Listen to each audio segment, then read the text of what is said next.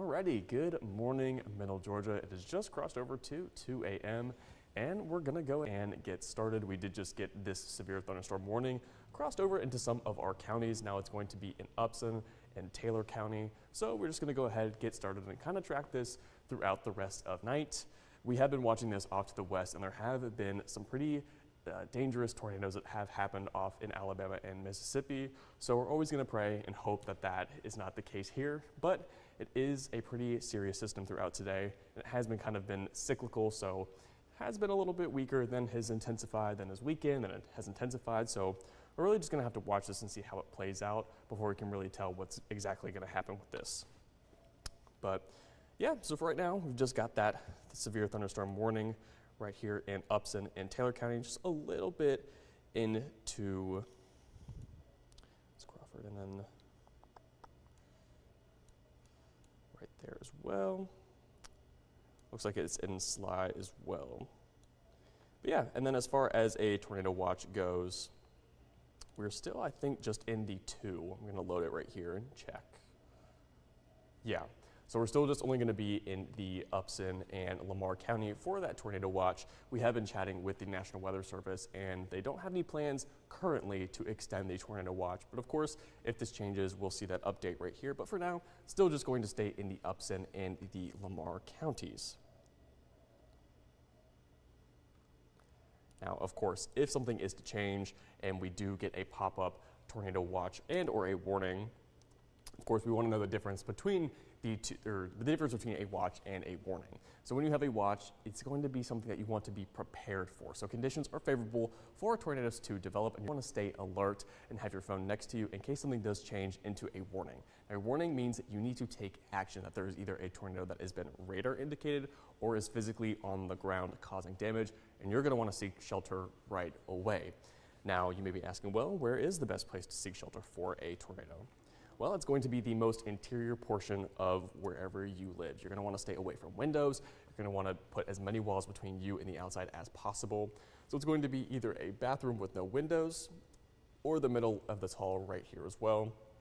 And then even a closet works too, but obviously the best place is going to be underground. If you have a basement or even a storm shelter works just as well and is a good spot.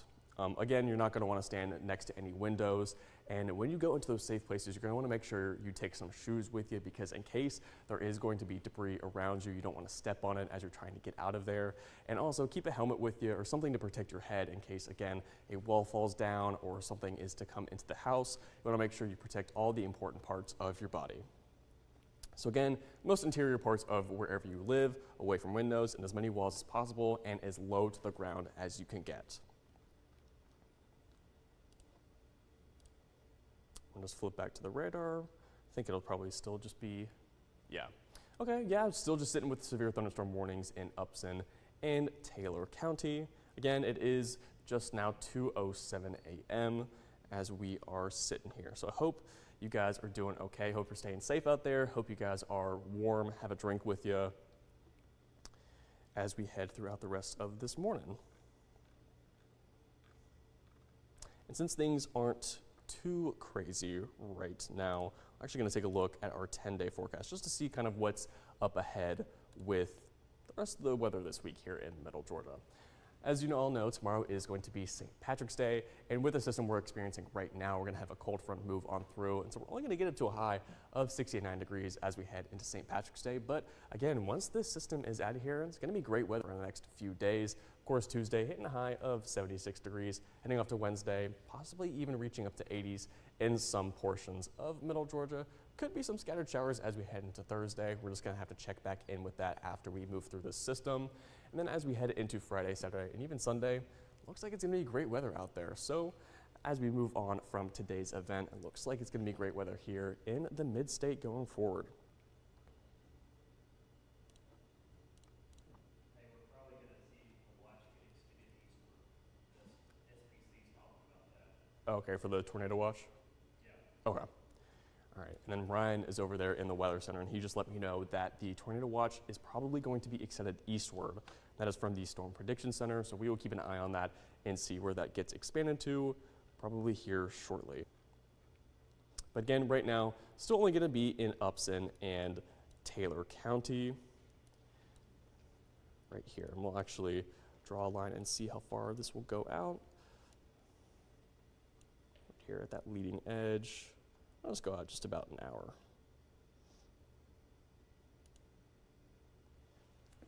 Alrighty, so right around, let's see, 220, that main line from those storms in Taylor and Upson County. Around 220 are going to be right around Reynolds. Heading off to around 2:30 a.m., we're going to be right around Crawford County Elementary School. Heading off to about 2:44, 2:45 a.m., going to be over near Fort Valley. Then heading off to about 3 a.m., we're going to be right near Lake Wildwood.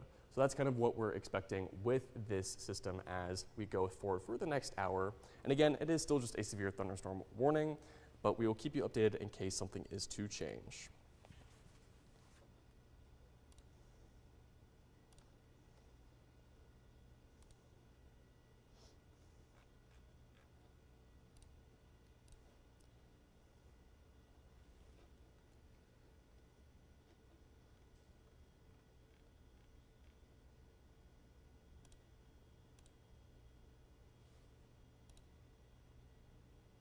All right. Yeah, so far, tornado watch is still in those two counties. Just going to check it periodically just to see. I'm actually going to flip over to our sky cam and see from downtown Macon. Our camera is actually going to be pointed off to the west near the Atrium Hospital. We have been seeing some lightning strikes on here about 15 minutes ago, so not sure if we're going to see any quite yet. Again, that line is still out in our western counties, and it's making its way here onto Macon. But again, we're still going to be sitting at a temperature of 69 degrees currently, with a wind out of the south-southeast at 15 miles an hour. And that wind has been increasing ever so slightly over the last 30 minutes as well. I think about 10 minutes ago, it was right about 10 miles an hour. So it's starting to get up there. And actually, you can see there was a lightning strike just behind the atrium. I think there was one just behind my head as well right there. So it is on its way. And again, we'll go back to the radar real quick and I'll show you those lightning strikes, because I know the last couple events that we did have, the lightning wasn't all that crazy, but this event is probably the strongest one that I've seen since I've been here. And you'll notice that core of that lightning is right up in here, right around where we're about to get up into Upson and Taylor County. You'll notice that the cells that are actually out front of that line are the more problematic things that we're looking for, because those are the potential for a supercell thunderstorm, which is those rotating thunderstorms that produce those tornadoes. We still do have a tornado warning right down in Alabama, right coming towards the Georgia state line, so we'll have to keep an eye on that as well. But those are the most worrisome at the moment that we'll really have to keep an eye on. You'll notice that they'll actually picking up some of those lightning strikes right there, so that's a sign that they're intensifying down near Americus. So we'll see if that happens to get extended down there by chance.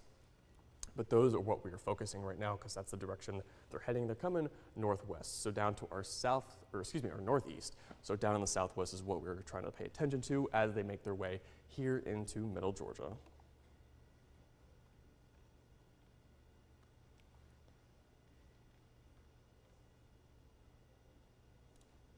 Here, we'll actually take a look at our HRRR model, just kind of see how this could play out over the next few hours. So again, it is right around 2 a.m. and that line is right out going to be to our west, right at that state line, making its way here into middle Georgia. Heading up to about, 3 a.m. Now it's making its way into Thomaston and Butler. Heading off to around 4 a.m. Now it's been past Butler. Now it's going to be in Monticello, Forsyth, and some of those cells out front are now going to be towards Milledgeville, here in Macon, down close from Warner Robins to Montezuma, maybe even down in Americus as well. Heading up to around 5 a.m. Now that main line of the system is now going to be going all the way through Sparta, Milledgeville, down through Macon, all the way down through Americus. We could see a couple of those cells out front near Sandersville. Heading off to around 6 a.m., that line is now going to be creeping up on Sandersville, past Warner Robins, past Montezuma, past Americus, now making its way towards Cordele and Cochran. Heading off to about 7 a.m., now going to be right over top of Sandersville, making its way towards Wrightsville, being right over top of Dublin, Cochran, and Cordele, and starting to make its way through Eastman. And heading off to 8 a.m., this is when it's going to start making its way out of here in middle Georgia, but going to be over top of Wrightsville, a little bit past Dublin, in Eastman, making its way towards Vidalia and McRae. And then as we head throughout the rest of today into the afternoon hours, things are going to start to clear up, and we'll start to go back to some nicer weather here in the mid-state.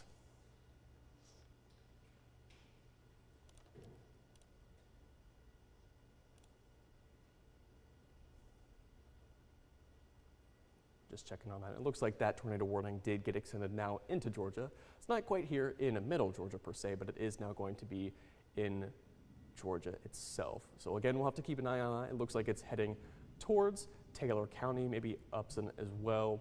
So we'll have to keep an eye on it and see how that progresses.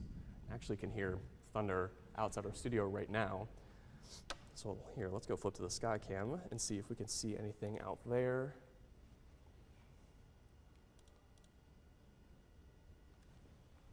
I know it's a little hard to see. It is nighttime after all. I'm not seeing anything right now, but again, can hear thunder out there, so it is starting to make its way ever so slightly over here to Macon.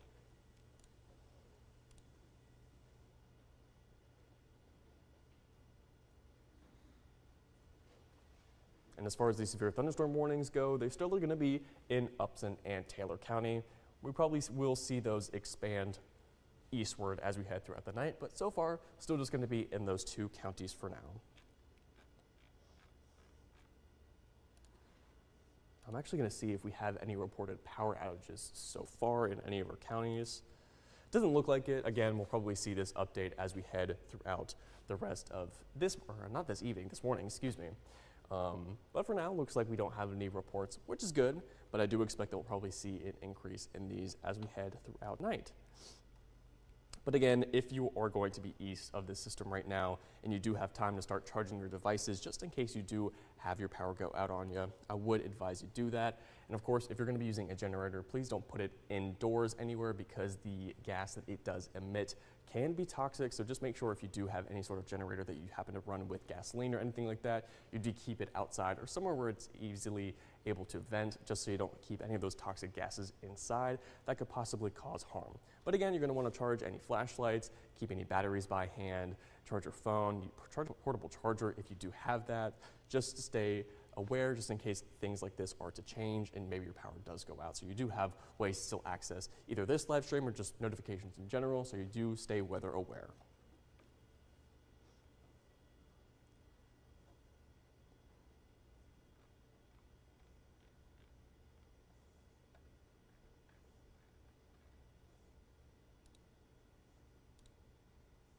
Are you seeing anything over there about storm reports, maybe? Good? Okay.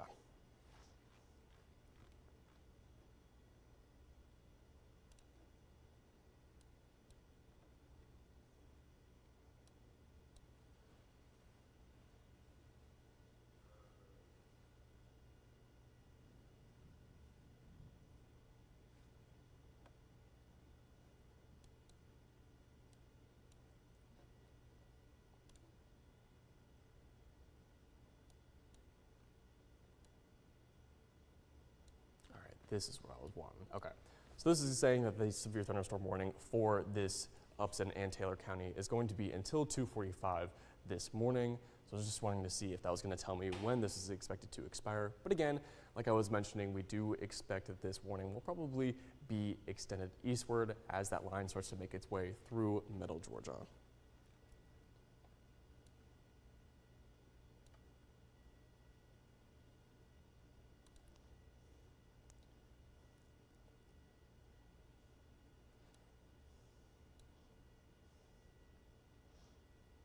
And another thing I wanted to mention is that even though I think a lot of people think that tornado warnings are the absolute worst thing that we can get, and most likely is true, we still do not want to ignore a severe thunderstorm warning as well, because that is, you're going to have straight line damaging winds with that, so it could be anywhere from 60 miles an hour, and if it is to be filled in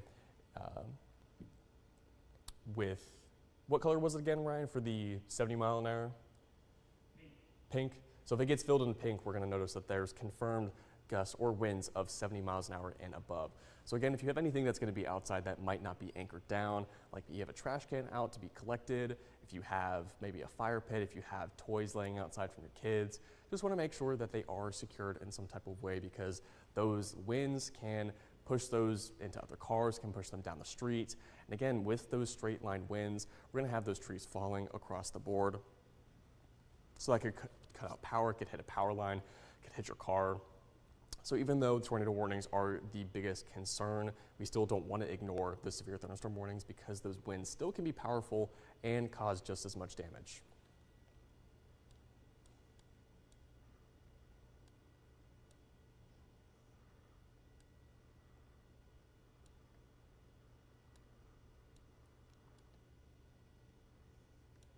And right now I'm just kind of checking around, seeing if any of these cells out front are maybe intensifying. Again, if we start to see an increase in these lightning strikes, that is one way we can tell that a storm is intensifying. Just trying to see if we can maybe see on any of these. Maybe go down a little bit more south.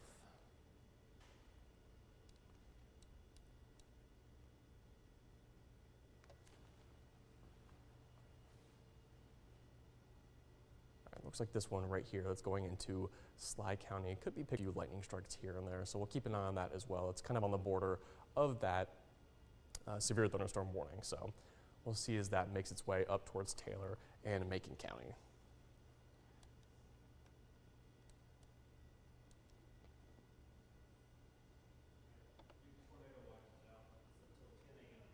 Okay. Let's see. This is uploaded, or updated, excuse me. There we go. Okay, so Ryan did just inform me that this did just get updated. It's going to be until 10 a.m. So now this is going to encompass the entirety of the mid-state. Before, it was just going to be Upson and Lamar County, but now it's the entirety of the mid-state. So anyone who's out there watching, just be aware, just be up to date that this now does include everyone here. So just be aware, again, this is until 10 a.m. this morning, and the difference between a watch and a warning is that a watch is that you're going to want to be prepared. The conditions are there for a tornado to form. So you can think about it like if you have a cake. Let's say that you have all the ingredients for a cake, but you haven't exactly made the cake yet. You have the flour, you have the sugar, you have the icing, but you don't have an actual cake yet. That's basically what a watch is. You're gonna have conditions are in place for the potential for a tornado, so you're gonna wanna stay alert and be prepared. But once you get to a warning, that's when you have the actual cake, or AKA the tornado. That means a tornado is either going to be radar indicated, or it's going to be indicated either by a debris signature or by observation. And that's when you're gonna wanna be in your safe place and seek shelter. And again, the best place to be in your own home is going to be the innermost section of your home, away from windows, putting as many walls as you can between you and the outside, and being as low as you can be. So again, you're gonna be wanting to be either in a bathroom with no windows, you're gonna wanna be in the central hallway, even a closet works great too, or even if you have a basement, that would be ideal, or a storm shelter, that also is ideal for these situations. And when you go to these safe places, you're gonna wanna make sure you have shoes with you, because if there happens to be debris when you get out of there and you're trying to make it to safe, you don't wanna step on any glass or any nails or anything like that. And you also wanna bring a helmet just to stay safe, just in case something is to fall on top of where you're being. You wanna protect everything that is important on your body.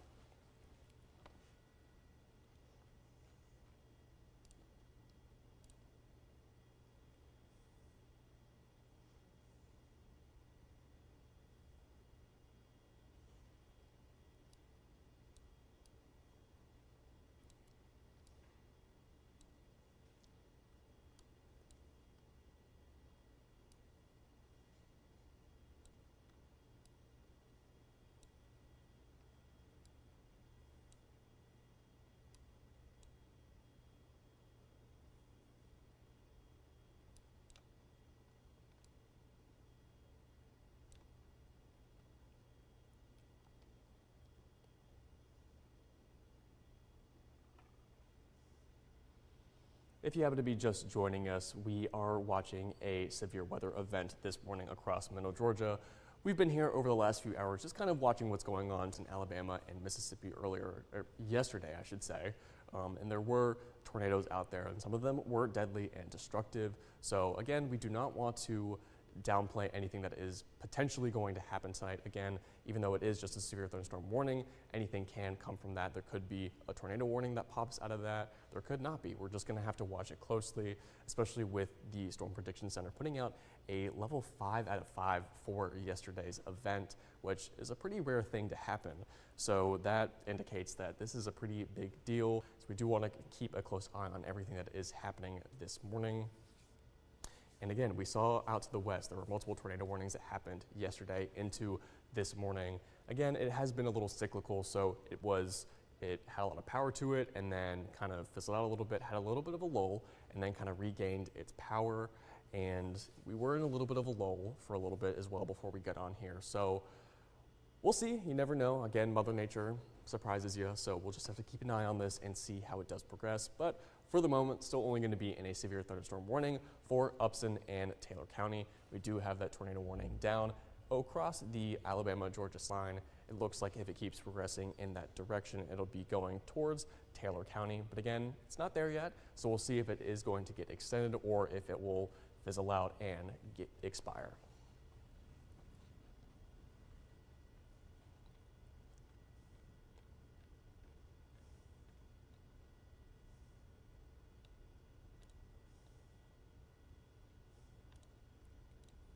And we can take a look again at our HRRR model just to see when this system could be getting out of here later on today.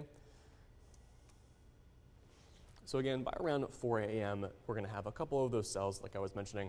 These cells out in front could be more of a problem just because those are more likely to turn into supercells, which are going to be those rotating thunderstorms that are capable of producing those tornadoes. So that's what we want to keep an eye on. But again, that line is also going to be producing damaging winds, so we do want to keep an eye on that as well. But at around 4 a.m., that line is going to be near Monticello, Forsyth, Thomaston, making its way through Butler, and then those cells are out going to be near Milledgeville, Macon, Warner Robins, down in Montezuma, even Americus. As we head up to around 5 a.m., now that line is going to be approaching Sparta. It's going to be over top of Milledgeville, Macon, Warner Robins, all the way down through Montezuma and Americus, and then having a couple cells out towards Sandersville. Heading over to around 6 a.m., now that main line is going to be on top of Sparta, Milledgeville, or excuse me, past Milledgeville at that point, heading towards Sandersville, past Macon, past Warner Robins, past Montezuma, and past Americus, making its way towards Cochrane, Cordele, Dublin, and Wrightsville, and Sandersville, with a cell potentially out here in front of Eastman. As we head up to around 7 a.m., that line is now going to be over top of Sandersville, heading towards Wrightsville, over top of Dublin, Cochrane, Cordele, making its way through Eastman, and then slowly but surely making its way towards Vidalia and McRae. Then around 8 a.m., it's going to start to get on out of here for the northern portion of Middle Georgia, but we're still going to have that line over top of Wrightsville, Dublin, and Eastman, and a couple cells out closer towards Vidalia. Then as we head throughout the rest of this morning, we're going to notice we're going to start to see some clearing. Could be some lingering clouds as we head into the afternoon hours, but overall we're going to start to see a lot better weather, just a little bit cooler because we are having a cold front move through with this system. Is just taking a quick look at our 10-day forecast just to see how the rest of the weather does shape up here in Middle Georgia. As you all know, tomorrow is Monday, which is also St. Patrick's Day, but it's only going to be getting up to a high of 69 degrees, but otherwise great weather out there. Tuesday and Wednesday, great weather again, going to be in the mid-60s. We'll have to see on Wednesday whether or not we break actually into the 80s. And as we head off into Thursday, there is a chance for some scattered showers again. But once we head off into the weekend, into Friday, Saturday, and Sunday, things are looking good back into the upper 60s and the low 70s. And I believe Thursday is March 20th, which is also the first official day of spring. So we won't be in winter anymore, and we'll finally be in spring. So we won't have any more spring-like days. We'll actually just have spring days, which is pretty exciting. But we'll just flip back to the radar, see how things are progressing, see what's going on.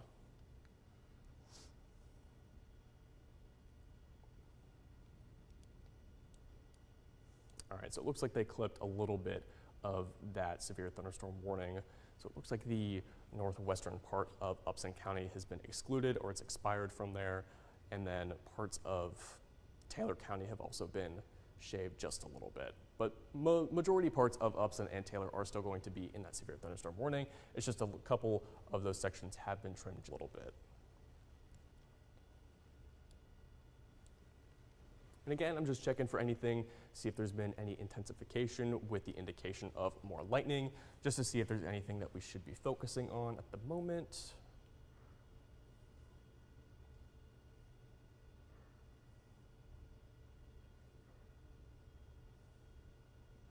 Okay. I'm not seeing anything super concerning at the moment. We'll go a little bit south just to see. Looks like they got a severe thunderstorm down to our south as well. But yeah, you'll notice over near where Omaha is, right on that state line, there's a lot of lightning going on. So things are really pretty intense out there. So we'll see how that progresses as we make its way into Middle Georgia. We'll flip back over to the sky cam because I have heard some haven't heard lightning. I've heard some thunder over the past few minutes, so I'm curious to see if maybe any are showing up. I think there was one right there. Not sure if it actually played because I was hitting the play button on the computer, but again, slowly but surely making its way onto Macon, and will probably bring some lightning with it as well. So we'll have to check back with this as it makes its way closer to Macon to see if it'll give us a little bit more of a show with that lightning.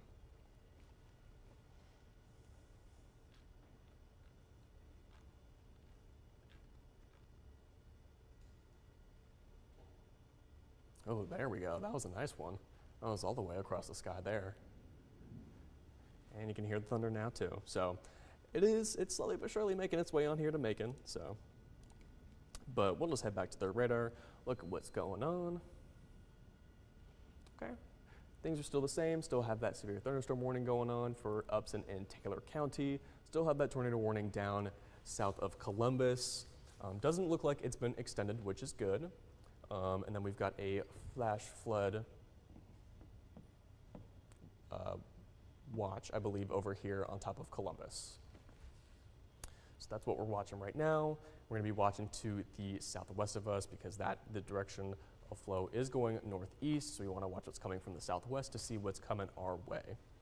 And again, we did see that they got a severe thunderstorm warning issued to the southwest of Americus, so we'll see if anything from down there starts to make its way over here. But we'll notice that actually a good concentration of lightning is now going to be over top of Thomaston right over here. And I think the lightning that we just saw on the sky cam is actually going to be over here to the left of Macon. Actually going to be in Crawford County right there.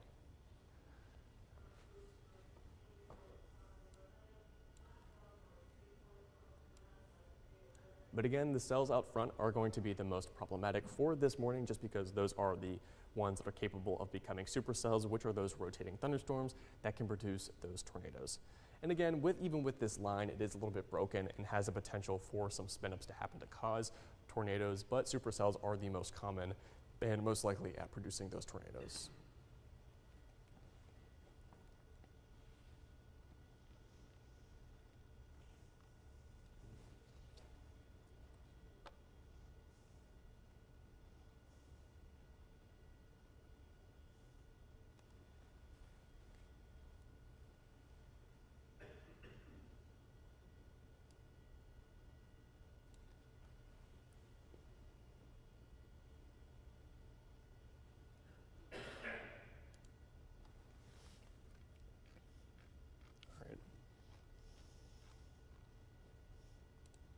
And I'm just checking over here myself, just in case I'm seeing something over here from the National Weather Service, just in case they're seeing something I'm not.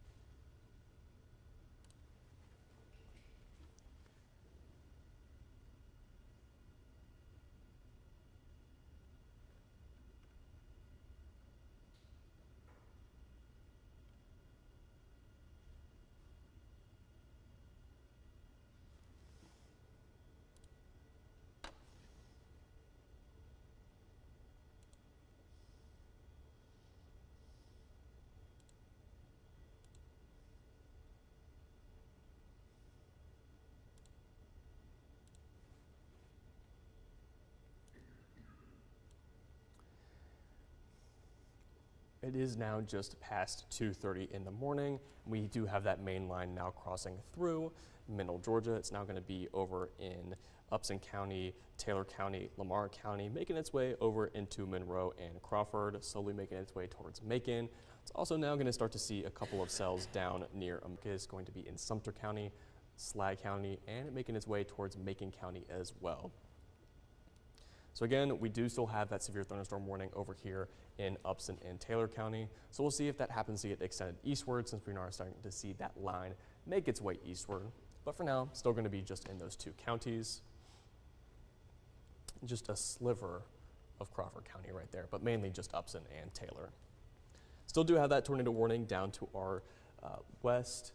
Still going to be over by the state line, so it hasn't made its way over to Middle Georgia yet, and still do have that severe thunderstorm warning down to our southwest, to the southwest of Americus. So again, we'll be watching these cells out front just to see if anything does come from them in case any of them start to spin, start to rotate, and then we'll get a tornado warning from that. But again, nothing yet, so we'll just have to see how that plays out.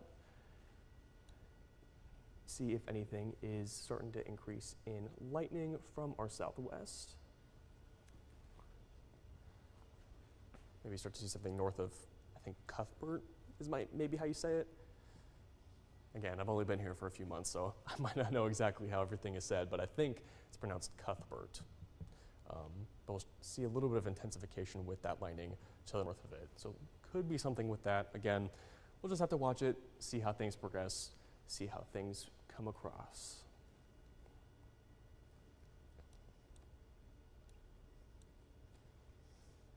And even though we only have a severe thunderstorm warning in effect for 2 counties right now, we did just have that tornado watch get updated for the entirety of the mid-state. So now everybody is going to be included in this until 10 a.m.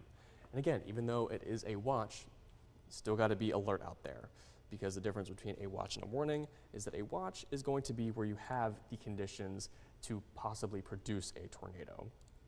So you can think about it as if you have the ingredients to make a cake. Let's say you have the flour, you have the sugar, you have the icing, you just don't have a cake yet. So you just want to be prepared, because a cake, we'll just say the cake is the tornado. So you don't have a tornado yet, or you don't have a cake yet, but you do have all the ingredients there for a cake to be made. So you want to be prepared, you want to be alert and have those notifications on, whether it's with us or whether you just have a phone that just you can turn the ringer on, you get notifications for.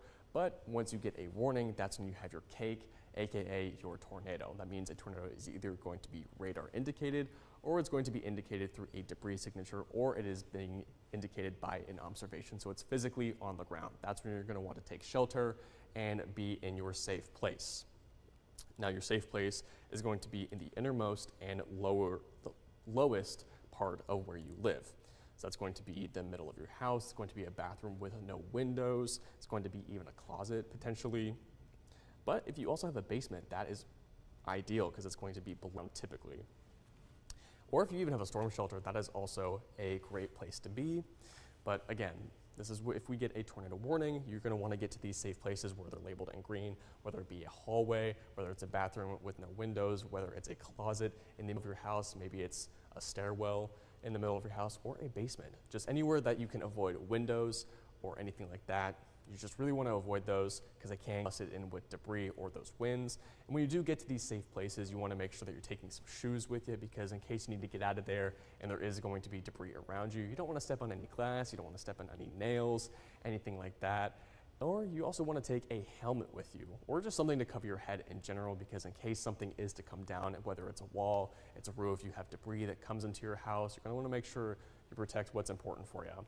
So have that with you. Maybe bring some snacks in case you're there for a while. Bring your phone, bring a charger with you so you can stay up to date. Stuff like that.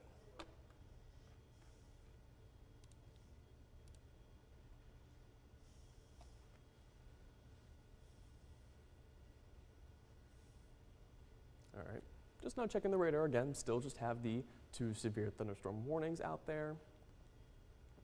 Still going to be in Upson and Taylor County and just a sliver of Crawford County. It looks like that line is now directly over top of Mustin, making its way into Butler.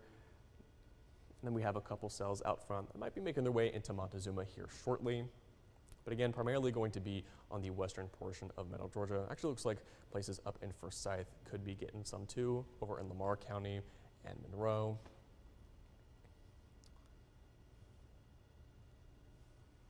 But for now, just the severe thunderstorm warning. We still do have that tornado warning down to the west, south of Columbus at the state line. Doesn't look like it's been extended at all. Looks like the one in Alabama has expired, which is good. So we'll have to keep an eye on that, see how that plays out. But you'll notice that a lot of lightning is going to be right where that tornado warning is. So again, big intensification with that lightning can indicate intensification within the storm. So we'll keep an eye on that for that tornado warning, but also just for any of these systems in general, just to see if anything does pick up with lightning to indicate that something is getting stronger and that we need to keep an eye on. So I'm going to see if any of these cells out front are doing any of that right now. Looks like they're pretty consistent with their lightning so far, which is good, means they're not getting stronger. See if anything to the southwest, just because our flow is going to the northeast, so we want to check southwest to see what will be coming our way. See if any cells are developing. Looks like there is one to the west of Albany that could be going that, or could be coming up towards Americus and maybe Montezuma. Could be one to the northwest of Albany as well, right here. This one has a little bit more lightning, so we'll take a look at that as well, just see how it makes its way into Cordele, or excuse me, Americus, maybe even Cordele as well. We'll just have to see.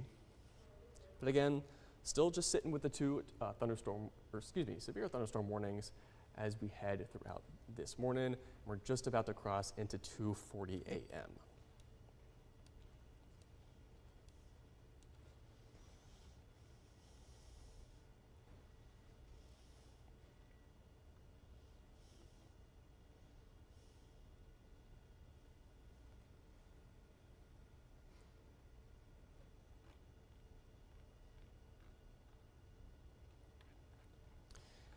And as these storms do make their way across middle Georgia, I was mentioning this earlier, but if you happen to be joining relatively recently, we don't want to also ignore these severe thunderstorm warnings. I know tornado warnings are the biggest concern with just this severe weather in general, but severe thunderstorm warnings can also sometimes be just as impactful. These are going to have those straight line damaging winds. So again, if you have anything that's outside that could be loose, whether it's a trash can, you have toys that are out in the yard, maybe your kids left out, you have anything that's just not secure, it could be blown away by those winds, could go down the street, could hit another car, or just, again, trees in general are going to be knocked down with those damaging winds.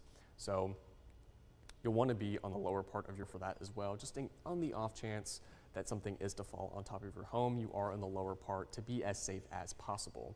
So we don't want to ignore that it is just a severe thunderstorm warning because, again, it's going to have those damaging winds and has the potential to spin up a tornado, especially with this being a broken line. So we're just going to, again, have to keep an eye on it. Not going to say that it is what's going to happen, just something to keep an eye on and be aware.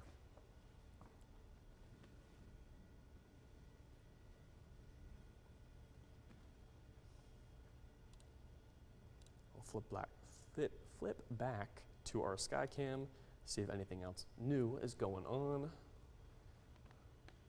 See if we can see any lightning here for the next few seconds as that line does make its way across.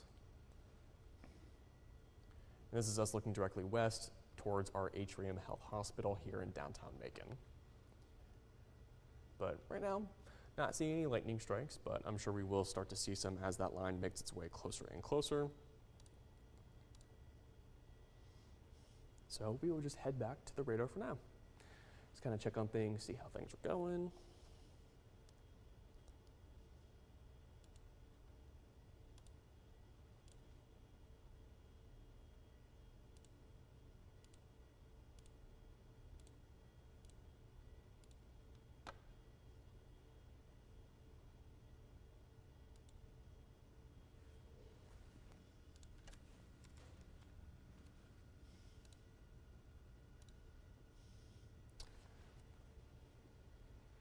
All right, and we will do another one of these line segments just to see where this could progress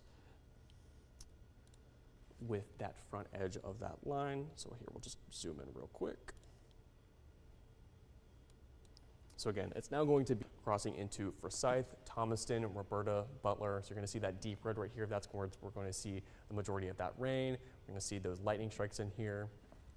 So we're going to draw a line, see how this plays out over the next hour. So we'll draw it right down this way.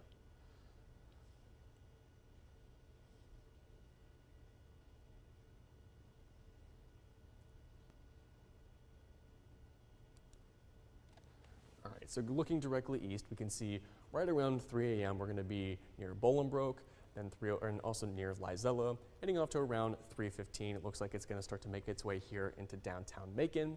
Then heading off to around 3:30 a.m. Looks like it's going to be near Bonaire and Bullard, and then goes off to 3:45 in the morning. It's going to be closer off towards Milledgeville. And this is based on the last update from the National Weather Service saying that storm is moving at about 45 miles an hour.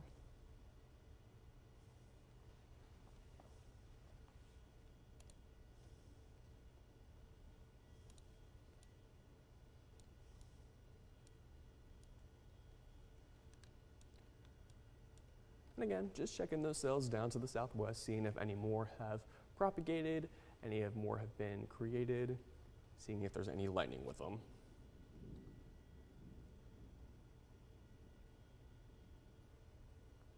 Nothing is catching my eye at the moment, but we will circle back around to that in a little bit.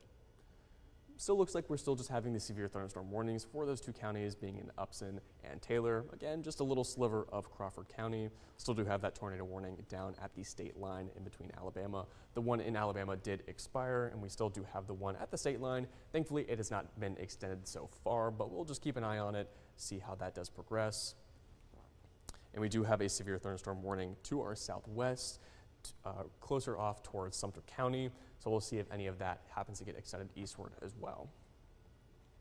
Looks like there is a little bit of a cell just now crossing into Sumter County, right at that border for our viewing area.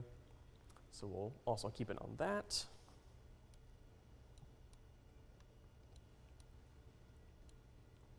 Oh, and it looks like it expired the severe thunderstorm warning for Taylor and Upson County, which is good. And the tornado warning also has been expired, which is a good thing.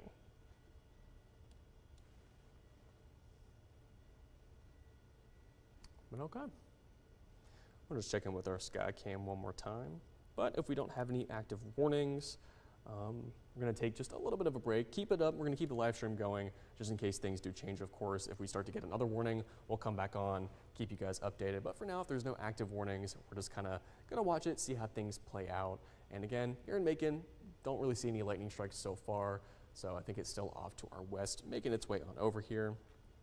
But I will just leave it up on the radar just so we can still monitor it as it makes its way through middle Georgia. But again, doesn't look like we have any active warnings right now. It looks like that severe thunderstorm warning off in Upson and Taylor County did expire, which is a good thing. So we will just keep an eye on it and see if we happen to get any more warnings that are established for middle Georgia. But for now, we'll still be behind the scenes answering any questions you guys have, and we will be back if something changes.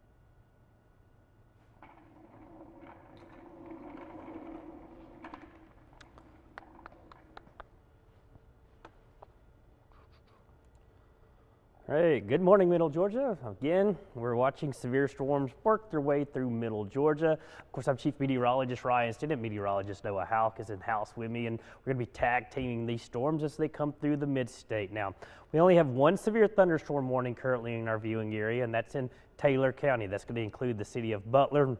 But if you're anywhere in Middle Georgia, you're hearing the thunder, you're hearing the lightning, and you're probably getting woke up this morning relatively early. It's 2:50 in the morning.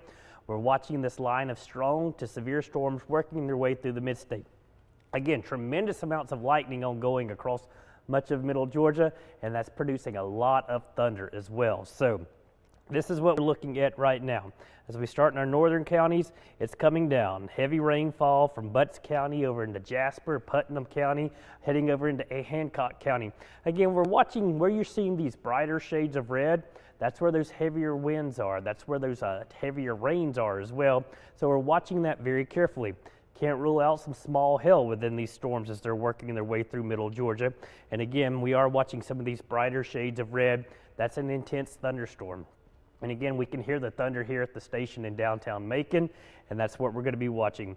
As we look down towards the south, here is that severe thunderstorm warning for Taylor County. It does include the city of Butler, Hauck, as well as Rupert. And again, this is going to be for winds of up to 60 miles per hour, as well as some hail. Now, we have been watching a few storms off towards the west, especially just south of the Columbus area that were tornado warned in Stewart and Chattahoochee County. But that warning has been allowed to expire. But the way we've been watching these storms as we've had throughout the entire day and tonight, they're cyclical. That means they cycle up in intensity and cycle down in intensity. So we've been seeing them ramp up and produce tornadoes and then ramp down and lose that tornadic signature. As of right now, no tornado warnings here in Middle Georgia or across the entire state, but we are watching this cluster of storms. This is a cluster of supercells. Supercells are rotating thunderstorms, and that is what we are watching this morning. Again, coming into our western counties right now. A lot of wind, a lot of rain, a lot of lightning with these storms. A lot of people being woken up this morning at 2:51 on this Sunday morning across Middle Georgia. And it's because we are watching these strong storms. Now, just a reminder, the tornado watch, it's in effect until 10 a.m. We had one that was issued until 4 a.m. Now all of Middle Georgia included in a watch until 10 a.m. But as soon as this line passes, we'll be getting these counties trimmed out. So it's not going to last till 10 a.m. The storms are actually moving faster, but it will be quickly in and out of here. But again, tornado watch for all of Middle Georgia. What does a watch mean? It means conditions are favorable for the development of tornadoes. A tornado warning means you need to take action. You've got to seek shelter. But again, right now we are just dealing with a tornado watch and a couple of severe thunderstorm warnings working their way through the mid-state. So we'll go down and look at that severe thunderstorm warning. But again, not a severe storm for, say, Monroe County as well as Crawford County and Upson County, but there's some gusty winds. I would not be surprised if maybe we get an additional severe thunderstorm warning on these storms as they're working their way off towards the east. You see that intense band of red. That's very heavy rainfall for Forsyth, down to Culloden, to Mozilla, Roberta, Thomaston, heavy rainfall getting up near Juliet. Now what I'm going to do, this is what we've been looking at as we've been watching all day. Severe weather outbreak off towards our west. A lot of damage across Alabama, Mississippi, fatalities as well. We've even had some of that here in Georgia as far as damage up around the Atlanta metro. But this is what we are looking at with these storms. Again, where you're seeing this bright shade of red, these are strong gusty winds, maybe 40 to 50 miles per hour, impacting Interstate 75 across Monroe County into Butts County. Just below severe limits. Severe limits are 58 miles per hour or greater. But winds 40 to 50 miles per hour, that can still produce tree and power issues. And a lot of power issues are being reported as these storms are going to be coming through because it's just been a very windy day and these storms have a lot of energy. Also, a lot of lightning with these storms, getting reports in Butts County as well as some other counties of numerous house fires because of lightning strikes across Georgia tonight. So do keep that in mind. These storms are producing a lot of lightning. As we continue to slide down towards the south, we're looking for areas of rotation when we're looking at these Doppler winds. And nothing is really standing out to us. Doesn't mean we can't have a tornado warning, but we're not seeing really any signs of rotation. And that's what we're looking for when we're using these Doppler winds. The Doppler winds tell us which way the winds are blowing, essentially. We can see if it's going towards the radar or away from the radar. And when you start to see towards and away, kind of in a color combination, that means we're likely seeing rotation. Not seeing any of that across middle Georgia at this point. But again, you change radars, you're getting a little bit of change in the overall color scheme. You got green is inbound, and red is outbound. So this is the Peachtree City radar. These are the winds moving away from the radar. These are winds coming into the radar. So you got a line of strong gusty winds in Monroe County stretching down into Crawford County right now. But again, just below severe limits. But heavy rainfall, you're hearing a lot of lightning, and then you get down towards Butler and Taylor County. That's where we have that severe thunderstorm warning. So heavy rainfall, that is the issue. Lots of lightning this morning. And where you're seeing some of these brighter hot spots of lightning, that's where your more intense thunderstorms will be. A thunderstorm will tell you about itself if you watch it on radar. If you see lightning increasing, that means the thunderstorm is intensifying. The updraft, which powers the storm, is intensifying. And that's what we're likely seeing coming out of Stewart and Webster County, and that'll be heading up into Taylor County. So that's why we're seeing that severe thunderstorm warning that stretches down into Sly County. This will continue to slide off towards the north and east. So Macon County, Peach County, Crawford County, even get into Bibb County as well as Houston County. You're in line for this storm. Again, that is a severe thunderstorm warning. What makes a severe thunderstorm warning? Producing winds of 58 miles per hour or greater. And as of right now, these storms are likely producing winds around 60 miles per hour. So that's why the National Weather Service is going with this severe thunderstorm warning until 3:30 for a lot of us here in Middle Georgia. But it's raining heavily in many locations. Lots of lightning. Lightning does not make a thunderstorm severe. You may be thinking, there's a lot of lightning going on here in Middle Georgia. That just doesn't make it severe. That just means the thunderstorms are very intense. There's a lot of warm, unstable air in place across Middle Georgia tonight. Temperatures are into the 70s. It's been a warm day. So even though it's nighttime, these thunderstorms still have plenty of fuel to work with. Now, we've been looking at a lot of lightning on our SkyCam here in downtown Macon, our Wilson Bryant Heating and Air Skycast network. 70 degrees, got that south-southeast wind at 21 miles per hour. Light rain falling in Macon, but we've really been looking, this is looking off towards the west. This is the Atrium Hospital. We've been watching that lightning light up the night sky across Middle Georgia. It's been pretty fascinating at some point. A lot of bolts that we're seeing. And again, as I've been saying, some of the EMA directors across Middle Georgia and around the Atlanta metro are reporting house fires due to the lightning strike. So keep that in mind. You don't really have to necessarily just be concerned with that severe weather threat, but lightning is a concern, especially when you get these more intense thunderstorms. So I'm just going to leave this here just for a second, step off and grab my phone. Again, watching for lightning, getting ready to move into really downtown Macon with those heavier thunderstorms that are coming out of Crawford County as well as making their way through Monroe County. So that is what we are watching right now.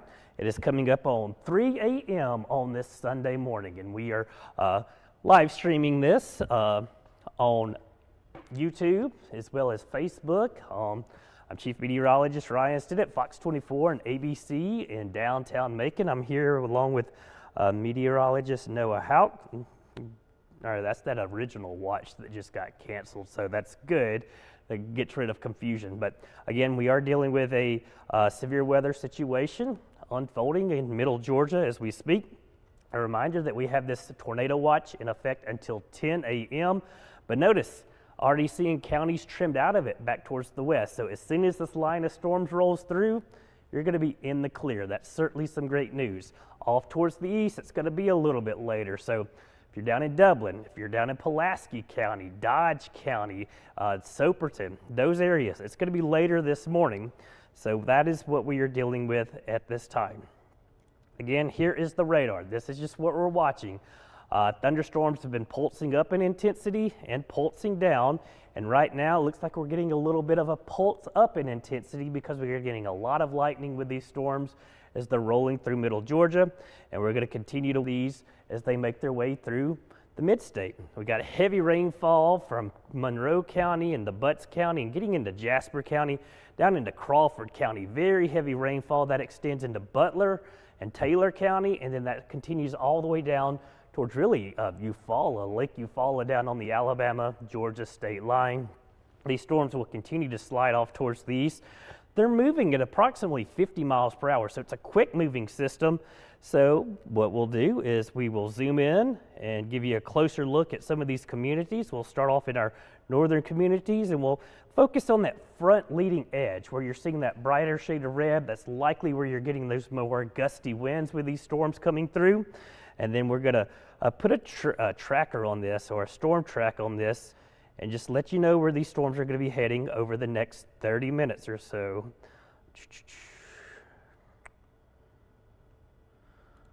All right, so here's approx times. 3 o'clock, it's in Gladesville, excuse me, that's right now. 3:01 coming through Lake Juliet. Some of that heavier rainfall, those gustier winds. Again, this is not a severe thunderstorm, but it's got gusty winds with it, 40 to 50 miles per hour. Those can still produce tree and power issues. Stratford Academy, about 3:11. You got Middle Georgia State University at 3:14. The shops at River Crossing up in North Macon, that's going to be at approximately 3:15. Then you get towards Northeast High School, that's at 3:26, and Clinton at 3:28. And again, these times are approximate, just giving you a general idea as this line of storms works through the mid-state. As we slide off down towards the south a little more, we're going to continue to see these storms stretching from really Crawford County down into Sly County through Taylor County. And this is where we're seeing some of the more intense lightning, especially coming out of Webster County, Buena Vista, and Marion County. That's where we're dealing with some of these heavier downpours. That's going to be working its way up into Taylor County and then Macon County. And we may see this severe thunderstorm warning extended off towards the east, so do keep that in mind. Until this line of storms passes by, the severe weather threat is going to continue. So we'll put a track on this. Again, just giving you a general idea, a general timing over the next 30 minutes, 30 to 35 minutes of when you can expect this part of the storms to make it to your area. So Silver Dollar Motorsports Park at 3:06, Plains at 3:13, you get to New Point at 3:22, Americus at 3:29, and then you get up into, say, Peach and Macon County, 3:35 and 3:37 for those high schools. Marshallville at 3:30. So again, approximate times with the most intense part of these storms coming through. And watching this camera over Macon, we are seeing tremendous amounts of lightning. But usually when you do this and you pull the camera up, the lightning gets a little shy and it won't show up. We've been watching it off screen. But yeah, right now, nothing's showing up, but there's a lot of lightning out there, and as soon as I click back on the radar, I know I'm gonna get a lightning bolt showing up on the screen. So I'm just gonna wait it out. I can wait this storm out. But again, heavy rainfall will be working its way through Crawford County as we speak. That's heading into Macon-Bibb County, Peach County, as well as Houston County. Again, it's very warm, muggy outside. It's been a very volatile day of severe weather. We had that high risk for severe weather off towards the west. Been a destructive day. Mississippi and Alabama hit very hard.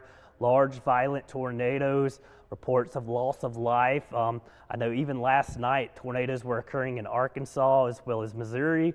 At least 25 deaths have occurred that we know of. And as we head through the rest of tonight, hopefully we don't have any more deaths, and hopefully we don't have any more damage. The storms are weaker than they were off towards the west. But again, there you go, getting some lightning showing up. And again, we're looking off towards the west. This camera's on top of our station here on Dr. Martin Luther King Jr. Boulevard, and this is the Atrium Hospital. So we are looking off towards the west. Again, a south-southeast wind at 21 miles per hour. That's bringing in that unstable air. The temperature 70 degrees. It's very warm outside, and we need some of this rain. We definitely need the rainfall. We're dealing with some drought conditions in middle Georgia, but also the past couple of days, the pollen has been ridiculous. And wow, you just saw that lightning lighting up the sky across middle Georgia. And again, this is waking a lot of people up right now with those strong gusty winds. frequent and dangerous cloud-to-ground lightning, heavy rainfall as well. And again, the only area we're concerned with is going to be down where that severe thunderstorm warning is. But just pay attention. There's a lot going on across middle Georgia, but no active tornado warning. We can say that right now. Could that change? Absolutely. We are under a tornado watch until 3 a.m., but we are watching this more intense line of thunderstorms moving through the mid-state as we speak. And again, it's stretching from Jasper and really Butts County through central Monroe County, now getting into northern Bibb County, western Bibb County as you get out towards Lizella, Crawford County, and then down into Taylor County, and then you're going to continue off towards the south and east. Macon County, Montezuma, a lot of lightning being reported. You're getting lightning out ahead of these storms as well. This is still thunder and lightning. Putnam County, Hancock County, you get over into Baldwin and Jones County. These storms will be, of course, heading your direction. If you're down in Dublin, Vidalia, Eastman, you got about another good hour or so before these storms will be rolling through. But our southeastern counties, it may be closer to 5 or 6 o'clock before you start getting in on the action. We're talking Telfair County, Wheeler, Montgomery County, over into Treutlen County, as well as Johnson County. But again, that is what we are watching, a cluster of thunderstorms working its way through the mid-state. And again, they've been pulsing up in intensity and pulsing down in intensity. And when they pulse up, a lot of times they've been producing rotation and being tornado warned, especially off towards the west. Now that the storms are here in middle Georgia, they're not tornado warned, but we do have that severe thunderstorm warning that's in effect for Taylor County until 3:30, and we're likely going to see this get extended. So heads up, just Macon County, Sumter County, Sly County, maybe over into Peach as well as Houston County. You get down into Dooley and Crisp County. This is where the storms are going to be heading next. Now again, downtown Macon, storms are knocking on the door. It's coming down on 475. If you head out towards Zebulon Road, Lake Tobosoffke, dealing with very heavy rainfall, all that lightning's coming through. Not quite as bad on the east side of town just yet, but again, this is going to continue to slide off towards the east as we head through the next couple of hours. Again, checking social media, letting us know, hey, if you're what you're seeing, let us know what you're hearing. I know a lot of people are hearing a lot of wind or shaking thunder this morning. These thunderbolts are extra hot tonight because the instability in the atmosphere. So the hotter the lightning, the louder the thunder a lot of times. So that's what we're dealing with here in middle Georgia as we speak. Again, it's been a very active day off towards the west. Even within the last 30 minutes, we had a tornado warning down in Stewart and Webster County that has been allowed to expire. So that's certainly some great news. So we are not dealing with the tornadic threat right now, but again, that could certainly change. These storms, they are cyclical, pulsing up and pulsing down in intensity. But as we watch these the next couple of hours, producing this heavy rainfall, a lot of lightning, and we've actually been getting a lot of rain with these storms. These are tropical downpours. These are very strong thunderstorms. They're holding a lot of water up in the atmosphere, but it's also dropping a lot of water. So we're getting areas of flash flooding. We have that back in Muskogee County, as well as Chattahoochee County, flash flood warning around the Columbus area. We may see that extended off towards the east. If these storms slow down a little bit, you're going to get that flooding issue as well. So just keep that in mind. Always have flooding issues, especially around the Macon area, especially around Interstate 16 and the Interstate 75 interchange, where they continue to work on that. The drainage is not as best right now, where they're continuing to do that construction. So if you are traveling, which is not recommended at this time, just keep that in mind, that you're going to be having issues likely, especially around the Macon area. So we continue to watch stuff. Meteorologist Noah Hauck, he's answering stuff on social media. Actions. If you're wanting to know your location, what time, we're going to try to best answer this. And we're just going to stick with this on the stream, keep you informed and up to date, because like I said, a lot of lightning, a lot of thunder, a lot of people are getting a wake-up call this morning, and it's only 3:08 on this Sunday morning across middle Georgia. We're hoping we don't have to deal with widespread severe thunderstorm warnings. The storm system has produced a lot of damage today, a lot of destruction back towards the west. For us, hopefully we're dodging a bullet. We've been under that threat for severe weather. We're under a tornado watch right now. But again, the threat is still there as we head through the next couple of hours. So we want to make sure everyone is staying up to date and informed and making sure that you know that what we're seeing are non-severe thunderstorms for the most part. Now, doesn't mean you can't see a severe thunderstorm, but as of right now, the only severe thunderstorm warning in our viewing area is for Taylor County. Heavy rainfall stretching from Forsyth back down towards Roberta, getting a lot of lightning with these storms. That is what we are dealing with as we speak.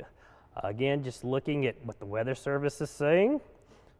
We're in constant communication with them as far as potential watches, potential warnings. Everything is looking good. No active tornado warnings. That's always certainly some great news. But we continue to deal with the severe thunderstorm warning for Taylor County until 3:30. So it's 3:10, about 20 minutes left on that. But again, the way these storms have been pulsing up in intensity and pulsing down in intensity, we have seen several warnings canceled early and then reissued, just depending on what's going on. So again, we are seeing that very heavy rainfall stretching essentially from Monticello and Shadydale back through Juliet, Lake Juliet. You get up towards the plant Shearer, the Georgia Power Plant up on the lake, Forsyth, Bolingbroke, very heavy rainfall. You get into the northern portions of Macon-Bibb County, you get up towards Bass Road, Zebulon Road, then you get down towards Mercer Drive, getting that heavy rainfall, and really just now starting to get some of that heavier rainfall moving into downtown Macon. You're seeing those lightning strikes. Every one of these is a cloud-to-ground lightning strike. It's not counting the lightning that's occurring cloud to cloud. That's the two types of lightning we have. We have cloud-to-cloud lightning, which means it stays up in the sky. And you get these cloud-to-ground lightning strikes, and that's what's being reported across portions of really Bibb County, and then you get up into Monroe County, and then over into Crawford County from Muzella over towards Roberta. Very heavy rainfall. Gusty winds. Again, I would not be surprised if within this line of storms we're seeing winds of 30, 40, 50 miles per hour, and that can cause tree and power issues. And then you get down towards the southern part of this storm where you're seeing that yellow polygon. That is that severe thunderstorm warning until 3:30 for Taylor County. And like I said, would not be surprised if this gets extended off towards the east. You see they just trimmed it a little bit. That means they've updated the warning. They continue in that warning. So right along US 19 from Butler to Rupert down towards Ellisville or Ellaville, you're seeing these strong gusty winds, maybe some hail mixing in as well. Not been seeing a lot of severe hail with this system, which is good. Nobody wants hail damage to their car, but that is good news. But still, can't rule out some pea to penny-sized hail with some of these stronger thunderstorms. But really, the overall threat from the get-go with this system was going to be a tornado threat and a damaging wind threat. And that's what we're seeing with this storm coming through Taylor County as we speak. And it will continue to slide off towards the east. Again, like I said, these storms are intense, producing a tremendous amounts of lightning. And it looks like our most intense thunderstorm is just going to be down towards the south, just to the west of Sumter County. That's when you're getting over near the community of Richland. We're seeing this lightning output. That's likely your most intense thunderstorm. That's what's showing you where that strong updraft is. And again, thunderstorms will tell you what they're doing a lot of times as far as their overall intensity, the health of the thunderstorm. And when you see a lot of lightning, that shows that there's a very healthy updraft within the storm. And that updraft is what fuels all the rain and thunderstorm activity from the thunderstorm. So that is what we're going to continue to watch. And again, this is getting up into Sly County, portions of Sumter County. So Ellaville and Americus, just watching this thunderstorm off towards your west right now as it continues to slide off towards the east at about 50 miles per hour. If we look down in, say, other locations, Pulaski County, Bleckley County, you're A-OK, just light rain right now. Starting to get some rain falling in Houston County, getting a little bit of lightning very near the Kathleen area and Warner Robins, but down towards Perry, Bon Air, lightning just to the south of downtown Macon. And then you get these heavier strikes back where you get those more intense thunderstorms. And again, you got that Taylor County and got that new severe thunderstorm warning, Noah. You seeing that? That's going to be for Bibb County, Monroe County, and Jones County. So got this new severe thunderstorm warning. This is going to be for winds likely of 60 miles per hour. So this is including several middle Georgia counties. So we now have a severe thunderstorm warning for Monroe County, Jones County, Baldwin County, all of Macon-Bibb County, Peach and Houston County, Macon County itself, then through Sumter County and into Crawford County. And again, this line of storms looks like it's pulsing up in intensity. So that's why the National Weather Service in Peachtree City, which is the Atlanta National Weather Service office, has issued this severe thunderstorm warning. So that's what we're watching right now. That warning's going to go until 4 a.m. So it's 3:15 right now. It's 4 a.m. These storms rolling through middle Georgia as we speak. So this is what we are dealing with, and it really looks like the main threat with this wind, or with this storms, line of storms, is going to be winds of 60 miles per hour. So that's why they're going with that severe thunderstorm warning. And again, does include all of Macon-Bibb County, Monroe County, all of Jones County, portions of Baldwin County. You're getting into Twiggs County, portions of Houston County, all of Peach County, most of Crawford County, all of Macon County, and most of Sumter County. So several counties included in this warning, and that's what we're going to be dealing with. Nothing tornadic right now. That's certainly some good news. If it goes tornadic, of course, we will jump on air on Fox 24 and ABC 16. But as of right now, we're just going to stick to the digital platforms again.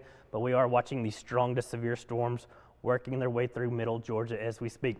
Not hearing reports of damage in middle Georgia so far. That's always great news. We want to get through this with no damage, with no loss of life. But again, this has been a very volatile atmosphere in place, and we are going to have to watch these things very carefully as they're working their way through middle Georgia. So again, latest on the warning is, like I said, numerous counties included in that, and that's going to be until 4 a.m. Storms are actually slowing down a little bit, moving off towards the east at 35. So the line itself is moving at 35 miles per hour. So what we'll do, we'll readjust the track timing and see when your location could be under the threat for these stronger storms coming through. Lots of lightning and wind with these storms coming through. Winds of 60 miles per hour continue to be the main issue with these storms as they're working their way off towards the east. So that is what we're going to be looking at. Winds, moving at 30 miles per hour. So we're going to pick the really leading edge of the most intense thunderstorm activity. We're going to drag it out to the next hour. Now the warning doesn't go for the next hour, but just giving you an idea. It's 3:17 right now. That leading edge making its way into downtown Macon. The Centerville, 3:30. Haddock at 3:34. Warner Robins, approximately 3:38. You get farther down towards Perry at 3:49. Gordon at 3:51. You slide over into Wilkinson County, McIntyre at 4:11. And again, this is just that leading edge. It may be a little bit slower, it may be a little bit faster, but this is likely where you're going to be seeing those winds closer to about 50 to 60 miles per hour. And really the warning is mainly for a wind threat. There's a mention of hail, but it's below severe limit hail. So it's going to be about penny-sized hail is possible with this storm. No mentioning of a possible tornado. That's certainly some great news, but we've watched them all day today, and we've watched them through the overnight hours. These storms are cycling up in intensity, cycling down in intensity, and when they've been cycling up, they have started rotating. And these are supercells, which is a rotating thunderstorm. And as they're working their way through middle Georgia, hopefully we don't have any of those cycle up in intensity and drop a tornado. But again, got the severe thunderstorm warning until 4 a.m. for most of middle Georgia as this cluster of thunderstorms works its way off towards the east at approximately 30 to 35 miles per hour. And again, it's going to be coming through the heart of middle Georgia as we speak, right along that Interstate 75 corridor. Most intense part of the storm, southern Monroe County, up near Bolingbroke, where 475 and 75 split. That's going to be heading over into Jones County. Most of, I'd say Midtown Macon, but up near excuse me, up near Zebulon, up near Wesleyan. You're getting that heavy rainfall. This is coming into Mercer as we speak. And then you get a little bit more lightning as you head down towards Sly County, Taylor County, and into Crawford County. That's showing you a little bit more intensity to the thunderstorms. So that is what we are watching with these storms currently working through middle Georgia. And Ryan, we've got a report from on Facebook, one of our viewers. They're saying that they are experiencing strong winds in Bolingbrook, but not super severe, but they are experiencing heavy rain. All right, and that's right there in southern Monroe County. So thank you for that report. That's meteorologist Noah Hauck. We're sitting in-house watching these storms for you. But again, that report coming from the Bolingbrook area, again, we're 475 and 75 splits. And again, strong gusty winds, heavy rainfall, and lightning with this storm coming through. As we get down into the city of Macon itself, downtown Macon, still relatively light rain. But as you head up 75, as you get up towards Arkwright Road, Riverside Drive, you're getting very heavy rainfall over towards Lizella. You go out towards Zebulon Road, Lake Tobesofkee, Lake Wildwood, very heavy rainfall, lightning mixing in. You get down towards the south, Rutland and Dry Branch, just relatively light rain right now. But again, this heavier thunderstorm activity is going to be working its way off towards the east as we head through the next few minutes. Crawford County, Roberta, tremendous amounts of heavy rainfall. And again, the brighter shade of red you're seeing, the more intense the rainfall is. If you start seeing some white showing up, that could be signs of hail showing up.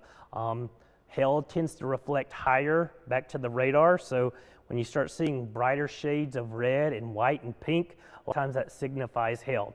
But again, that's Crawford County. That's going to be heading into Peach County. Heavy rainfall coming into Fort Valley as we speak. Byron, heads up. This is going to be heading your direction. Bucky's, everybody knows where Bucky's is. Warner Robins, Bon Air, Kathleen, all these locations, you're going to be getting these strong gusty winds within the next 30 minutes or so. There's Marshallville, you're getting down into Macon County, the community of Ideal. Now near Reynolds, that's out in Taylor County, heavy rainfall, a lot of lightning. That's going to be out near those solar farms along US 80. So do keep that in mind. That's just giving you a general idea of where we're going to be seeing some of these more intense thunderstorms. If you're living off towards the east, it's been a big weekend in Dublin. You had Super Saturday with all the St. Patrick's Day festivities. Good news is you got it all in today, or you got it all in yesterday with great weather, but nothing being reported in Dublin right now. But again, we are watching this line of storms working its way off towards the east at approximately 35 miles per hour. And again, moving through during the overnight hours. That's when we absolutely hate to deal with severe weather in middle Georgia or any time, but especially the overnight hours. Most people are asleep, not paying attention to the weather because you're asleep. That's why we've been saying the past few days, you got to have multiple ways to receive those severe weather alerts. And again, just looking at the thunderstorms, where you're seeing more and more lightning, that usually shows you where the more intense thunderstorms are. So as we get down towards really Sly County, we're getting a very prevalent cluster of lightning bolts. So very heavy rainfall. So maybe that's where we're seeing more of our severe gusty winds, and maybe some larger hail down towards the Sly County area. And again, that'll be heading up into Macon County, maybe getting into northern portions of Sumter County. And again, there's the community of Buena Vista. You get down towards Richland. And again, this storm earlier was tornado warned back into Stewart and Webster County, or Stewart and Chattahoochee County as it crossed the state line. So these storms do have a history of producing tornadoes. Just because they're not doing it right now doesn't mean they won't redo it, because again, severe thunderstorms are cyclical, up in intensity, down in intensity as they go through their life cycle. And that is what we're going to be watching with these storms over the next hour or so as they continue to move through. But again, tornado watch in effect until 10 a.m. What's the difference between a watch and warning? A watch just means be prepared. Be prepared to take action. Conditions are favorable for tornadoes. When a tornado warning gets issued, and hopefully we don't have any of these, that means you have to take action. You have to seek shelter immediately. Very similar to what we're dealing with the severe thunderstorm warning. You need to be paying attention to these. Winds of 60 to 70 miles per hour are certainly possible with some of these stronger storms. Again, here's the radar. We're watching these storms make their way through middle Georgia as we speak, producing a lot of lightning and heavy rainfall.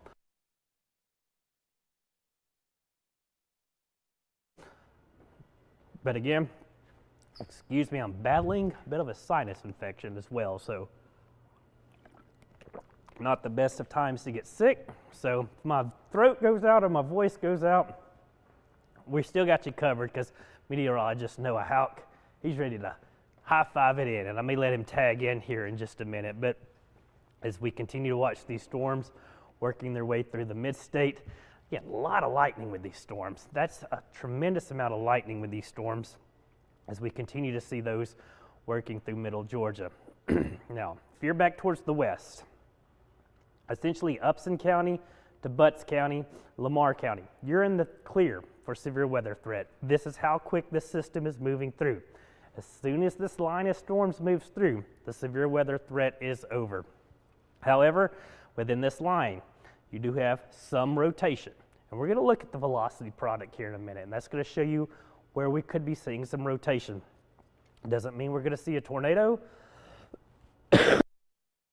excuse me, but it does mean we could see the threat for a quick spin-up tornado. And again, we've been seeing this all day long. Tornadoes have been developing, lasting a few minutes, and then lifting.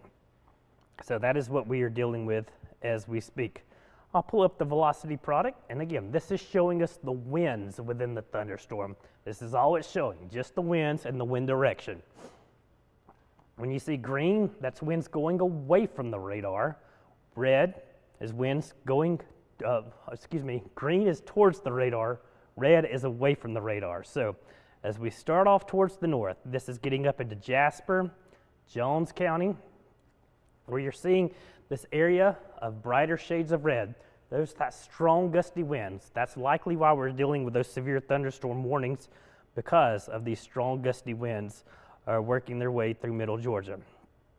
Looking at some of the velocity, or not the velocity, but the shear, not too worried about. No rotation, which is certainly some good news, which is always what we want to see. Rotation means tornado. We don't want that. As we look up towards, again, this is Round Oak, maybe getting winds of 60 miles per hour, 40, 50 miles per hour. And that's what we're going to be dealing with over the next few minutes. You get down towards Bibb County, and again, we're just looking. You have this line of storms approaching. Green is inbound, red is outbound. Essentially, these winds right here are moving north out ahead of that line, and then behind the line, they're moving down towards the south and east. So that's why you're getting this strong gradient. This is why we're going to have these strong gusty winds coming through, making within the moment, actually coming through portions of the city as we speak. Then down towards the south, you're seeing some brighter shades of green. That's going to be some stronger winds as well, and those will be working their way over towards Peach County, community of Fort Valley, getting into Byron. So that is what we are watching with this. Again, I'm looking for signs of rotation. Nothing's really showing up, which is great news. But what we've been watching off towards the west, it doesn't take long. If you start seeing signs of rotation, these storms will quickly spin up a tornado, and they've been spinning up large violent tornadoes. So we just want to make sure everybody is prepared and being safe tonight. And again, we don't want to have to deal with the severe weather threat like they've dealt with in Mississippi and Alabama today, but we are dealing with these very strong storms working through middle Georgia as we speak. And again, I really think the biggest threat right now is the amount of lightning these storms are producing. So people getting a rude wake-up call this morning, but again, it's 3:30 in the morning on this Sunday morning. That's what we're dealing with. You see that yellow polygon stretching from Americus all the way up towards Milledgeville. That's that severe thunderstorm warning. That goes until 4 a.m., and that's what we're going to continue to watch. Within this line of storms, winds of 60 miles per hour, maybe some severe hail. Severe hail is 1 inch in diameter. That's the size of a quarter, essentially. So But within the warning itself, the National Weather Service is saying 3/4 of an inch hail, which is the size of a penny.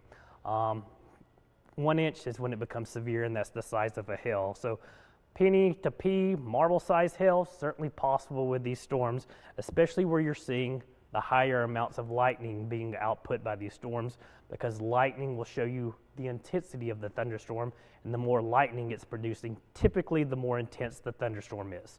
So that is what we are looking at. If you're in our southeastern counties, Sandersville, Wrightsville, Dublin, you got about another hour or so before this most intense part of the line comes through. But I'm going to put another track on this and again, just give you a general idea of where these storms are heading and when there could be at your location. And again, these are going to be the leading edge where we're seeing some of those more intense potential winds.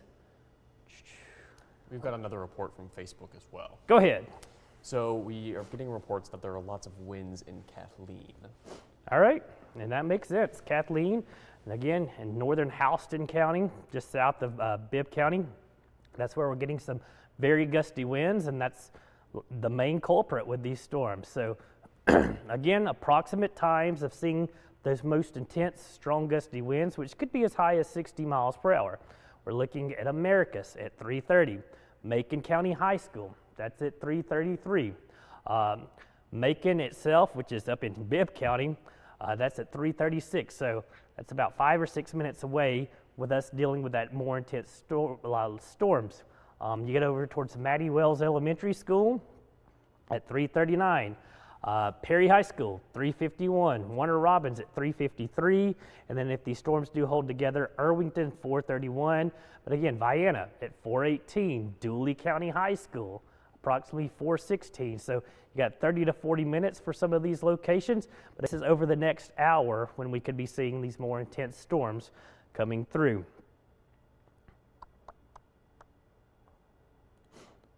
Again, this is what we got to deal with this morning, and we'll come in close to Macon as itself. A lot of lightning starting to show up around downtown Macon, and we're going to look at the camera, but where you're seeing this shade of red, that is very, very heavy rainfall, gusty winds. Again, maybe some pea to marble-sized hail mixing in, stretching from Bolingbrook across a really Bass Road over towards Zebulon Road. You get down towards Lake Towasoffke. You're getting out towards Roberta.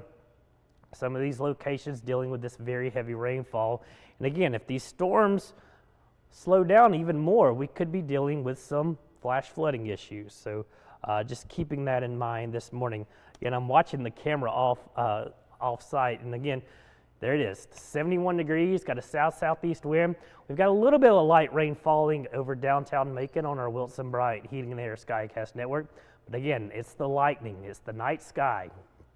That's the issue, is it's nighttime. We get to see the lightning up close and personal. And again, lightning gets shy when it knows it's on camera. Every time you put it up, it will not flicker, it will not flash, and you could leave it here for 10 minutes and it wouldn't be a single stroke. But then sometimes you get some great shots. So I got time and we can wait this thing out, but we'll be seeing some very strong gusty winds.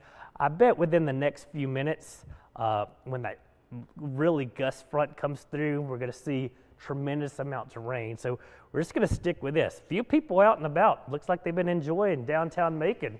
Got a great nightlife, but hopefully they're going to make it home safe tonight.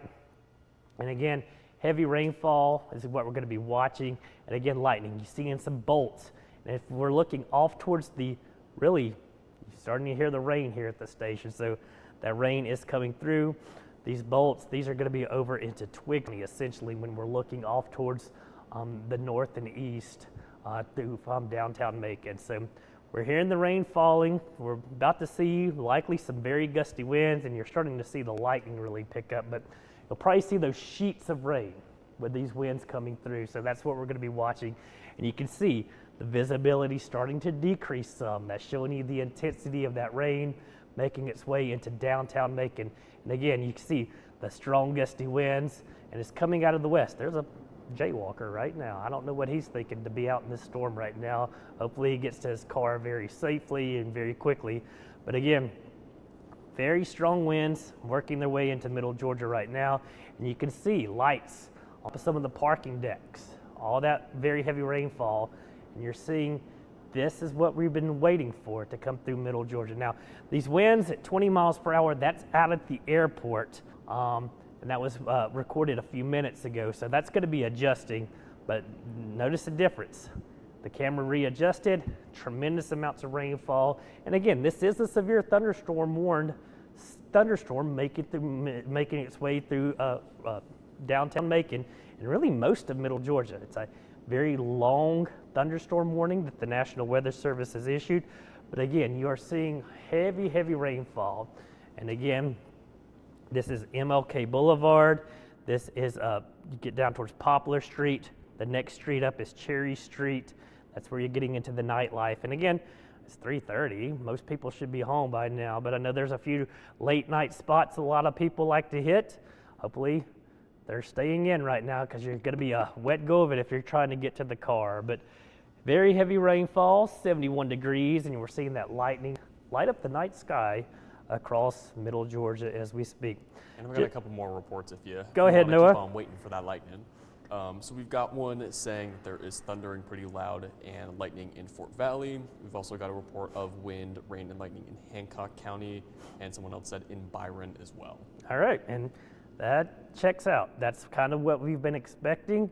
You notice it's coming down in buckets and sheets right now. Coming down, it's raining cats and dogs, essentially the old saying. But you see how heavy that rainfall is. Everything looks good in downtown. We're not seeing any power flashes as far as maybe some power outages. The only flashing we see is in the lightning in the sky. So that's certainly some good news, but very heavy rainfall with this storm as it's making its way through downtown Macon. And again, going back to the radar, it's not just Macon being impacted by this. This line of storms essentially stretches from Jasper and Putnam County, really getting up towards the Eatonton area. You're not included in the warning, but I guarantee you're probably getting some very gusty winds. Then you get down into Jones County, very heavy rainfall that's stretching through Bibb County. We're seeing that come through downtown as we speak. Crawford, Peach County, Houston County, and then that's going to be down into Macon County. And again, where we're seeing this more intense lightning output, that's likely the more intense thunderstorms. So even though you're not getting a lot of lightning up into Jones County and Putnam County compared to what we're getting down towards the south, this is likely where you're likely going to see some of those more intense thunderstorm wind gusts and maybe some of that larger hail. So again, that is what we're watching as these storms come through middle Georgia this morning. Again, we're here. We're going to get you through it, but it looks like the most intense part, and we're seeing some specks of white showing up. I would not be surprised, and that's not the lightning strikes I'm talking about. This is likely a little bit of hail mixing in, some larger hail mixing in. So that is what we're watching. This is essentially from Bass Road to downtown Macon, so from exit 172 to MLK Boulevard, very intense thunderstorm. That's going to be affecting Arkwright, the shops at River Crossing. You stretch back through downtown Macon and then up towards Gray, the Gray Highway, very heavy rainfall. Haddock, you're up next. But again, this is a severe thunderstorm warning until 4:40. It is 3:38, so we got about 22 minutes left on this warning. Then as we slide down towards the south, you see Rutland, you get Byron, from Roberta to Byron along Highway 42, very heavy rainfall, and hopefully no one is out and about this early in the morning. Again, it's 3:30 on a Sunday morning. Hopefully you're home, but we were seeing a few people in downtown Macon out and about. So, but most people should be home. Travel's not advised right now because we are dealing with this very heavy rainfall. But Fort Valley along 341 runs you up towards Roberta, down towards Reynolds. Then you get over towards Marshallville. Marshallville, you're seeing light rain at this minute, but that's going to change very rapidly. And again, lots and lots of lightning. And like I said, several EMA directors across the mid-state and really into the Atlanta metro have reported house fires due to lightning strikes. So do keep that in mind tonight. You got the severe weather threat, but you also have the lightning threat. And lightning has nothing to do with the severity of a thunderstorm. You can get a lot of lightning in a summertime thunderstorm that's non-severe. The amount of lightning has no reflection on the severity or the rating of a severe thunderstorm warning. It's all about wind, hail, and that tornado threat. So just keep that in mind. But again, you're getting all this lightning from Macon County down into Sly County, now making its way into Sumter County. And again, these are what we're going to be dealing with. Intense rainfall, gusty winds, tremendous amounts of lightning, and maybe a little bit of hail mixing in. Penny to dime size hail, certainly a possibility. And again, just looking in downtown Macon as we speak, it is coming down. Very heavy rainfall. Winds don't look too bad, so that's certainly some good news. A lot of times you can see some debris, some loose trash flying through, but again, as of right now, we do see those sheets of rain, but not seeing anything major. The trees aren't whipping as strong as they have been, but again, we are seeing a lot of lightning, and lightning is producing that thunder, and that's why a lot of people are getting a rough wake-up call this morning. Again, it's 3:40 a.m. on this Sunday morning. I'm Chief Meteorologist Ryan Stinnett, along with Meteorologist Noah Hauck. We're just watching severe storms, strong storms making their way through middle Georgia. Severe thunderstorm warning is in effect for winds of 60 miles per hour. Thankfully, as of right now, no tornado warning across the mid-state. Hopefully we can get through this event with no tornado, but the issue continues to be gusty winds and tremendous amounts of lightning across the mid-state this morning. So this is what we continue to watch. And again, we were looking at some of the parameters earlier for the threat for tornadoes. And again, you have that tornado watch until 10 a.m. Now this watch will not be in place until 10 a.m. We know that. The storms will be out of here by then. Just when a tornado watch typically gets issued, they usually get issued for about 8 hours, and this was issued between 2 and 3 a.m. So about 8 hours, got it to 10 a.m. That's just how the Storm Prediction Center in Norman, Oklahoma issues those tornado watches. Usually they're a 6 to 8 hour window. Again, yes, it goes till 10 a.m., but it will not be in effect until 10 a.m. You're already seeing counties removed from it off towards the west.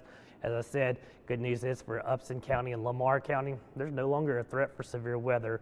And as soon as this line gets through Macon, it gets through Monroe County, Monticello, gets through Roberta, you're going to be in the clear. The severe weather threat will be over. Now, I am enjoying the rain because I know a lot of people across middle Georgia, like me, are suffering from sinus issues, allergy issues because of the pollen that has really started showing up. So you're getting that free car wash tonight because of that rain washing away all that pollen, but hopefully this will clean out the air a little bit and help those sinusy people like myself that's dealing with a little bit of a sinus infection. But again, got to get through these storms over the next few hours. We're likely going to see another warning issued and probably a warning of ice. So just a heads up. Rest of Baldwin County, Hancock County, Washington County, Wilkinson County, Twiggs County, maybe over into Dublin, Lawrence County, you get down into Bleckley County, Pulaski County, the rest of Houston County, you get down into Crisp County and Dooley County, you're likely going to see a severe thunderstorm warning issued as well. Again, likely for 60 mile per hour winds. And we're going to keep an eye on some of these individual little thunderstorms trying to develop out ahead of this line. Those are typically the ones we have to watch for that tornado threat. So again, no active tornado warning, and I hope we get through this event with no damage. Nothing like that. That's what we want to do. Every severe weather event, our goal is to make it through with no loss of life and no damage. And so far, so good in middle Georgia. So hopefully we can get this through and not have any issues. But there is a lot of lightning out here, and a lot of people are having a rude wake-up call this morning. But again, it's a severe thunderstorm, winds of 60 miles per hour. That is the main issue. But notice the lightning has been increasing with these storms, so I think they are intensifying a little bit.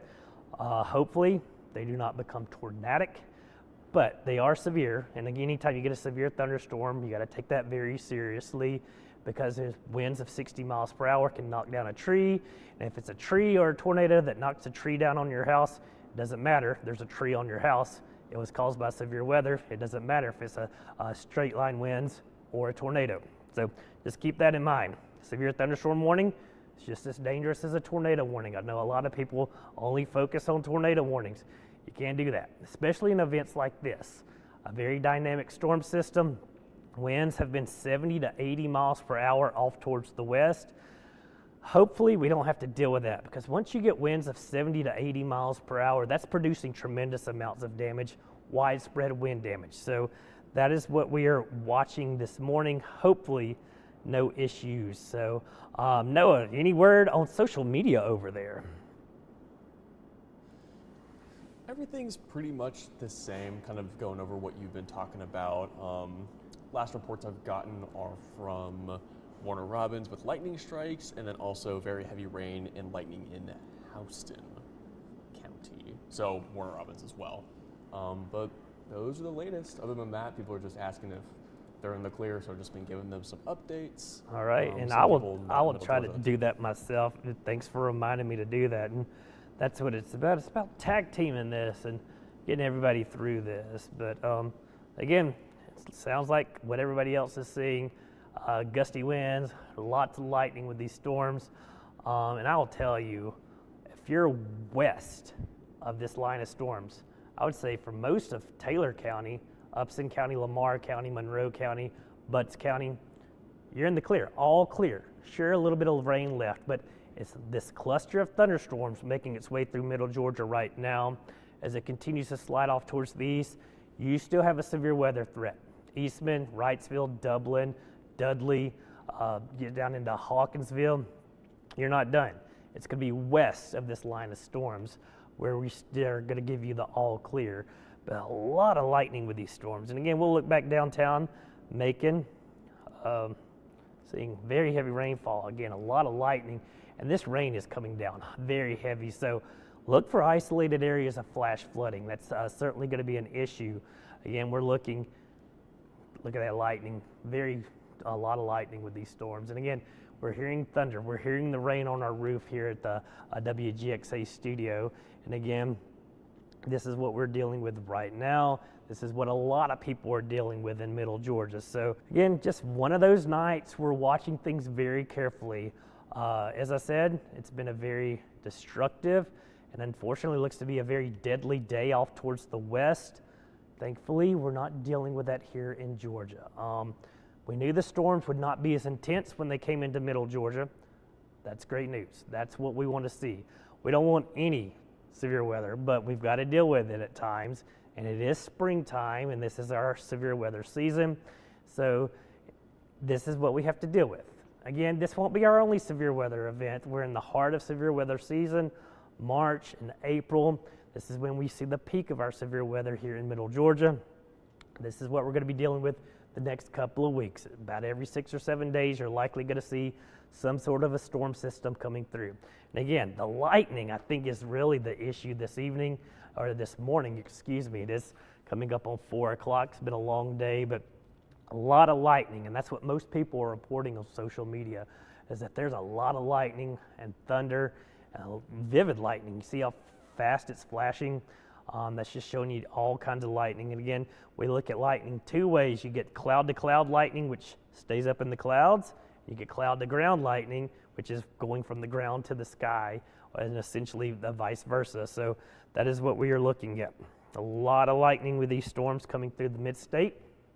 Again, a lot of some house fires being reported by some EMA directors caused by lightning. Now again, west of this line, you're in the clear. Along this line and off towards the east, that's where that severe weather threat will continue. And this is what we're going to continue to watch. And we're going to stay on the stream. We're going to keep doing this live coverage as the storms progress through middle Georgia. So we're not going to turn it off. We got to get through this. And again, got to get it all the way through Montgomery and Wheeler County. Looks like most of the storms, the actual line of storms is moving off towards the east at 30 to 35 miles per hour. The individual storms are moving off towards the northeast within that line. Good news is down towards the south, we're not seeing anything worrisome. You get down into Daltrey County and where Albany is, Lee County, not seeing major issues today. You always have to watch stuff out ahead of this line. These a lot of times are the storms that are most likely to rotate. So that just gives you a general idea. But again, a lot of lightning. That is the issue this morning here in the mid-state. Again, we're going to continue to track these storms. That's what we're here to do. Here to keep everybody informed and up to date. And that's what we're going to do the rest of this morning. And I've got another report for you as well. Go ahead. People are saying that there is now power out in Perry. Okay. So that's going to be down in Houston County and Peach County, around the Perry community, power outages. And I'll look at the power outage index. This is going to be increasing. I know, Noah, you've been looking at it over there. And we'll just see. And again, give the power crews time. They can't send their crews out until everything's cleared, the severe weather threat is over. So just be patient with them. They're going to be busy tonight. But looking at the current power outages across Middle Georgia, we'll look at some of the leading counties as of right now. Crawford County, Peach, Houston County, Macon County, and then up into Lamar County. Looks like Houston County right now, 1,400 meters being reported down. So again, that's what we're looking at.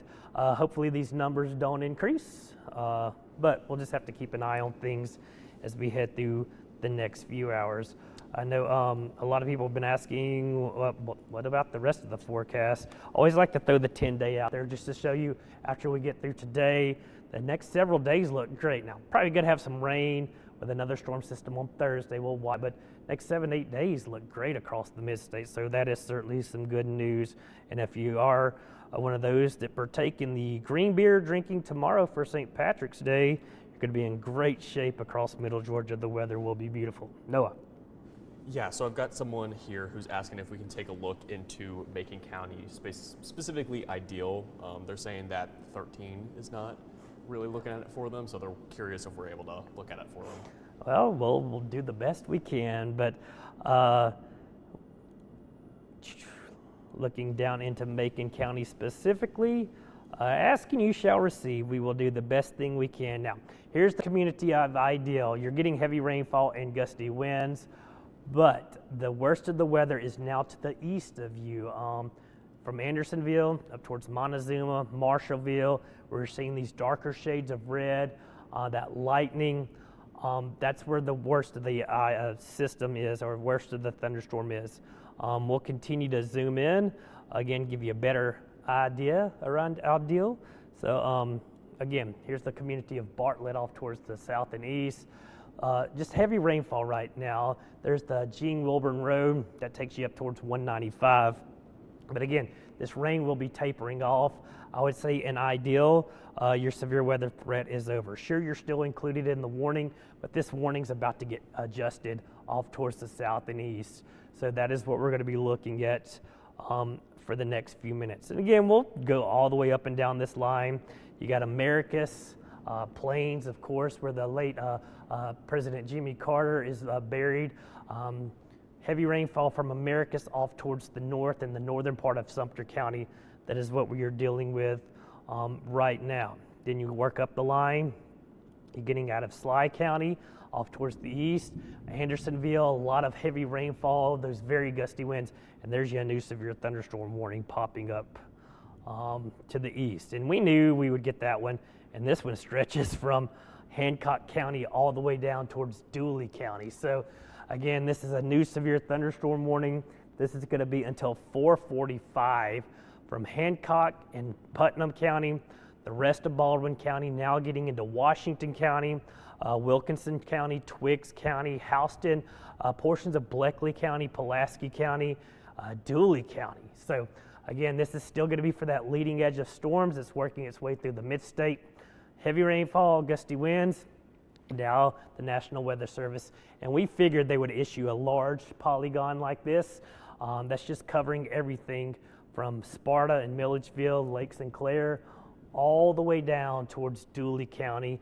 Doesn't include Crisp County at this time, so just keep that in mind. But that, again, more intense cluster of line of storms stretching from eastern Putnam County through Jones County right now, right over Macon-Bibb County, through Peach County, getting into Houston County and Macon County, and then that's going to slide off towards the east.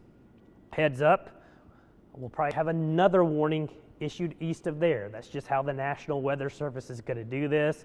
This is going to cover everything. So usually when they start doing that, that's certainly some good news. That means it's more of a damaging wind threat and less of a tornado threat when you start getting these larger polygons.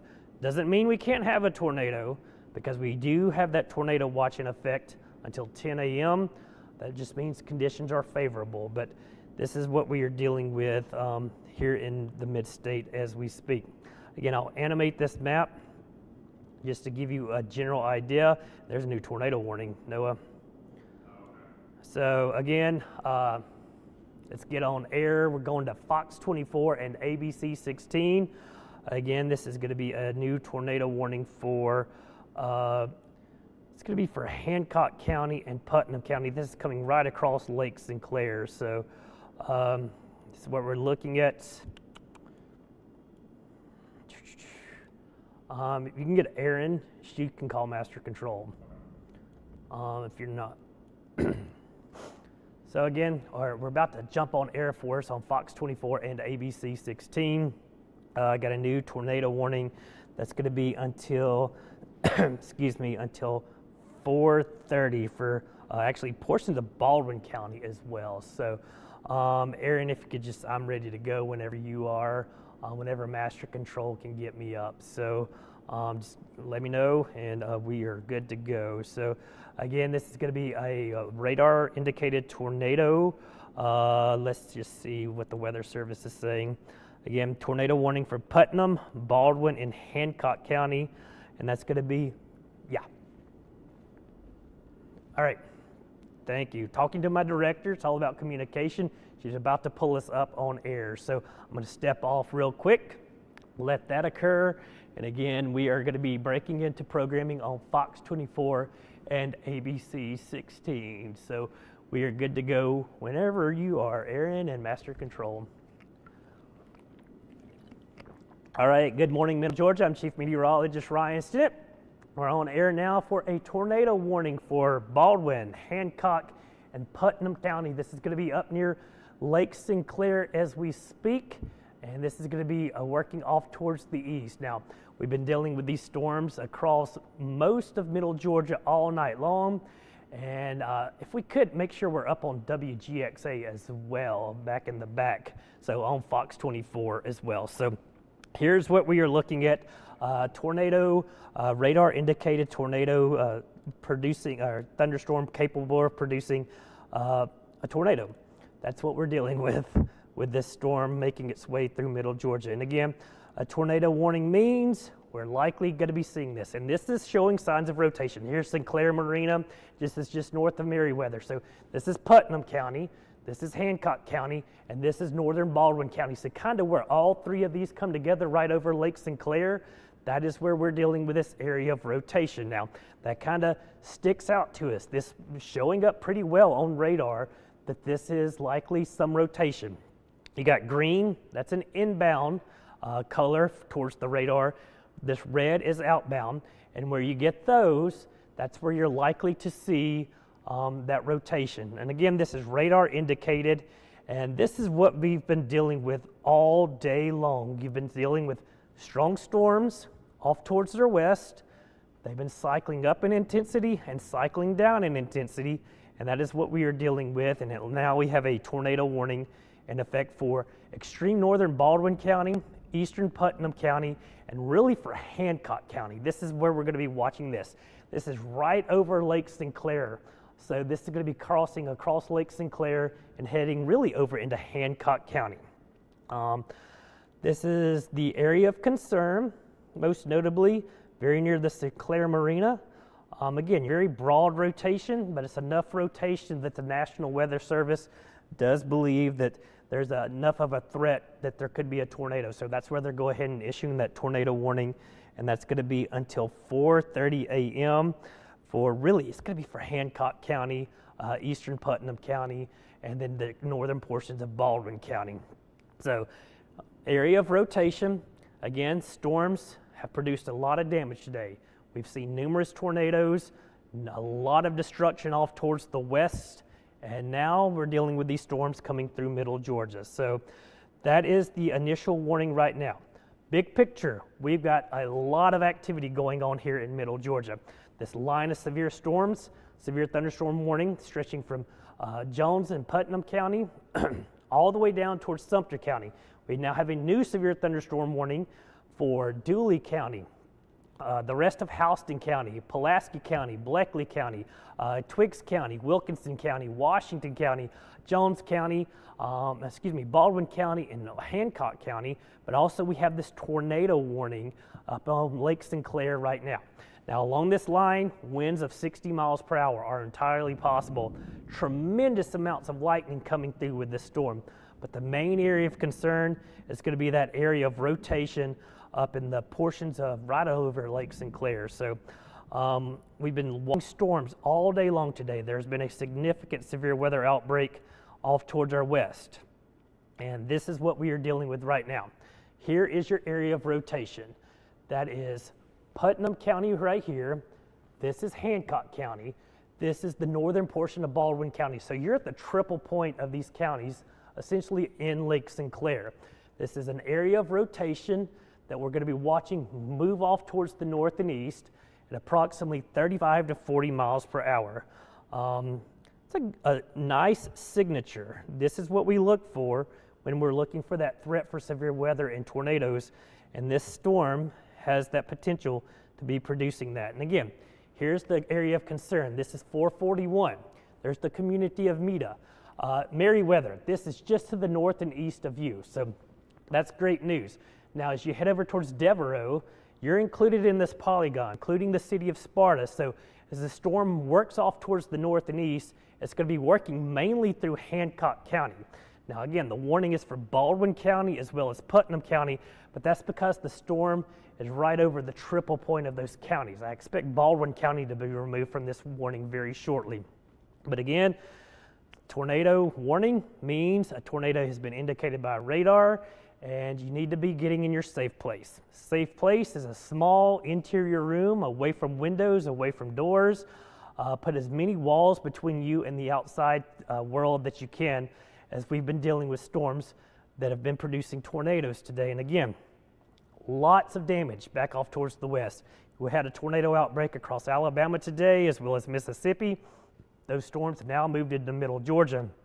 And when storms have had a history of producing tornadoes, they will likely continue to produce tornadoes. So we're going to be watching this very carefully as now this center of circulation is moving up into essentially most of Hancock County.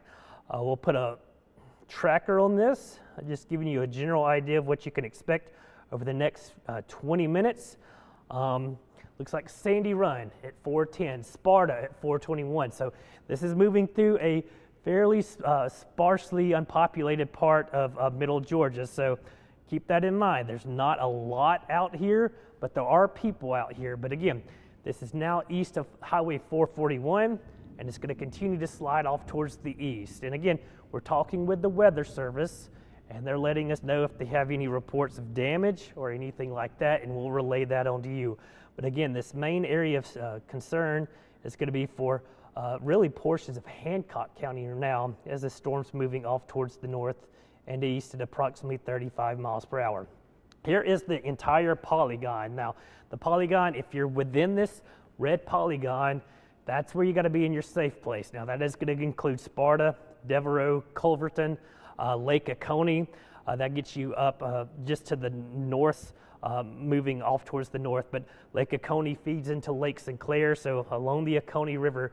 But again, that sticks out. That's telling us that there is at least some strong rotation within the storm, and this storm could be producing a tornado. Now, keep that in mind. If you're anywhere in Hancock County, eastern portions of Putnam County, here's the county line. So this is Putnam County, this is Hancock County, and again, this is Baldwin County. Milledgeville, you're down here. This is entirely north of Milledgeville.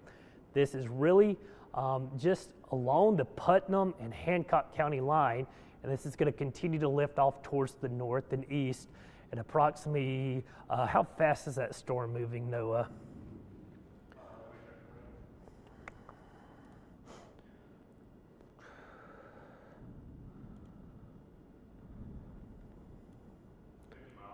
All right, so it's moving off towards the north and east at 50 miles per hour.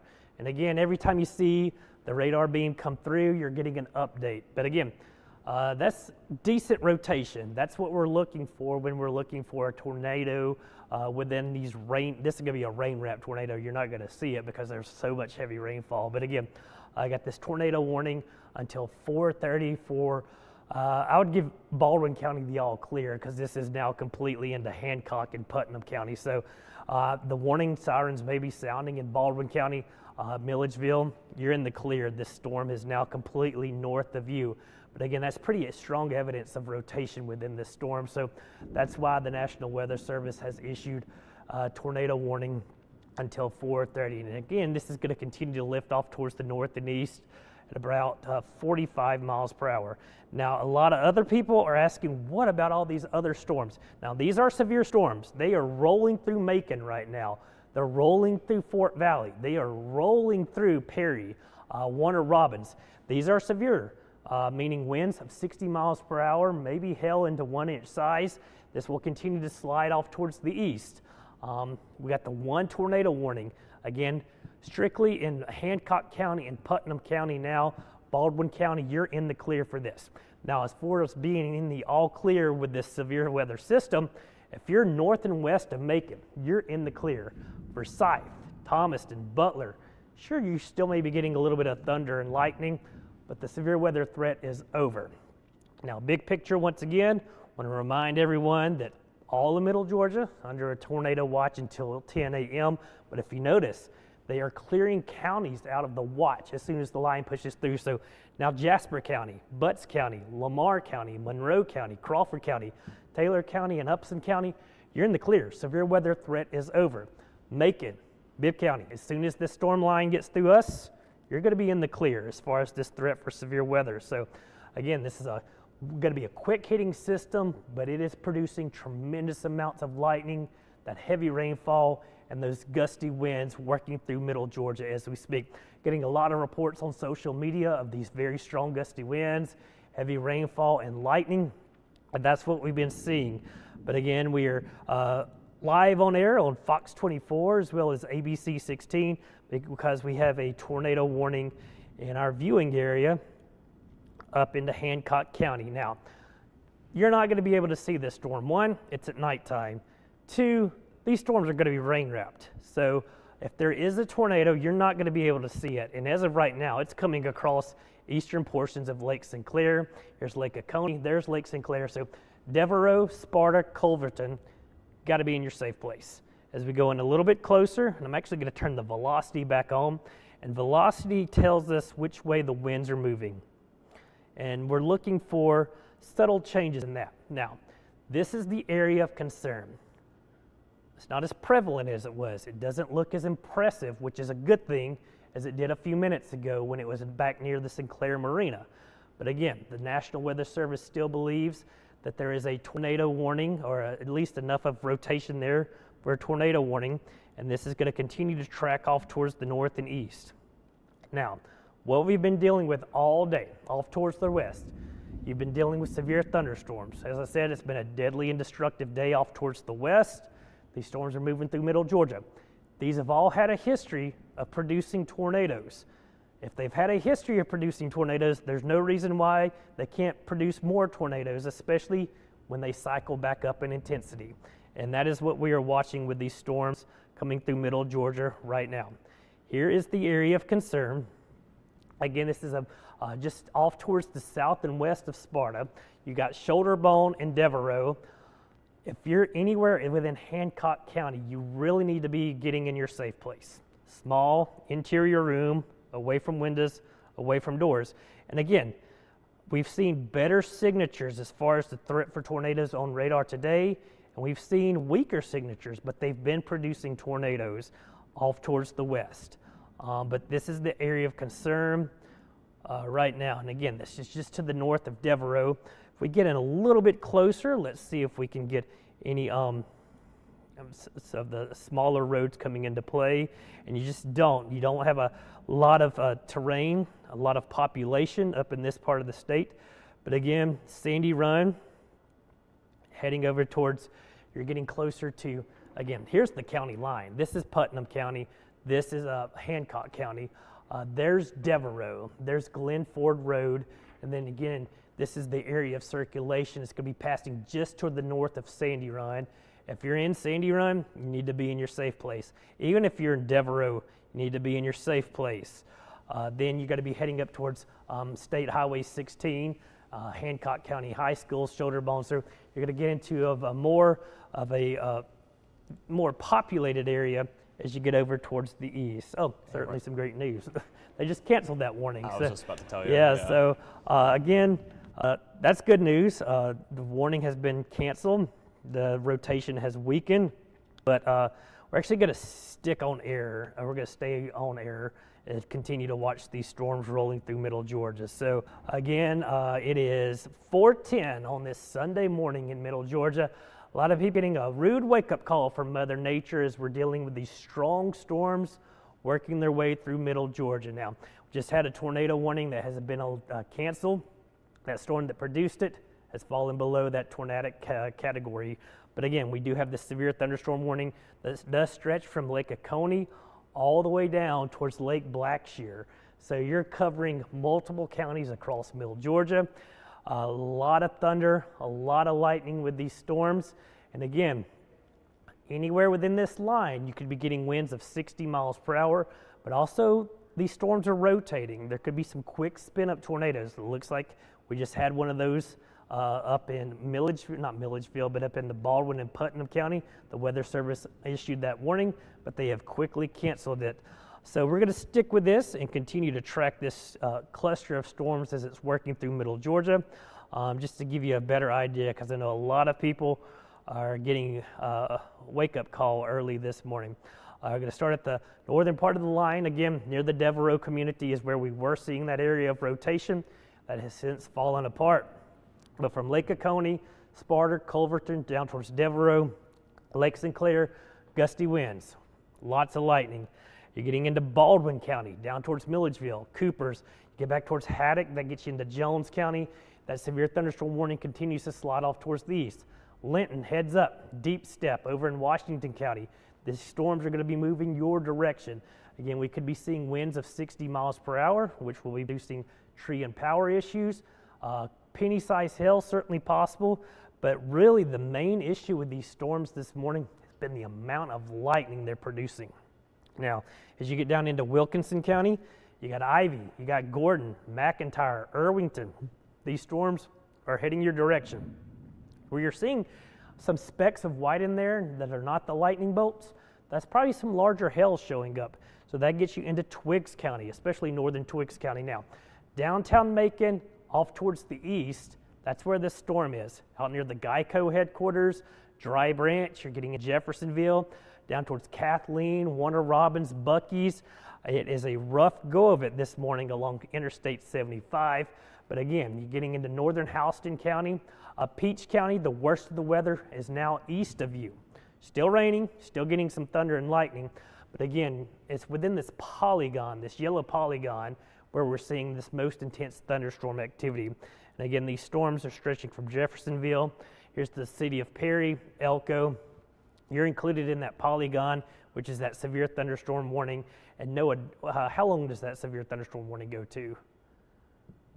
Is it 5? Let me double check for you. 4:45, I do believe. 4:45. All right, so 4:45. So it's 4:13. This warning goes until 4:45, and again, it continues down towards the south. You're getting over into Bleckley County. Now you get into Pulaski County, the Hawkinsville community, Unadilla, Byramville, Elko. You're going to be dealing with these very strong gusty winds. Again, as we pull back out and show the bigger picture across middle Georgia,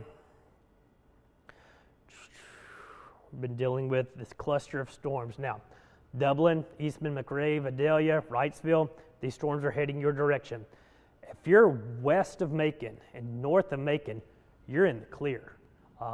Sure, it's still thunder and lightning, but the severe weather threat is over. That does include Macon-Bibb County. Yeah, still a lot of heavy rainfall and lightning, but the severe weather threat is now shifting east of Interstate 75, essentially almost all of Interstate 75, except down into Dooley County.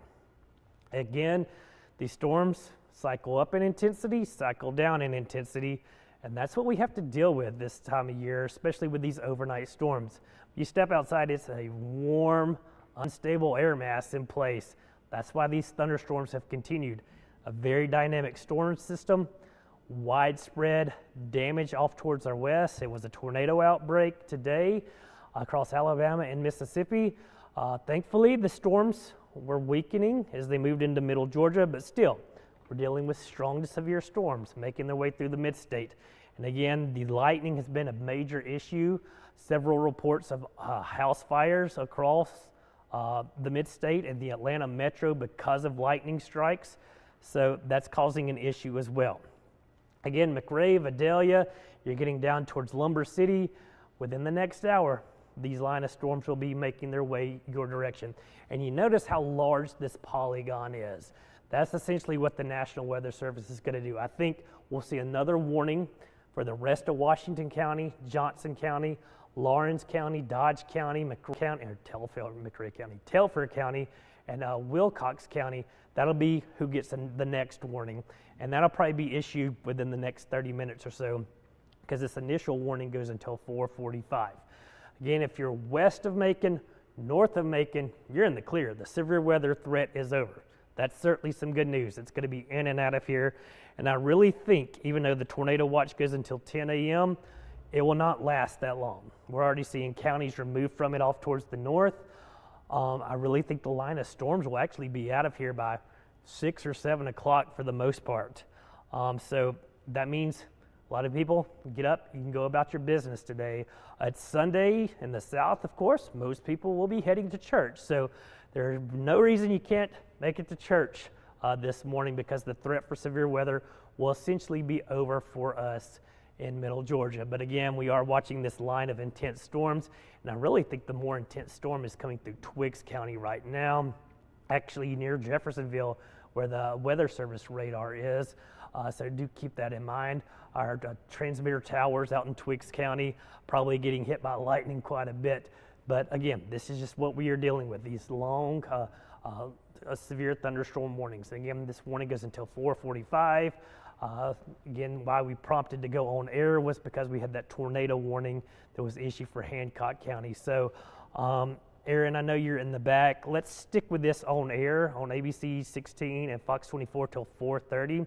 So that'll give us about 13 more minutes on this, and then we'll go back to all the digital platforms unless we get another tornado warning. So that'll be the plan, but we're going to continue to watch these storms at least for the next 13 minutes as they're working their way through middle Georgia. And again, lots of lightning, heavy rainfall, gusty winds, and again, it looks like some of the more intense thunderstorm activity. Okay, here's Rutland, there's the Macon Regional Airport, you get Dry Branch, here's US 80. That's the radar site. That's where we're pulling, and this is the Robins Air Force Base radar. Here is Robins Air Force Base in the city of Warner Robins. So it looks like the most intense thunderstorm right now is in Twiggs County, and that's going to be heading towards Jeffersonville. That's where you're going to be getting those very gusty winds. Easily could see winds 50 to 60 miles per hour. And then you get down towards Bon Air, Highway 129, Perry, the city of Warner Robins. And again, we're seeing a lot of lightning with these storms. We saw that coming through Macon a few minutes ago. Heavy rainfall with those gusty winds. And then you get Perry will slide you down towards Hawkinsville along 341 and 129. Hopefully no one is out and about this morning. Again, it's 4:20-ish on this Sunday morning.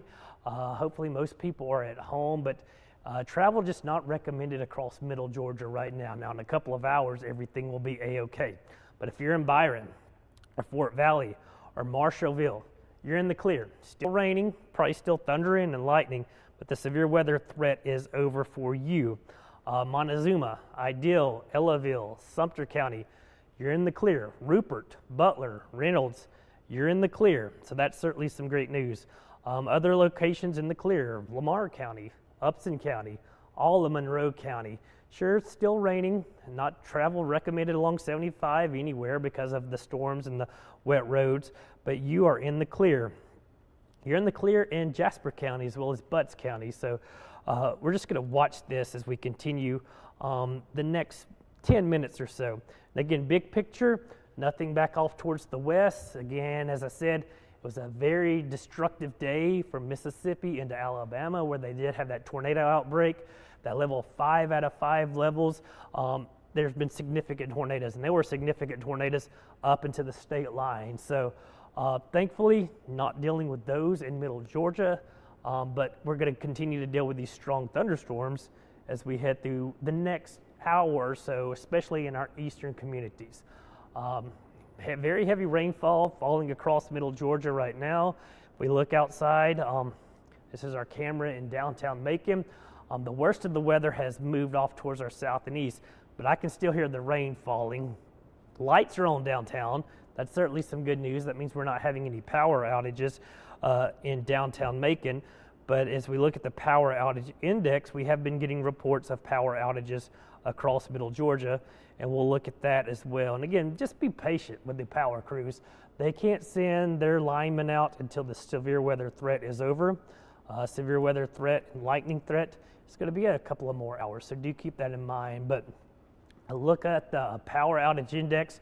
Right now, Houston County, you're leading the way with over 1,400 outages being reported. Butts County, your numbers are starting to increase as well. Bibb County, just under 300 power outages, and Crawford and Macon County under 200. So it's sporadic, but there are people that have lost power, and as that line of storms continues to push off towards the east, we'll likely see more storms or more areas lose power. But again, be patient. The power crews can't get out and fix the lines until it's safe to. So they're the hardest working people in the business. So just be mindful of that. Now, as we continue to look off towards the radar once again, just showing you line of strong storms, line of severe storms moving through middle Georgia as we speak.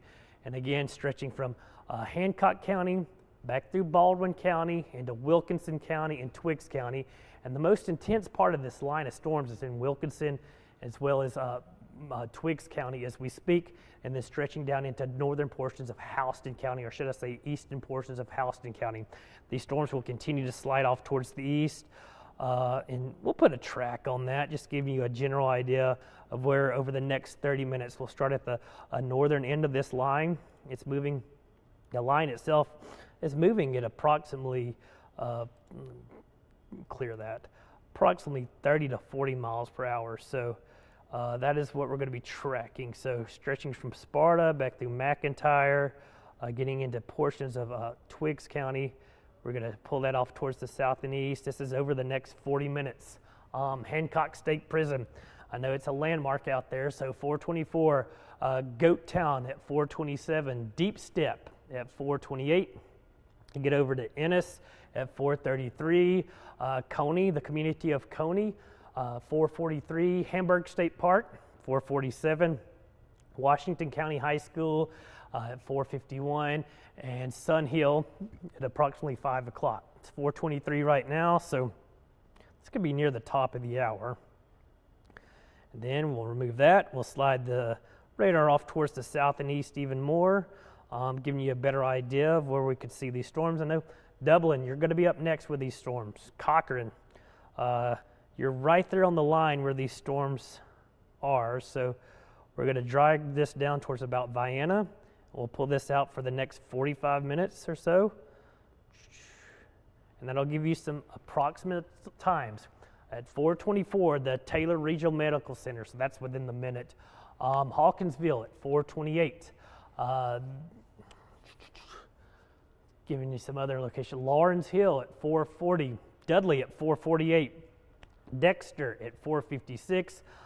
West Lawrence High School and Middle School at approximately 5 o'clock. So again, approximate times, give or take a few minutes, of when the worst of the weather will be approaching your location. So that is what we are dealing with these storms. excuse me. If you're like me, no, you may have to come take over for a minute. Been dealing with that pollen and allergies, so sinus issues are a real deal. I'm enjoying this rain because that'll help wash away some of the pollen. But didn't pick a great week to get sick, but we are good. We're good. Got the throat cleared, but again, we are watching these storms, again, working through Twiggs County, Houston County, and working off towards the east. Dublin, Soperton, these storms will be working your direction.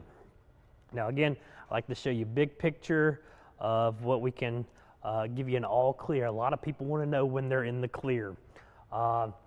North and west of Macon, all this area, you're in the clear. The severe weather threat is over.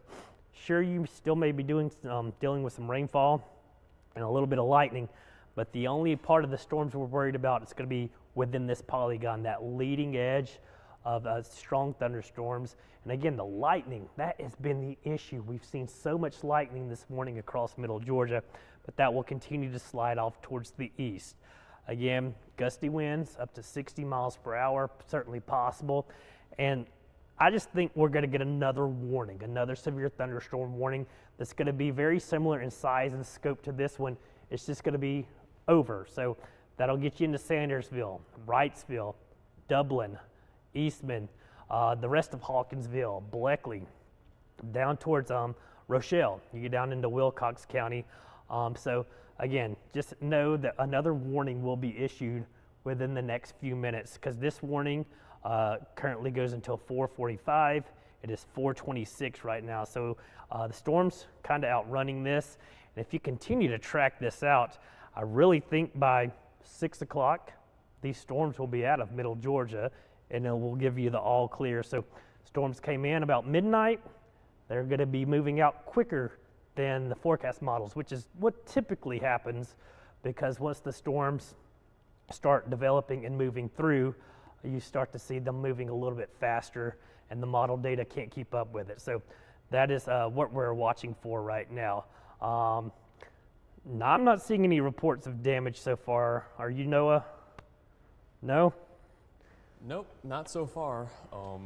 Last thing has been just people saying they've been woken up by thunder, and then a lot in the YouTube chat of just asking when they expect, or when they should expect things and how bad it should be. So I've just been responding back to them and all that jazz. So if you guys have questions, of course, please feel free to ask them. That's what I'm here for as well, just over here sitting, answering some questions.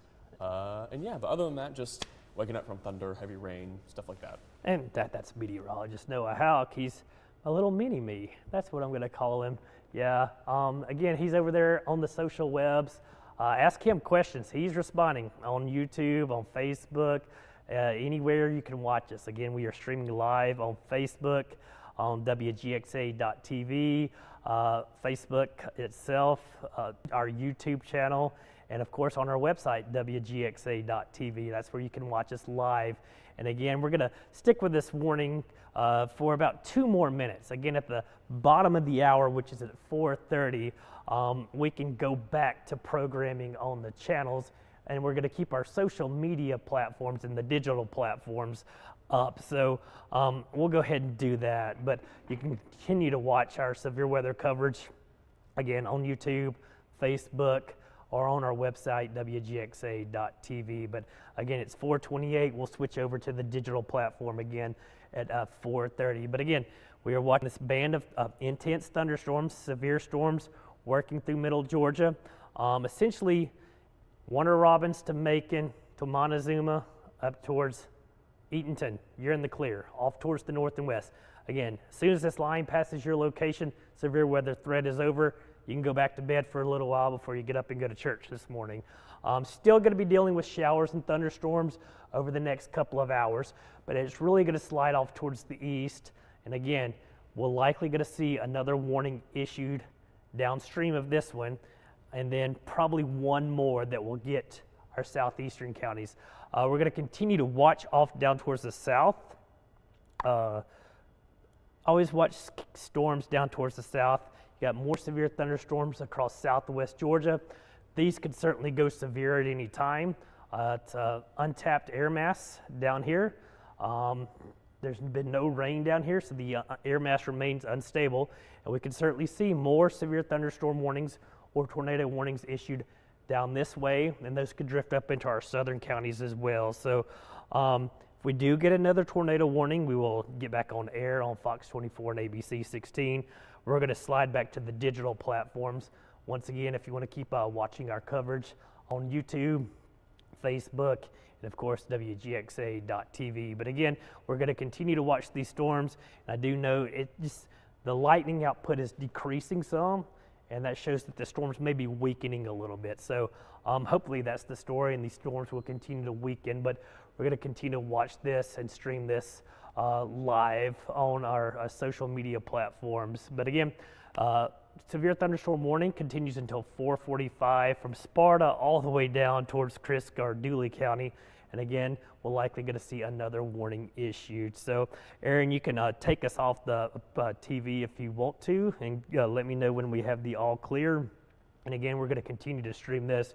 And what I'm actually going to do is I'm going to let meteorologist Noah come over here and give me a break because, again, sinus infection, not feeling the hottest.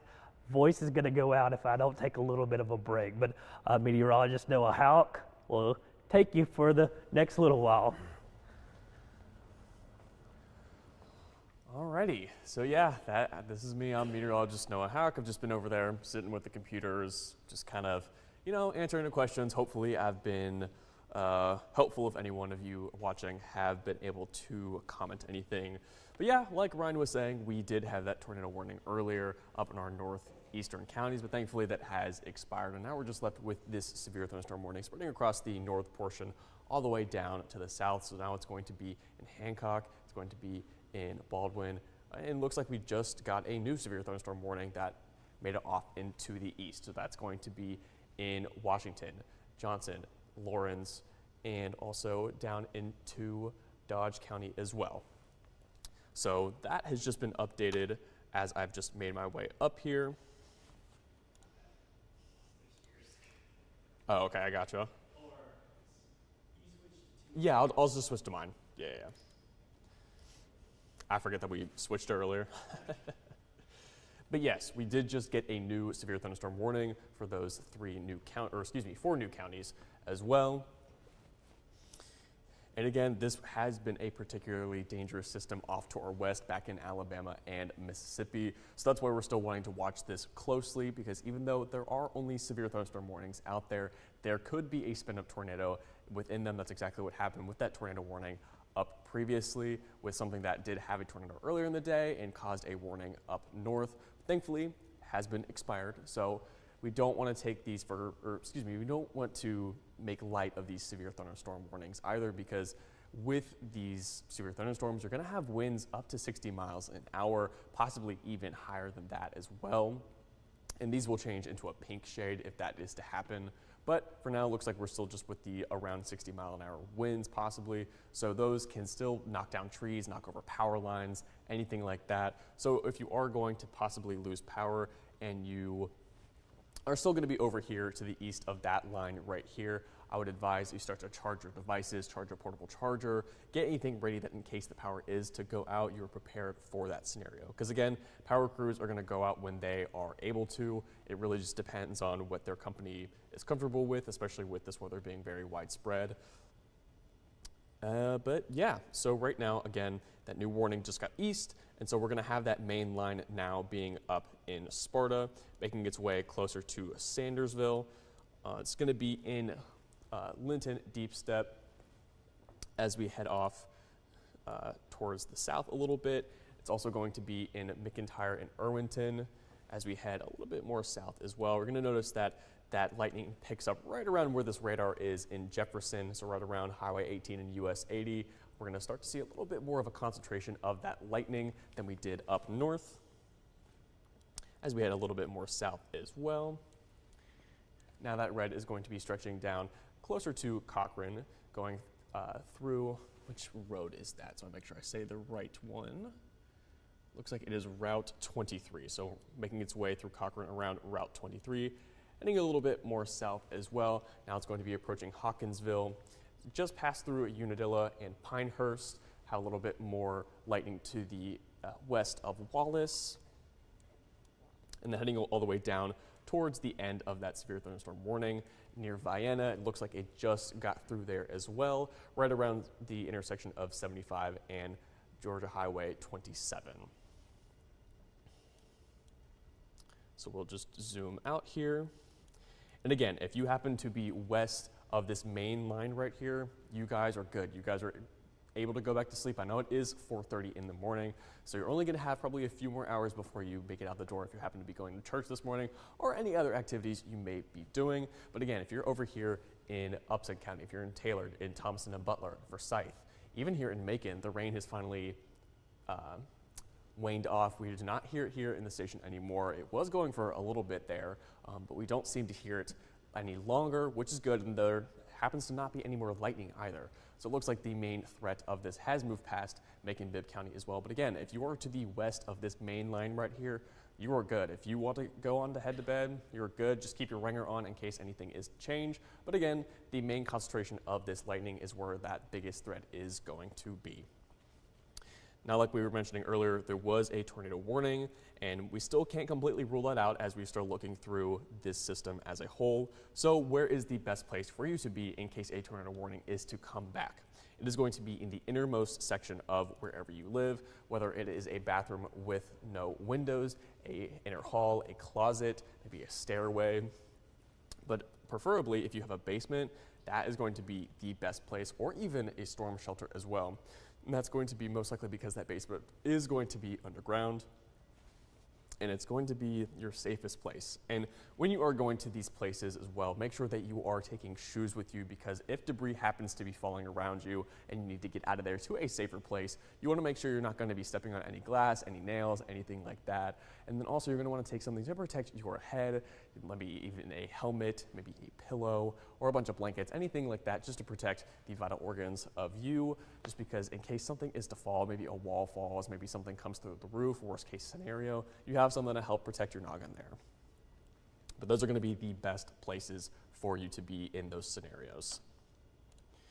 And again, a lot of us are still going to be under this tornado watch, and it has been dwindling as we've been having that main line pass through middle Georgia. So like Ryan was saying earlier, we don't really expect that watch to really last until 10 a.m. That's just the standard that the Storm Prediction Center does. It's about 8 hours. But as that line makes its way on through, these tornado watches are going to be lifted. Again, here in Macon-Bibb, it looks like it just got lifted. Also down in Peach County, in Taylor County, even in Sumter County. So again, to the west of that line, you're good. You're safe from the severe threat for the rest of this morning, and the tornado watches should be dwindling as we have that system move on to our east. Now again, like Ryan was also mentioning earlier, this is moving a little bit faster than it was indicated based on some of the models we looked at, but taking a look at those models, just because it is still not all the way completely out of middle Georgia, based on what this is showing, it looks like it could be out of here by 9 a.m., maybe a little bit sooner, especially since they are moving faster than what these models are showing right now. So within the next couple of hours, we should expect this to be out of here, but at the absolute latest by 9 a.m. from this model right here.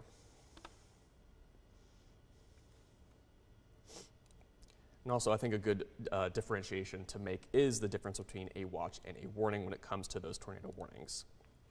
So when we are under a tornado watch, you can think of it as if you have a cake. You're making a cake and you've got ingredients, but you don't actually have a cake yet, and the cake being the tornado. So you've got the flour, you've got the sugar, you've got the icing, everything like that. You just don't have a physical cake yet. So you've got conditions that are favorable for those tornadoes to develop. So you want to make sure that you're prepared and that you're staying alert. But when it comes to a warning, that means that there is an actual cake or a tornado, for example. So that means that there's either it's radar indicated or it's indicated from a debris signature or by observation as well. And that's when you need to take action and seek shelter in those safe places.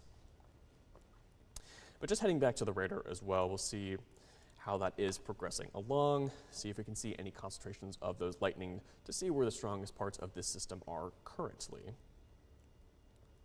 And we'll just zoom in here. It looks like the strongest concentration is going to be right to the south of McIntyre, right to the south of Irwinton as well. So just to the northeast of Jeffersonville into the southwest of Irwinton, right in here. looks like there could be a little bit, we'll see if I can actually zoom in on that a little bit more. There could be a little bit of that white, pink, purplish color right here, and that could be indicative of some hail as well, because that's not completely ruled out with this severe weather either, because severe weather is categorized by wind of 58 miles an hour or faster, hail of an inch or larger in diameter, and possibly a tornado as well. So don't want to completely rule out hail as a possibility, and this lighter color is indicative of hail, so it's possible that anyone to the northeast of Jeffersonville and the southwest of Irwinton are possibly seeing some hail come towards the ground. As we make our way north towards the upper end of this line, it looks like it has just now passed through Sparta, so you guys should be good. Culverton looks like it's now starting to leave your area. Linton looks like you're at the back end of this line. Heading on down, looks like Deep Step, you're right in the middle of this line. Thankfully, it doesn't look like you have a whole lot of lightning going on. There could be a little bit to your north, but it's probably going to be a lot of rain and a lot of wind for you currently.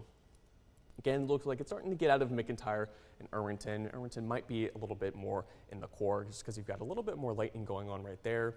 But Ivy and Gordon, you guys are good. You're past that deep red part, which is that main line. And then as we head down, Jeffersonville now starting to get to the back end of this line as well. Looks like Danville is now going to be in the majority of this line, so you're starting to see that heavy rain and some stronger winds as well. Heading on down this warning, looks like Cary is now going to start experiencing more of that heavy rain and that wind. Looks like Cochrane is up next, so you probably start to experience some of this rain and wind within the next 10 minutes or so. Looks like Bon Air, you guys are good. Warner Robins, you guys are good. Perry, you guys are good. As we keep on heading south here, looks like Hawkinsville, you're starting to get to that front line of that, so you'll start to be experiencing that rain and that wind. Wallace, same thing, you're going to start to get that pretty soon. Elko, looks like you guys are good. Unadilla, let's see, because you got a little bit of red to your left. All right, yeah, Unadilla, you guys are good. You are past that main line. You might still be experiencing, though, some heavy rain as the system still is leaving. You just aren't going to be in the main threat anymore. Same applies to Byramville and Pinehurst. You guys are also good. As we head on down, Vienna, looks like you guys are good as well, and that covers the southern portion of that warning. And again, if you're going to be in these counties over to our east, whether it is Washington, Johnson, or Lawrence County, you guys are up next within the next 30 minutes or so. I'm actually curious. I'm going to see if I can switch over to our Dublin camera, see if we can maybe see any lightning on that one as well, because I know we've been checking the Macon camera a lot, so we'll see if the Dublin one is showing anything for us. Just go over to that real quick. All right. And again, like Ryan was mentioning before, lightning loves to be super active, and then you want to show it off, and it decides it's a little bit shy, a little bit camera shy. So I'm not seeing anything right now. Looks like the camera might be just refocusing and readjusting. But again, this system is going to be making its way onto Dublin. Oh, there we go. I knew I stopped talking about it, so I wanted to show itself. But again, this line is starting to make its way towards Dublin, towards Eastman within the next 30 minutes or so. So just be prepared that you're going to start to experience some heavy rain, some wind, and also some lightning, as you see going on behind me. And again, we are a tornado watch for these cities and these counties, so there is still the possibility a tornado warning could pop up. If that's the case, we'll go back live on ABC 16 and Fox 24. But for now, still only going to be in those severe thunderstorm warnings. But again, don't want to dismiss them either, because they still can produce a lot of damage with those straight line winds. They can knock down trees, knock trees onto cars, knock trees onto homes, knock them onto power lines, or if you have anything loose in your front yard, maybe a trash can waiting to be collected, have maybe some toys your kids left out as well. So just be aware that anything that is maybe loose or not tied down could be at risk for going to fly or possibly go down the street or anything like that. I'll just go back to the radar real quick. Actually put a track on this as it starts to make its way into that other severe thunderstorm warning block right there. So we'll get the big chunk with that big concentration of lightning. And again, this is just an approximation or a general idea of when we could start to see it. And we'll take it out about 30 minutes. Okay, so right around now, it is currently 4:44, so right around now it's going to be close to Hamburg State Park and Worthen as we head off to around 4:50, could be near Brentwood School, also near Sandersville as we head off to 4:55. It's now going to be towards Ridge Road Elementary School in Edge Hill. Right at the top of the hour around 5:01, it's going to be near the Dublin VA Medical Center and just Dublin in general, so that's within the next 15 minutes. And then as we head off to around 5:06, it could be near Dublin Lawrence County Rec Facility as well as Riddleville, and then right around 5:12 could be heading its way towards Pringle. And again, the last that we checked, this storm is moving about 30 to 35 miles an hour. So that is what we're basing this off of.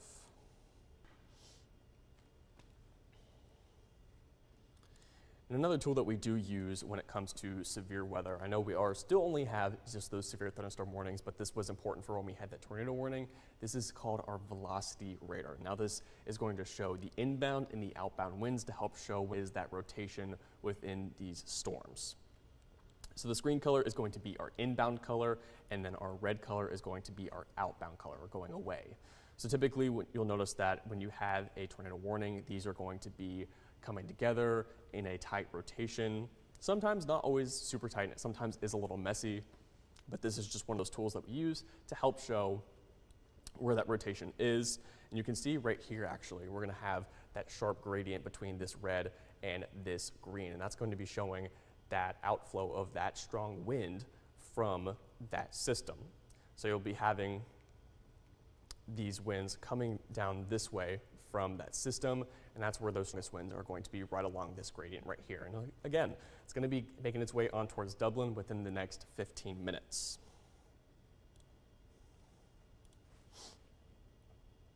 And we can just take a whole picture at Georgia as a whole. And that looks like up in the northern part of Georgia, that main line is now making its way on towards Greenville in South Carolina. And then down here in middle Georgia, it's still making its way through the middle of us.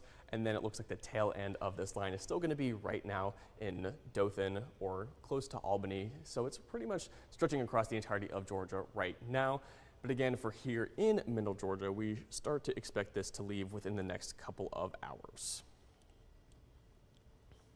And you can also see from this little time lapse right here that the concentration of lightning was a lot bigger when it was over near here in Macon, but as it's made its way over towards Sandersville, Wrightsville, and Dublin, it's kind of lost a little bit of its oomph. Now, that doesn't mean that it can't regain any of its oomph, because we have been seeing that this system off to the west has been cyclical, meaning it is wound down, then wound back up, wound down, then wound back up. So it's entirely possible that we could see something more out of this. So that's why we're still going to keep it in mind and still look at this severe thunderstorm warning and still treat it just as serious as a tornado warning.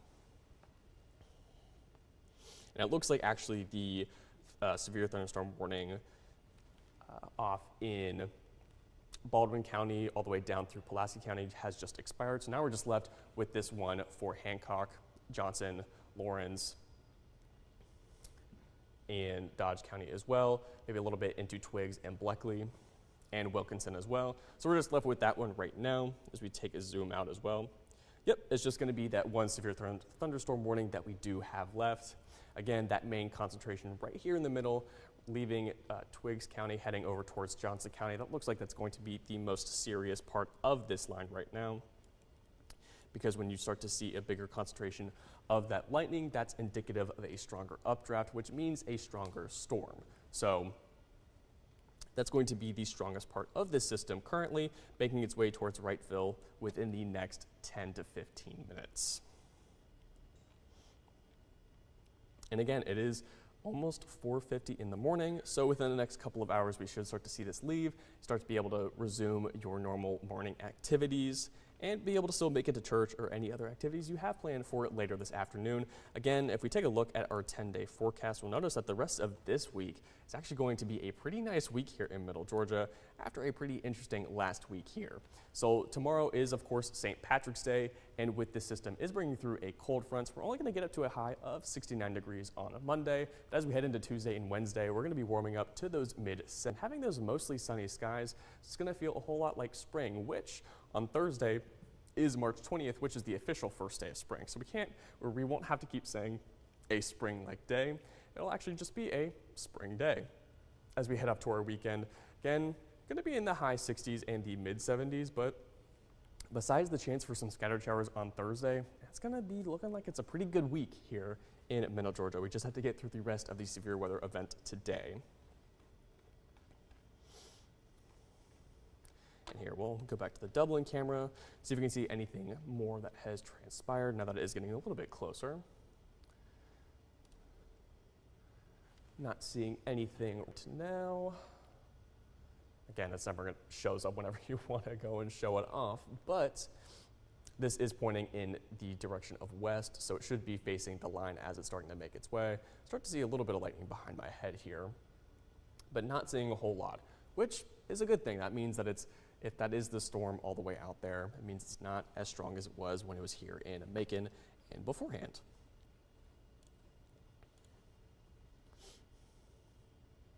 And again, this system out to the west was very dangerous yesterday.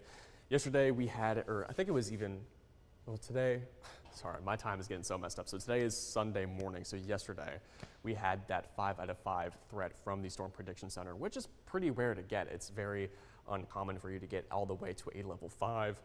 And yesterday, and I think even into Friday night, there were storms going on in Missouri, Indiana, so it was pretty bad up there as well. I think there are confirmed 25 fatalities at the moment, and then even into Saturday morning and Saturday night off in Mississippi and Alabama.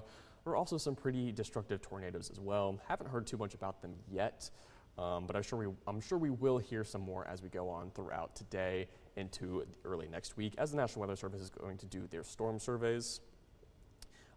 We've been pretty lucky so far. We've only had the one warning here in Middle Georgia, and the rest have been severe thunderstorm warnings.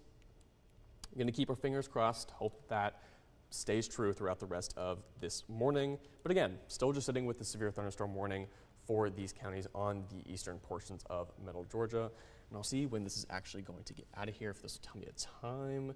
All right, 5:15 is when this is expected to expire for these counties on the eastern area. But again, we are just now starting to make our way into, oh, that's not what I wanted to do. I meant to zoom in, not zoom out. But again, we're going to start to see, again, Sandersville is up next for having that line right here. And you'll notice it's that deep red. So you'll start to see that's when that's that heaviest rain. So Sandersville is right now starting to get that leading edge. Wrightsville, you're still good for another 10 to 15 minutes, but it is on the horizon. And then here in Dublin, it's also coming up within the next 10 to 15 minutes. Right here in McIntyre, looks like it just passed on through. This seems to be the biggest concentration of that lightning right now as we head off to the east. And as we head down to the south, looks like Cochrane, you're right dead center in the middle of it right now with that lightning going on for you guys. Unadilla looks like you could still be seeing some rain. You might still be a little bit behind the main line, but still having that heavy rain with this red right here and a couple lightning strikes to the north. Americas actually looks like you have a little bit of something going on down here. You're not in a severe thunderstorm warning, but it looks like you've got a lot of lightning going on right here. So we might have to keep our eyes on this, see if this decides to act up or do anything funny, but just a lot of big concentration going on right there. So could be a problem later on, but for now, still just have these severe thunderstorm warnings for these eastern counties. And again, we did have a tornado warning earlier, so it's not completely out of the question as we head throughout the rest of this morning. And we are going to be under a tornado watch for a good majority of our counties still left. They are starting to be cut as we head throughout this morning. So like I was mentioning before, down here in Sumter County, we did start to see a little bit of an intensification with a lonesome cell with that concentration of lightning, but we are not under a tornado watch for that county. And they're starting to get cut off as they make their way past that main line with that deep red color. But we still did have a tornado warning up in the northeastern part of Middle Georgia. So it's good to always know the difference between a watch and a warning. And so when you have a watch, you can think about it as if you have a cake. Let's say you have all of the ingredients for a cake, you just don't have a cake yet. So in this example, the cake being a tornado. So you're going to have all conditions that are favorable for those tornadoes to develop. So you're going to want to be prepared and stay alert. But once we get to a warning, that means that we have a tornado that is happening. It's either going to be radar indicated, it's going to be indicated by a debris signature, or it's going to be observed and on the ground. So that's where you're going to want to take action and seek shelter immediately in your safe place. Now your safe place is going to be on the innermost part of where you live. That can be a hallway with no windows, a bathroom with no windows. It could be a closet as well. Anywhere that is the innermost part of where you live with no access to windows, because those are they can be busted out by those winds or flying debris as well. But the most ideal spot is going to be underground in some fashion. So if you happen to have a basement, that's great. That's going to be your best option. Or if you happen to have a storm shelter as well, those are also great. But those are going to be the best places for you to be in an event of a tornado warning. And again, still just have these severe thunderstorm warnings out there right now. Like I was saying, I think it is now in Sandersville right there. So let's see, we'll zoom in just a little bit. So yeah, it's going right through Sandersville at the moment. Deep step, looks like you're coming out of it on the back end. If we go up a little bit, looks like Worthen, you're on the back end as well. So you should be good here shortly, but Sandersville, you're starting to go through it right now. Oconee, looks like you guys are also still in the middle of it, so still getting that heavy rain, heavy winds. As we go a little bit more south, looks like McIntyre and Irwinton, you guys are good. You're past this main line, so you should still probably have some rain, but you're going to be past the main threat of the severe weather with this main line. As we keep going south, as we go towards Montrose, you guys are going to start to be in the middle of it. Dudley, you're almost about to start being in it, so just be prepared within the next few minutes. Heading off to Danville, looks like you guys are starting to get to the end of it. Jeffersonville, you guys are out of it. You guys are good. As we head a little bit more south, now Cary, you guys are going to be in it right along Georgia Highway 112. Heading a little bit more south again, Cochrane, looks like you're starting to get into it right around the intersection of Georgia Highway 112 and Route 23. As we head a little bit more south, Hawkinsville, looks like you could be still in the middle of it as well. But starting to get to the end of it. Wallace, you're right up next in line for that leading edge of this system. And then as we head back a little bit, Elko, Unadilla, Pinehurst, you guys are good. You're still going to be in a little bit of those deeper reds, but you're going to be past that main line. That's going to be, here if I can get a drawing tool. Let's see. Okay. I know those are arrows, but that's going to be where that main line is going to be. But now, so now you're behind it. You guys should be good. You're still going to be experiencing some heavy rain, but you're going to be past this main line, which is where that severe threat is going to lie.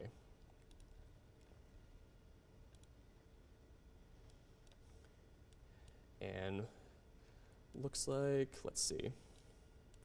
Okay, it looks like they extended that severe thunderstorm warning to the north, but it's actually not going to be in our viewing area anymore. It's just to the right of Sparta. So just outside of our viewing area, but was extended just a little bit up there. But otherwise, still just sit with this one severe thunderstorm warning for these eastern counties. And we did have that tornado warning earlier. And one of the products that we do use when it comes to tornado warnings is looking with the velocity radar, which is this right here. That's to help identify portions of the storm where we do see the rotation of the system to help identify where that tornado is at the moment. So as we zoom in a little bit, you'll notice that there is two different colors. There's going to be our green and then our red. The green is going to be our inbound flow, so it's going towards the radar, and the red is going to be our outbound or going away from the radar. So as we take a look down here, you'll notice there's actually a pretty strong gradient right here between that green and that red. And so this is right where that front line of that system is going to be as you start to have these winds going away from the radar. So they're going this direction, which is where those stronger winds are going to come from. So this strong gradient is indicative of that front edge of that line. So again, it's getting right close to Dublin. So you guys are up next. Cadwell, you guys are going to be within the next 20 minutes. If we go up, Wrightsville, you guys are right in it as well. But yeah, so this is just one of those tools that we do happen to use when it comes to tornado warnings to just help identify the rotation of a system to help locate where that tornado might be. And this is a lot of times where we start to see that radar indicated tornado warning is from this tool right here.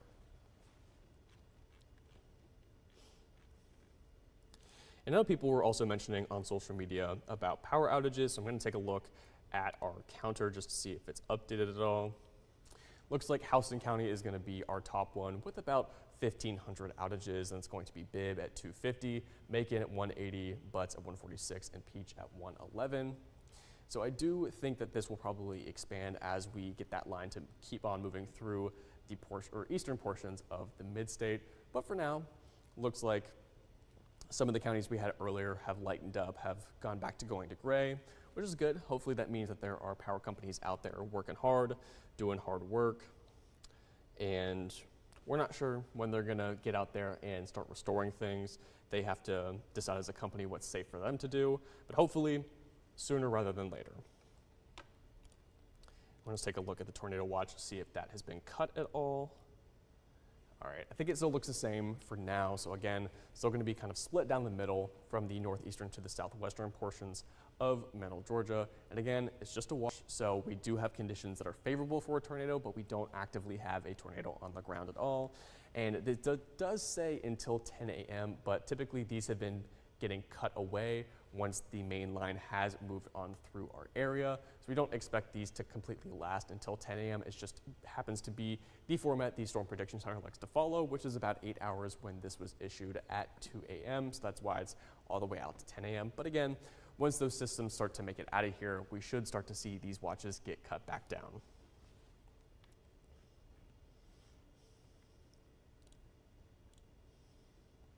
I'm actually curious, so I'm going to go back to our Dublin camera because earlier the Macon one was showing some good light going on, but I think it might have weakened a little bit in its approach to Dublin.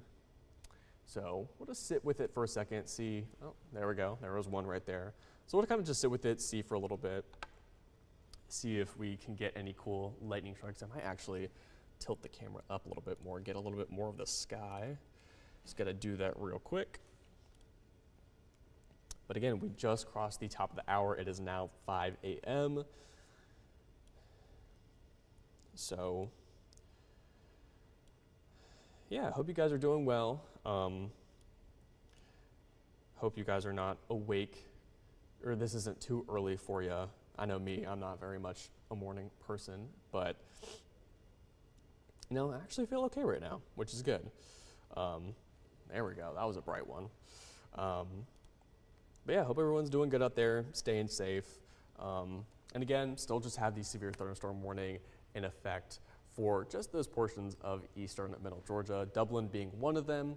And we did start to see some of those lightning strikes come throughout the sky. I'm glad I tilted it up. I think we're getting a little bit of a better view, but they're going to be making its way on, and we don't want to completely ignore a severe thunderstorm warning either, because a lot of people tend to think that the tornado warning is the complete worst thing you could ever get, and it's the thing you should only be focusing on, which is not true. You want to focus on the severe thunderstorm warnings as well, because they could be just as dangerous with those damaging winds. Because if they're 60, 70, even possibly 80 miles an hour, that can do a lot of damage. It can knock trees down, so it'll possibly fall on your house, fall on your car. If you have anything out in front of your yard that might not be tethered, it might not be anchored down, it could go flying, cause damage to other properties, cause damage to your own property, become flying debris. It's still something very serious we have to look at, and so it is something to be aware about. And we'll just flip back to the radar, see how close that system is making its way on towards Dublin. All right, let's hit that button.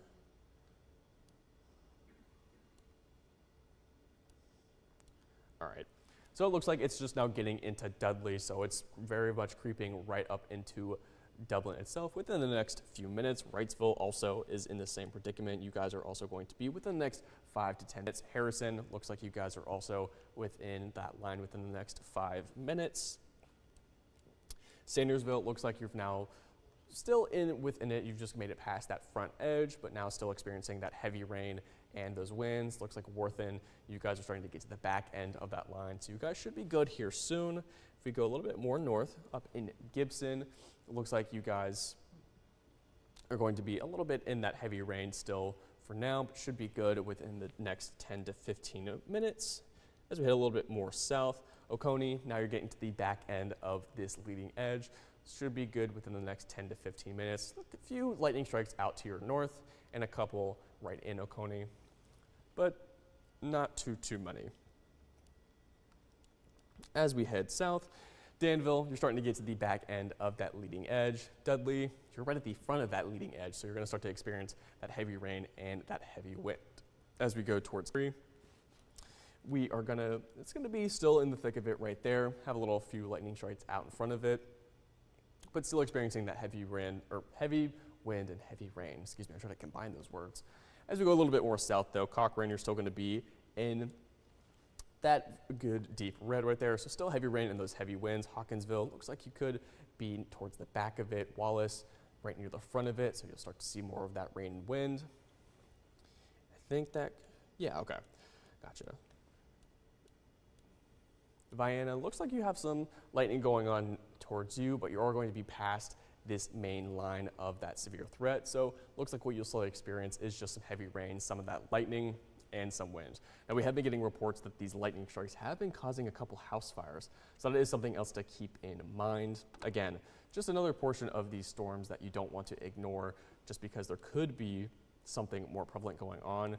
These other things that might not seem as significant are still causing problems out there. So we're actually going to go over to Americas, because I know we saw that cell earlier that had a little bit more of that lightning. I'm going to put this back on the animation. Let's see. So yeah, you'll notice that animation of this cell right here. It looks like it gets a little bit of that jolt, but then it looks like it's decreased in its concentration as well, which is a good thing. That means it could be weakening. So I'm glad to see that. We'll zoom out just a little bit, see if there's anything else. I'll actually go to our southwest. And our southwest, so down to the southwest of Albany, looks like they just got a tornado warning down there. They've got a lot of lightning concentration going on to the southwest of Newton. So I don't know if anyone watching this is going to be down there, but if you are, you need to get into your safe place right now, because you are under a tornado warning for down there. So this is that time to get to your safe place, make sure everything is in line, and get secure. So we will have to watch that as it makes its way north and east. But again, since our flow is from the south and the west, it's going to be going in the northeast direction. So that's why we want to be watching to our southwest, just to kind of see what is going on down there, to see what could come towards us here in middle Georgia. But for now, still going to be sitting with that severe thunderstorm warning. Looks like it has been expanded off towards Augusta now, but still going to be the same for us here in middle Georgia.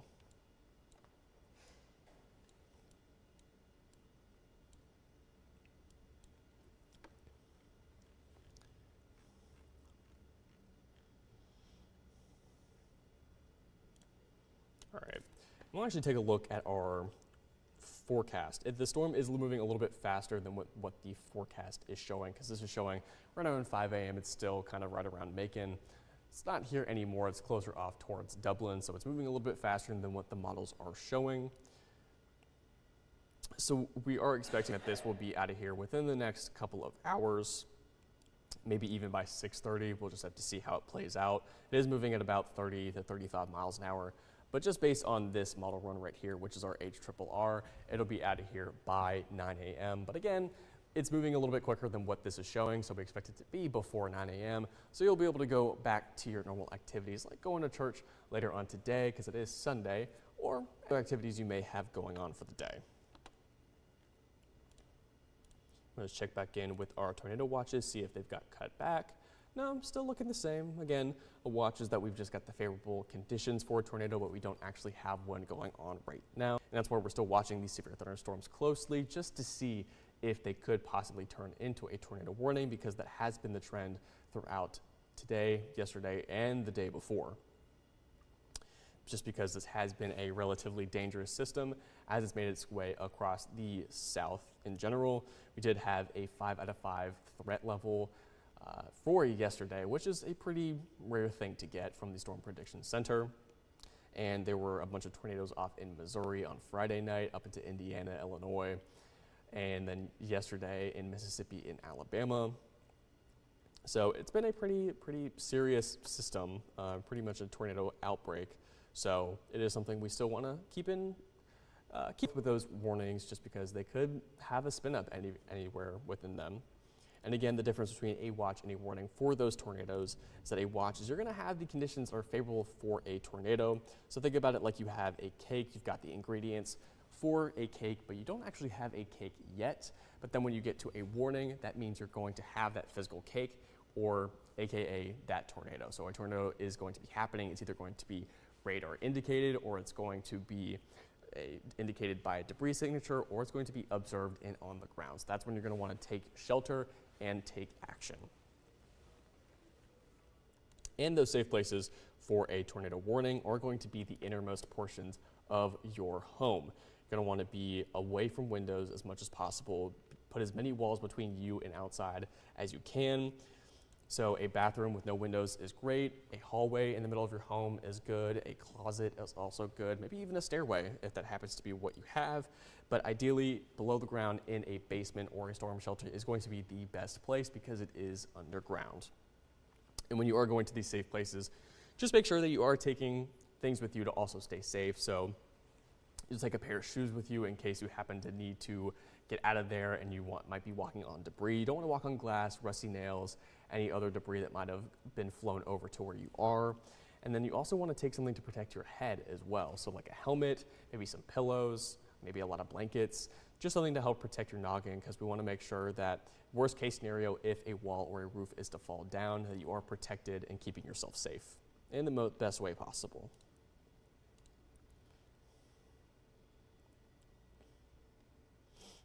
All right, we'll just flip back to the radar real quick, see where this is going. All right, it looks like we got another severe thunderstorm warning issued. Looks like it just got issued more eastward and south as well, just a little bit. So a little bit more south into Dodge County. Looks like a little bit in the northern portions of Wilcox near Finlayson, and then over to the east in Trutland County, as well as Telfair. We'll see when that one is set to expire. Let's see. All right, that one is to expire around 6 a.m. And the other one that we've been looking at for a while over here is around 5:15. So in about 4 minutes, we should see that taper off and be left with just the one that is until 6 a.m. So here, we'll go over to the Dublin camera, see if maybe it's made its way on there yet. Okay, I don't see anything right now, nothing noticeable. I don't see any rain. See, okay, still got some lightning going on, so it looks like it's still probably making its approach towards Dublin. But again, this lightning has been causing some homes to catch fire across Georgia and other states as well. So just be on the lookout for that. So that is a possibility with these storms. Because again, even though it's not maybe a tornado warning, these severe thunderstorm warnings are still important and should be taken seriously. But you'll notice with this animation right here, we have that big concentration. I'll let it come back over here, but have a big concentration right through here. And as we make its way, or as it makes its way eastward, it's actually losing a lot of that concentration of that lightning, which is a good sign. That means that this system is starting to weaken a little bit, because when you have a bigger concentration of lightning, that's usually indicative of a stronger updraft, which means you have a stronger storm. So the fact that we're losing that concentration of that lightning means that things should be weakening.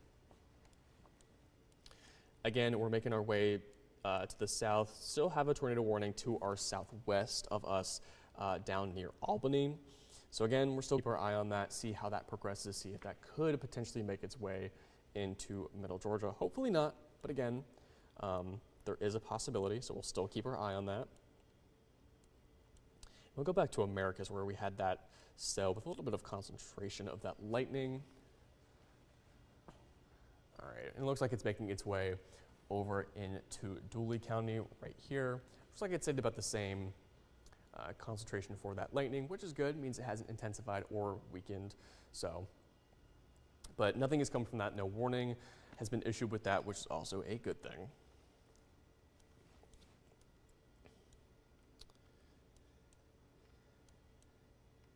right, let's see what this says. All right, and again, we'll just take it from the top and see where this leading edge is and show you where could be getting affected. All right, Davisboro, looks like you guys are up next for the leading edge of the system. Sandersville, you guys are starting to get out of that, so you guys are going to be good here shortly. Worthen, you guys are good. You're not in the red anymore. As we head down Harrison, looks like you just now got through that leading edge, so you're now in the bulk of it with this rain and that wind. Oconee, you guys are good. You're past the leading edge. As we head a little bit more south, Wrightsville, you guys are going to be right up on the leading edge of this, so you're going to start to experience that heavy rain and that heavy wind. As we start to make our way a little bit more south, McIntyre, Irwinton, Ivy, Gordon, you guys are good. You're to the west of this front line, so you're going to be good from this severe threat. And again, it's making its way right now towards Dublin. Dudley, you're right now starting to get into the brunt of this system, so again, starting to experience that heavy rain and wind. Montrose, you guys are also in the bulk of it. Danville, you should be starting to get out of it, and Jeffersonville, you guys should be good. Heading our way down south, Rents, you guys are up next within the next 15 minutes. Cadwell, same boat, also going to be within the next 15 minutes. Dexter, looks like you could be next 5 to 10 minutes. Chester, looks like you're going to be up within the next 5 minutes as well. A little bit of lightning out to the west of Chester. Cochrane, looks like you guys are just on the back end of this leading edge, so you guys should be good within the next 5 minutes or so. And then go down. Hawkinsville, looks like you guys are on the back end of that leading edge, so you guys are good. Wallace, same thing. Finley Sun, it looks like you're at the very bottom of it. I think you guys will be good within the next 15 to 20 minutes. And that is the biggest portion of that severe threat that we still have left over here in Middle Georgia. And it looks like that severe thunderstorm warning that we did have for these counties over here has now expired. So now we're just left with this one that is now in Lawrence County, also down into Dodge County, into Pulaski and Wilcox. So we're still left with that one. Again, that one is set to expire around 6 a.m. So we'll just have to watch it as it makes its way on through. I want to check on this tornado warning, make sure it has not been expanded. It has not, which is good. Just see if maybe it's died down the lightning a little bit. Possibly, it's hard to tell. It's a little messy down there. But again, we'll just keep our eye on it, see how things start to progress. All right, let's see. Maybe the tornado watch has been cut. I don't believe, yeah, okay. Still sitting the same, still just do have to the northeast all the way down to the southwest. Still have that tornado watch issued for the eastern portion of Middle Georgia. Again, it does say until 10 a.m., but once these counties have been making their way past that main line, they have been getting cut from that tornado watch. So we'll start to see some of these also be cut relatively shortly. I hope, again, we're working in connection with the National Weather Service, so we'll just have to see what they think and what they see is fit. But typically what we've been seeing throughout the day is that once we've made it through that main line, we have started to get that tornado watch being cut. I'm actually starting to hear rain here on our roof here on the station, so I'm going to go check the Macon camera, see what's going on. Might be getting another round of rain. So here, I gotta switch it from the Dublin one real quick.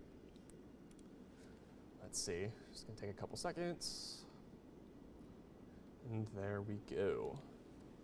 So yeah, let's see. Even for me, it's a little bit hard to see, especially with being night outside, but oh, there we go. We got some lightning still going on. And we'll notice our temperature has dropped already 8 degrees since we had that main line come on through. We were sitting at around 70, 71 degrees before we started to get any of that rain. Now we're already cooled down to 63 degrees, so we're starting to cool down, starting to get a little bit calmer, but we still do have that rain out there. I still can hear it on the roof. Still have some lightning going on over to our northwest, so still have some lingering rain from that system, but we are still past that main severe threat. So now I'm actually going to put it back on the Dublin one because I think they should be getting this very shortly. Let's see, we'll give it a second, see if any lightning happens to show up. If we get lucky. Let's see. It says winds are calm, and the temperature is at 64 degrees. Not seeing any lightning, but again, we'll just give it a second, see if we might be able to catch any. But Dublin is still under a tornado watch, so we do have the conditions favorable for a tornado. We just don't have a tornado on the ground at all. So that's why we still are going to have a watch until we make it through this system, just in case anything is to spin up, especially with that tornado warning down near Albany. Just want to make sure it doesn't creep on up here into middle Georgia, and if it does, that we are on top of it and we'll go back to being live if that's the case. I'm actually going to see if the wind gust, the current wind gust will show up, if it'll give anything good. All right, so yeah, so those wind gusts are going to be pretty much in line with that main line that we just talked about, where it's making its way on past Sandersville, into Wrightsville, into Dublin, down through here. So notice here in Macon, we're not going to be in those high numbers anymore. The gusts are only at about 13 miles per hour, but as we head down to where that front line is, it's going to be 29 miles an hour in Wrightsville, Soperton 27, Mount Vernon 24 miles an hour, McRae sitting at 29 miles an hour, Cochrane sitting at 37 miles an hour for those wind gusts. So again, even though a tornado warning is what a lot of people are wanting to know, thinking if that's going to happen, these gusts, along with these strong winds with this line, is still important. It is still a threat to property, to people. So just something to keep in mind. Still got those gusts going on. But we'll check back in on the radar and see how things are progressing, see if it's made its way on over to Dublin. All right. So it looks like it's just about to get into Dublin. Again, we'll check back with the camera shortly just to verify. But again, this system is moving about 30 to 35 miles an hour. I'm actually going to go back and check it as well, see if maybe they've updated it. Let's see. Oh, it says it's moving at 55 miles an hour. Okay. Never mind, I stand corrected, not 35. So I'm actually going to go in and change something real quick. Let's see. All right. Just going to change the speed of the storm, so if we do one of those tracking things again, that'll actually have the accurate speed up for us. You know what, we'll do that right now. How about? Okay, so again, we're going to try and follow the leading edge of this system. So I'm just going to do my best to trace it. And this is going to be an approximation, a generalization of when we could expect to see this within, we'll do 30 minutes from now. Let's see. Okay. So right now, so you see it around the Dublin VA Medical Center and Dublin within the next couple of minutes. Right around 5:30, we start to see it around the Dodge County Elementary School, then heading off to around 5:36. Could start to see it in Scott and then Blundale, heading off to around 5:45. Could see it near Scott's Corner, Trutland County High School, and Soperton, or the Soperton and Trutland Rec Complex. Then heading off to around that 30-minute mark at 5:52. Could start to see it in Gillis Springs and Zadie. So again, within 30 minutes, you'll notice that the top portion of this will be starting to move out of middle Georgia. So we started this around 1:32-ish in the morning up near Forsyth and places like that. So within about 3.5 hours, it's already starting to almost make its way at options of middle Georgia. So it is moving a little bit quicker than the models did say from last week, which is a good thing. That means we'll get out of our threat sooner. But for now, still just watching it, still just an eye on it.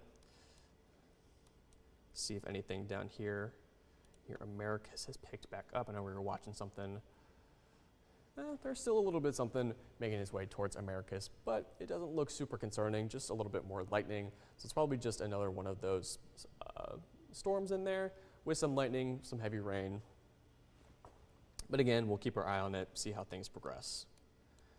All right, it still looks like that tornado warning down to our southwest, closer to Albany, still has the same polygon, has not been extended. So hopefully it stays that way, hopefully it get extended. and hopefully it will stay down there. But for now, again, still just going to have these severe thunderstorm warnings as we make our way through the rest of this morning. It is just about 5:24 in the morning, so slowly but surely making our way through this. I'm going to switch back to the Dublin camera, see if maybe it's now made its way on there. Okay. And I feel like I need like night vision goggles for this.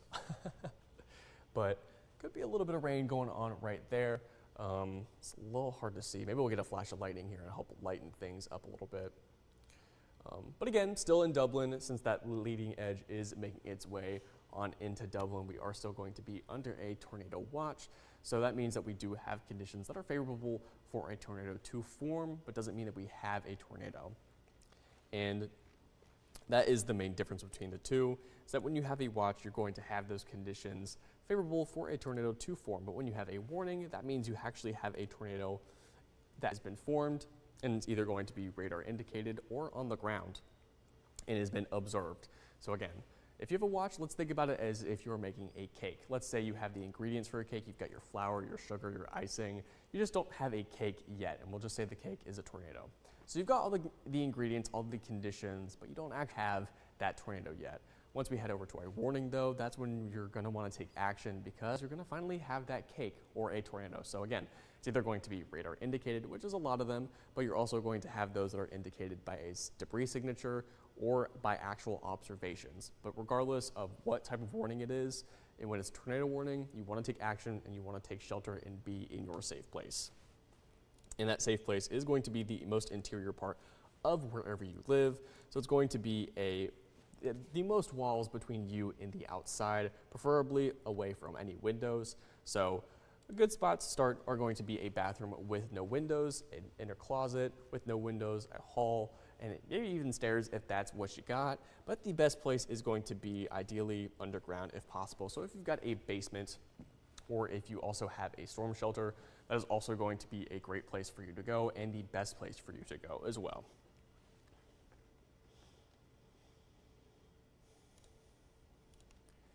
And when it comes to talking about severe weather as well, we also take a look at our velocity radar. Now, this is typically used when we get those tornado warnings to help identify the rotation within a storm. So thankfully, here in Middle Georgia, we don't have to use it right now. We did have that tornado warning earlier on in the morning.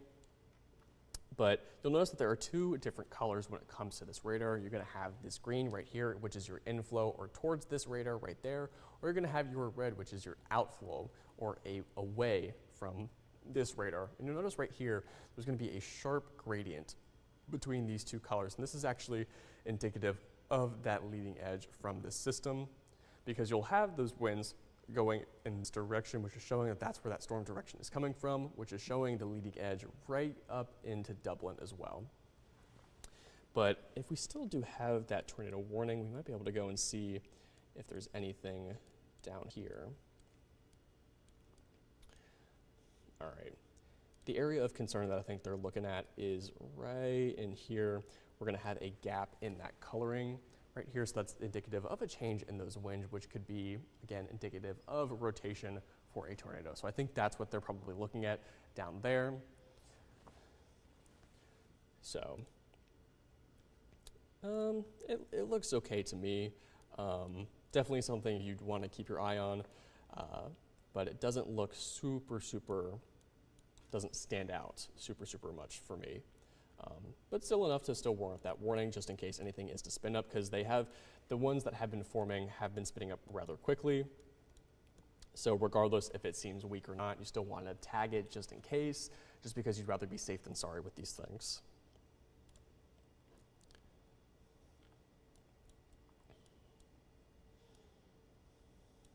Alrighty, just going back to our radar again. Once again, you'll notice that lightning was the bigger concentration over here in Macon, Warner Robins, Perry, all the way down through Montezuma. But as it's made its way on eastward, it has actually begun to lighten up with these lightning strikes as well. It looks like here, I'm going to actually zoom in a little bit and see if that's what I'm seeing. Okay. And then right in here, you'll not see a little bit of a slight bow right with this radar right here. And what that is telling me is that there's a little bit of a stronger wind from the back pushing that main segment out, which is indicative of a little bit of a stronger wind field right in here. So places like Louisville and Wadley, hope I'm saying those right, I apologize if I'm not. Looks like you guys are right in front of this little bowing section right here. So again, this potentially could mean that there are some stronger winds behind this rain right out front. So you guys are right up on top of this leading edge right up in here. So Louisville and Wadley, looks like it could be getting this front edge within the next few minutes, and it could have some stronger winds behind it as well. But thankfully, not a lot of a concentration of lightning, which is still a good thing. But as we make our way down south, Wrightsville, here, I'm gonna stop it right there. Okay.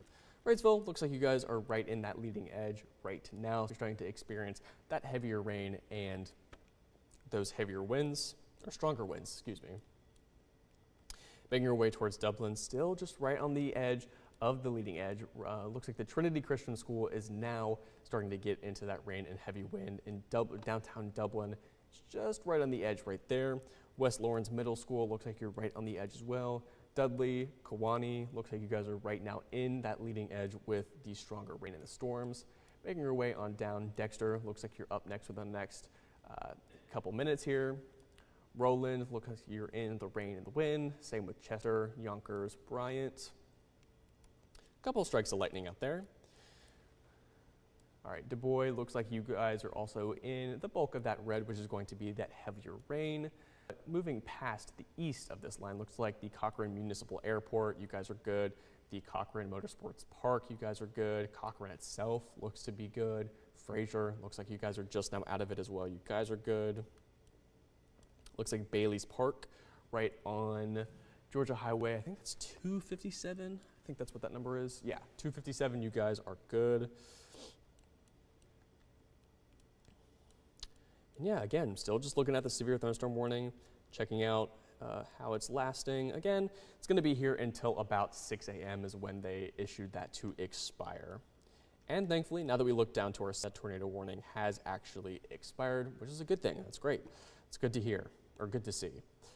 Looks like they still do have a severe thunderstorm warning down there near the same area. But for now, that tornado warning has expired, which is great.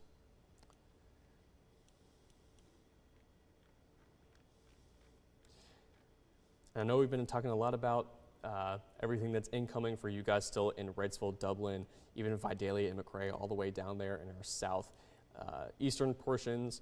But it was always good to kind of take a slight break as long as things are not crazy chaotic and just kind of talk about what we can expect for the rest of the week here in Middle Georgia.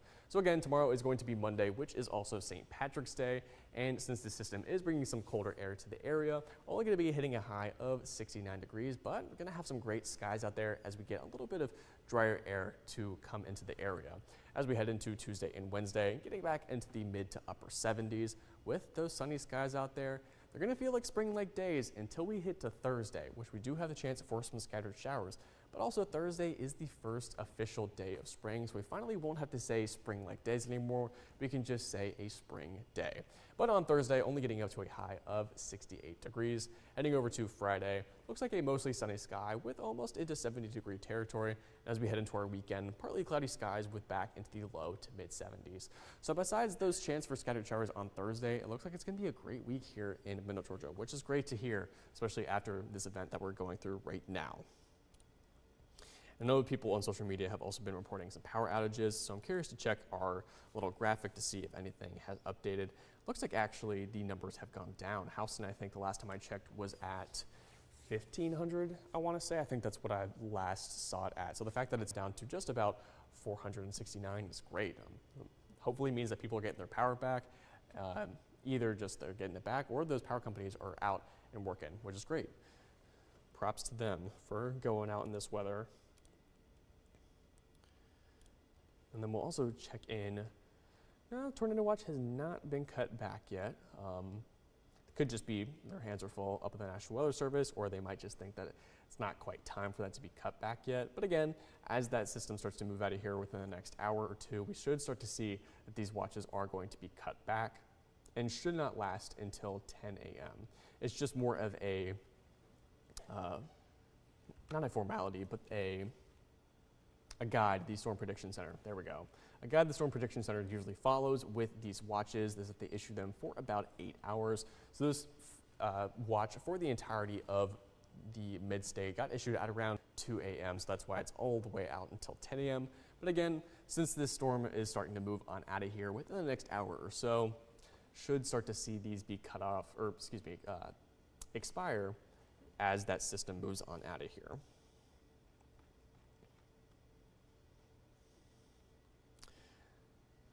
I'm also curious if maybe my rainfall total graphic will work. Here we go. Okay, cool.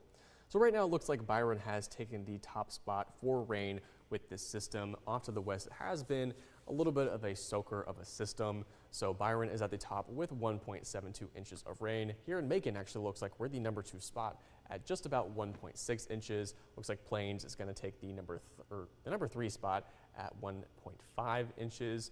And then still in McRae, Dublin, Eastman, we have yet to see that rain. So I'm sure these will fill in as we start to make its way through those places as well. But so far, top 3, Byron, Macon, and Plains. And again, it is 5:35 here. So within the next hour or two, this system should be out of here. So if you still have plans to be going on to church or any other activities you might have for the rest of the day, you should be good to go by around 9 to 10 a.m. for sure.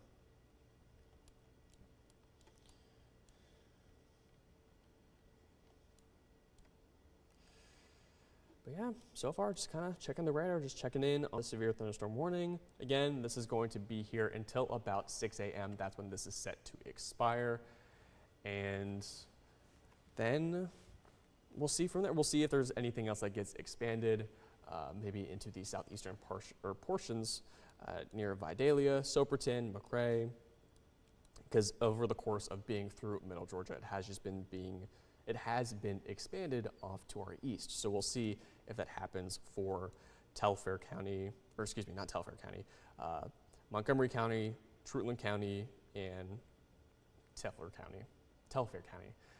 Sorry, it is 5:30 in the morning. My brain is a little bit slow, but still working through it. But yeah, so just keeping an eye on it, seeing how things are going. Again, we'll put it up to the now. Looks like Louisville is now going to be in the majority of that rain and that wind. Heading off towards Wadley, it looks like you're just now getting to that segment as well. Riddleville, Davisboro, and Sandersville, looks like you guys are out of the majority of that deeper red, which is good. You guys should be good within the next 10 to 15 minutes there. Oconee, you guys are past this main line, so you're out of that severe threat. Still just might experience some rain and some wind over the next couple of hours. Harrison, looks like looks like this line is kind of broken right here. So Harrison looks like you're kind of in the middle of all of that. So you're probably still gonna get some rain and some wind for the next 15 to 20 minutes. Wrightsville, you're still getting towards the leading edge of that system. Starting to get some rain and wind there. Make our way south. Looks like Dublin has now finally gone into the leading edge. So actually, I'm gonna go over to the Dublin camera real quick, see anything with this. And yeah, you'll start to notice, you'll see these raindrops now hitting on the camera. So it's finally now raining there in Dublin. Looks like they got a wind out of the west at 9 miles an hour, and the temperature is at 64 degrees. So they are cooling off as well as this rain is falling. Not noticing a whole lot of lightning. Like I was mentioning before, the bigger concentrations of lightning were here in Macon as it was passing through, but as it's made its way eastward, it's actually begun to lighten up in terms of lightning. So not seeing nearly as much as we did earlier in the morning, but again, that's a good sign. But just heading back to the radar and going back down the line a little bit.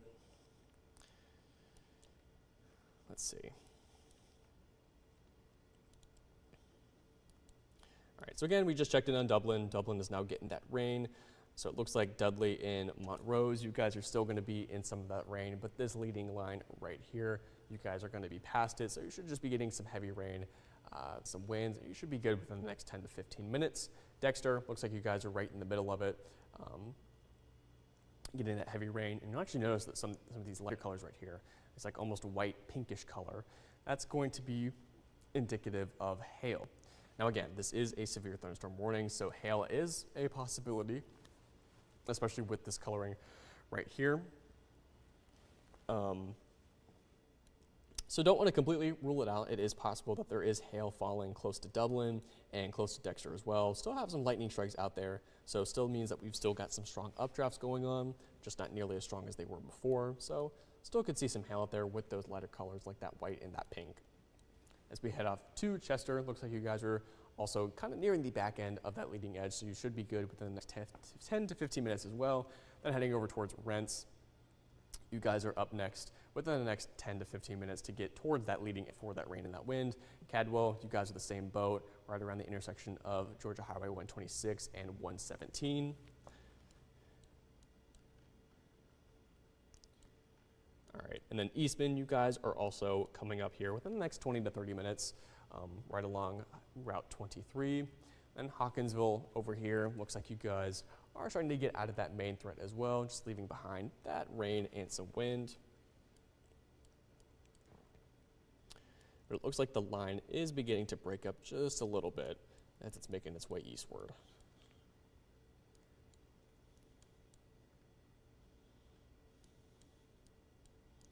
Yeah, here out into our most eastern counties, we start to see Mount Vernon. You guys are going to be up on deck, and we'll do a little bit of a tracker, see how long we'll expect this. Get that, and then we'll do 30 minutes. See how far that gets us. So using this tracker and the speed of about 55 miles an hour from the latest reading from the National Weather Service, right around 5:45, it'll be near Jaybird Springs in Oriana.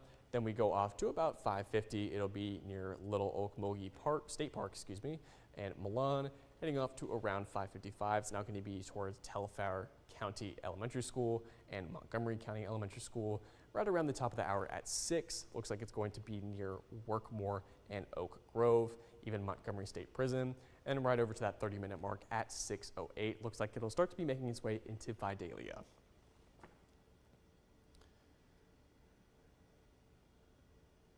And again, once you are to the west of this main line right here, I'll draw it with my hand actually, make it a little bit easier. Once you're going to be past this main threat right here, and you're going to be to the west of that, you guys are good. So again, over here in Monticello, Forsyth, Macon, Milledgeville, Warner Robins, you guys are good. You guys are in the clear. You're past the severe weather threat. You still might experience some rain, some heavy rain, maybe even a couple flashes of lightning, but that main severe threat is going to be along this main line right up in here. And again, it looks like there is still some storms that are making their way down into Sumter County and Taylor County that are still getting some good amounts of lightning going on. And those are from the southwest. Like I was mentioning, our flow is from the southwest heading towards the northeast. So we're starting to see some of those systems from down in southwestern Georgia make their way up here into middle Georgia. As we make our way down past middle Georgia, where we did see that tornado warning, again, has not come back, which is great.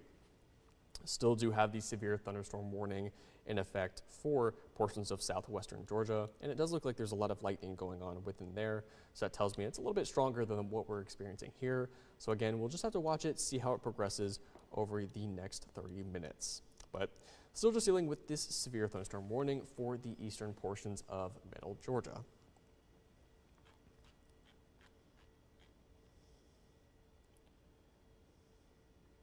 And we are still under a tornado watch for a good portion of the mid-state.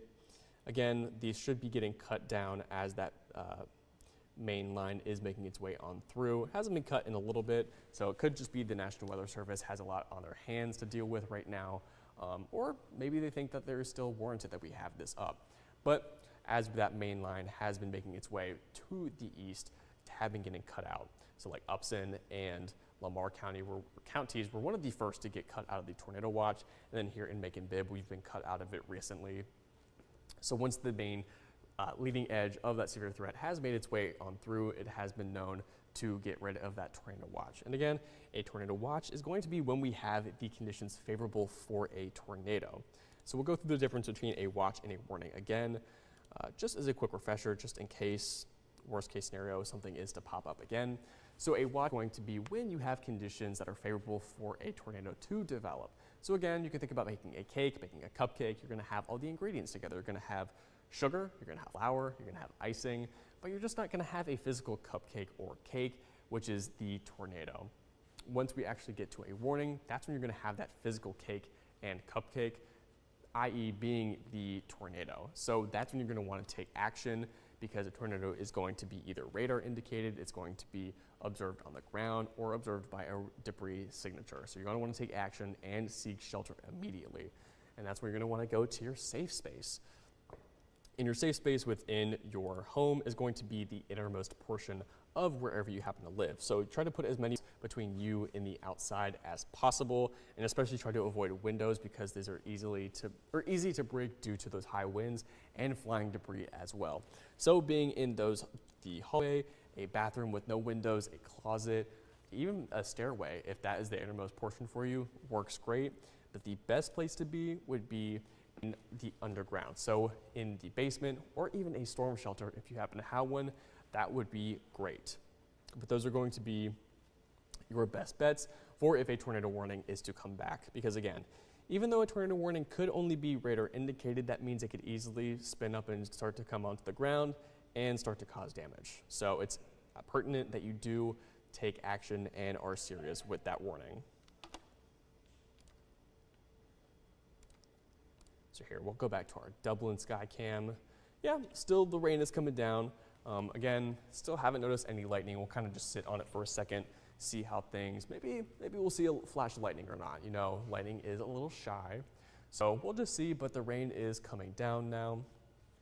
And they've got a wind out of the west at 9 miles an hour. So not awfully windy over there. So we'll actually take a look over at our wind gusts, see if maybe it has loaded in.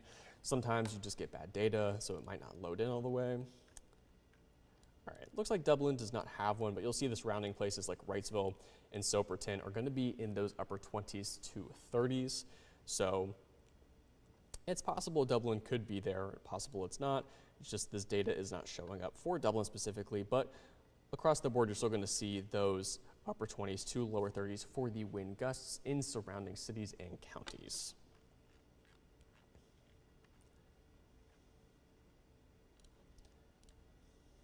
But our radar, yeah, thankfully we are still just seeing those severe thunderstorm warnings for the eastern portions of middle Georgia. And it looks like that line is breaking just a little bit. And it looks like we've got a little bit more of a slight intensification with that lightning here to the north of Wrightsville. Looks like it fizzles out, then kind of gets a little bit more momentum right there. So we'll have to keep our eyes on that, see if that maybe will produce some more rain and some more wind. But now we'll see that Dublin is going to be into the thick of that line right there. And as we just saw from the sky cam, it's heavily raining there, and we've got to see some winds as well. Yeah, Soperton looks like you guys are right now on the leading edge of some of that deeper color. Same thing with Gillis Springs, you guys are right up on there. Terrytown, you guys are going to be next within the next 5 to 10 minutes.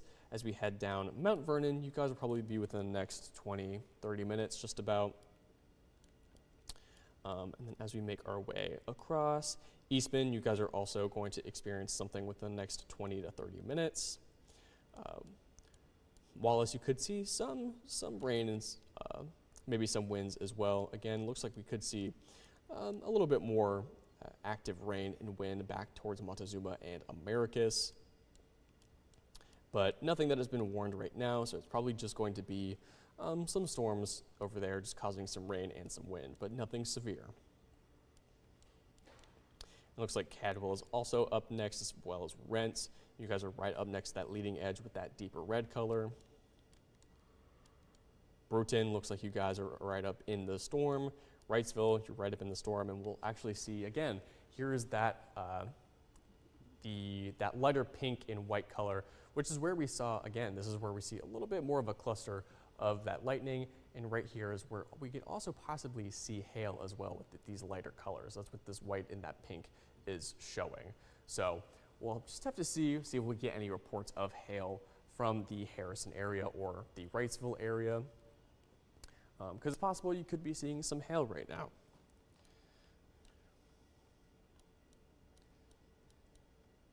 And hail is going to be when you have those ice crystals up in the clouds. When you've got those strong updrafts, they're just going to keep going up and up and up. They're going to keep gathering ice. They're going to melt a little bit, then go back up into the atmosphere and kind of build into a bigger piece of ice until it gets too heavy and falls out of that cloud.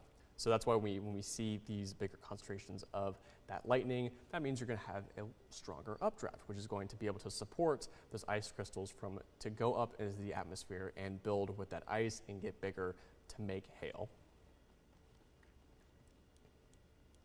But so far, that looks like the biggest problem area within this warning itself. It looks like up in the north. Wrens, you guys are good. You're getting out of that leading edge. Just a little bit of left over, but you guys should be good within the next few minutes. Looks like Louisville, you are good. You're just now out of that red. Looks like Davisboro, you guys are also good. Wadley, look okay for now. Like I was mentioning, it looks like there's a little bit of a break in that line right here, so we'll just see kind of what happens right here. But Davisboro, you guys should be good. Riddleville, you're getting towards the end of that line. Harrison, starting to get a little bit closer to the end of that line, but again, still have that concentration of, lightning and possibly hail. Wrightsville, you're still going to be in the middle of it, right at the intersection of Route 319 and Georgia Highway 15. Tucker's Crossroad, looks like you guys are getting towards the end of that edge. Trinity Christian School also looks like you're getting to the back side of the leading edge, which is good. East Lawrence High School looks like right there, near there, you're starting to get into that leading edge, as well as Catlin. West Lawrence High School, middle school, is going to be in the middle of this deeper red, so getting that heavy rain, that wind. Heading over to Goretta, looks like you're also going to be starting to get into that heavier rain and wind, as well as Alligood. Dexter, you're starting to get to the end of that leading edge, so you should be good here in a few minutes, as well as Roland and Chester. But yeah, just zooming back out, kind of getting the bigger picture. Again, now the northern part of Georgia are going to be good. It's now going to be over towards Greenville and heading its way over towards Columbia, South Carolina. And then the leading edge right here is where you see that lightning right up in here. Still going to be on the eastern portions of middle Georgia. Still have a little bit of that lightning down near Sumter County where Americus is. So we'll be watching that too. But for the most part, it's now making its way out of Georgia as a whole, and will start to be making its way out of middle Georgia here within the next hour or two.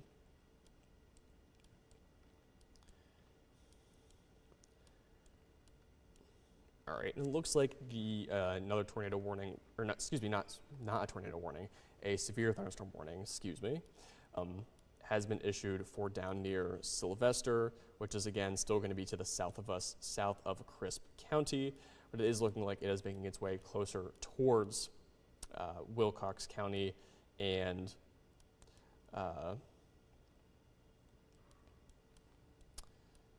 sorry, I just blanked on which county that is. So we have Wilcox, and then we have Dodge, and then we have Wheeler County. That's the name of it. But yeah, still so far just have the severe thunderstorm warning for the eastern portions of middle Georgia. Still seeing a little bit of a concentration of that lightning up here to the north of Wrightsville. But other than that, still just watching it, still just monitoring it, and seeing how things progress.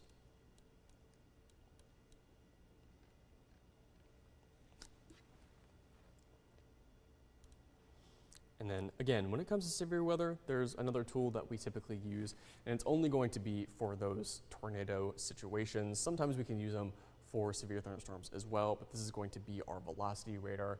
This is going to indicate and try to find and locate the indications of rotation within a storm. So as we zoom in here, you're going to notice two different colors. You're going to see that green and you're going to see that red. This green color over here is going to be the inflow or the wind going towards this radar, and then this red is going to be our outflow or away from this radar. Now it's getting a little bit further away from the radar, so it's going to be a little bit messier the further away that we get. But you'll see there's a little bit of a gradient right here between the red and the green. Now this is going to be, here I'll flip over on this side, it's a little bit easier. This is going to be, these winds are going down this way, which is where that leading edge is bringing those winds from the northeast. So we can see the leading edge is lining up right through here, which is going to match up with our radar. But again, typically only use it for really tornadic situations, just to help indicate that location of rotation, but still can use it to help find that leading edge like we did right here out in front of Dublin.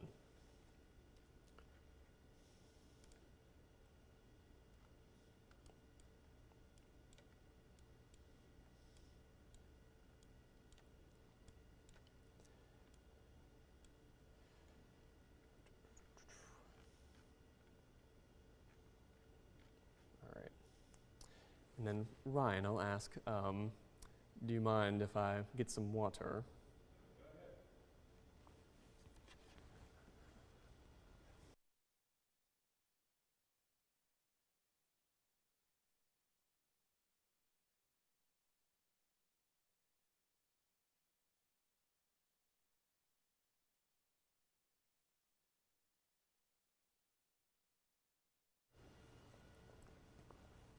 All right, and again, still just watching these severe thunderstorm warnings over across the eastern portions of middle Georgia.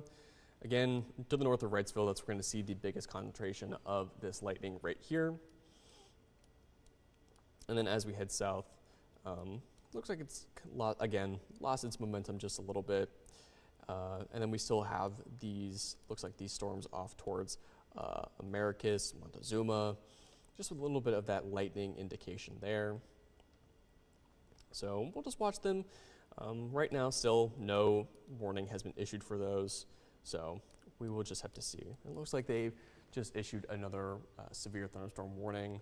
Still cover the exact same place that was covered before. Just now is going to cover a little bit to the east of middle Georgia in our viewing area specifically. But again, this warning that's been here for a little bit is set to expire within the next 5 minutes, so we will see if that is to go away within the next 4 minutes.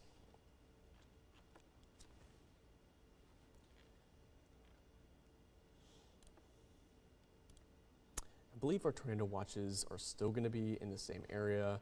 Yeah, still going to look the same.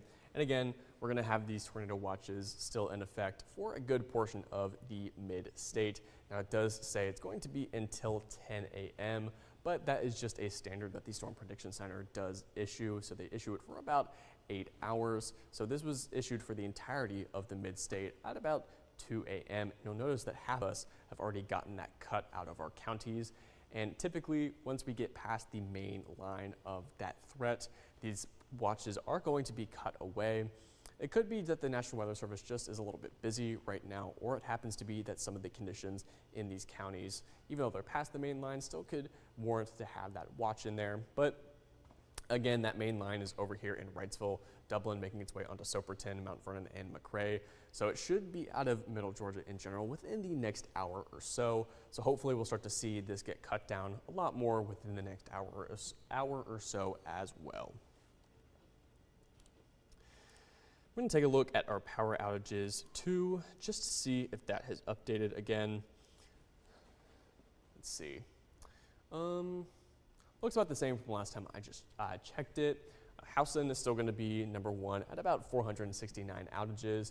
Bibb takes the second place at 252, Butts at 145, Sumter at 144, and Washington at 130.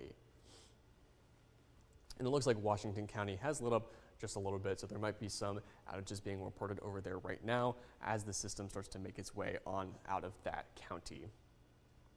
But so far, so good. We did have Houston up at 1,500 earlier for its outages, so the fact that it's going down hopefully means that those power crews are out there working hard at getting things back up in order. We'll take a look at our rainfall totals to see if they have updated at all. And I do not believe so. We still have Byron at number 1 at 1.72 inches, Macon right behind it at 1.59, and then Plains at number 3 at 1.49. So those are still going to be our top 3 spots for these rainfall totals. As we've seen this trek across the western portions of the South, it has been a soaker of a system. So close to 2 inches up in Byron, and then across the board, so a lot of places are going to be above that 1 inch mark. Up again in Fort Valley, Jeffersonville, Unadilla, and Gray, all going to be above that 1 inch mark. And then other places, again, near Tennille, McRae, Dublin, Eastman, still it's making its way on through there, so I do expect these numbers to update as we head throughout the rest of this morning. But for now, these are what those numbers are looking like.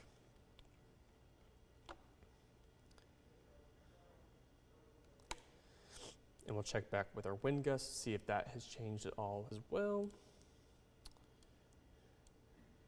All right, and again, you'll notice with the leading edge of that storm, it's going to be still right up in here, so that's where we're going to notice the biggest gusts from this system. So still in Wrightsville sitting at about 32 miles an hour, Soperton sitting at 26 miles an hour, Mount Vernon 21, McRae 29, Hawkinsville still sitting at 31, but other places out near Monticello, Forsyth, Fort Valley, all going to be back in these single digits since that system has now made its way on through and out of that area.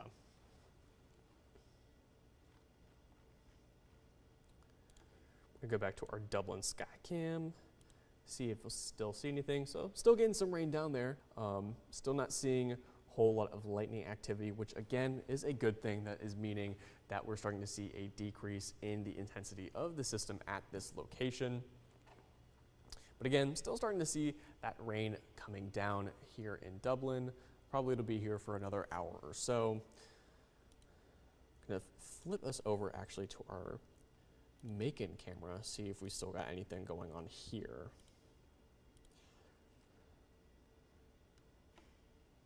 All right, so it looks like the rain has calmed down for now.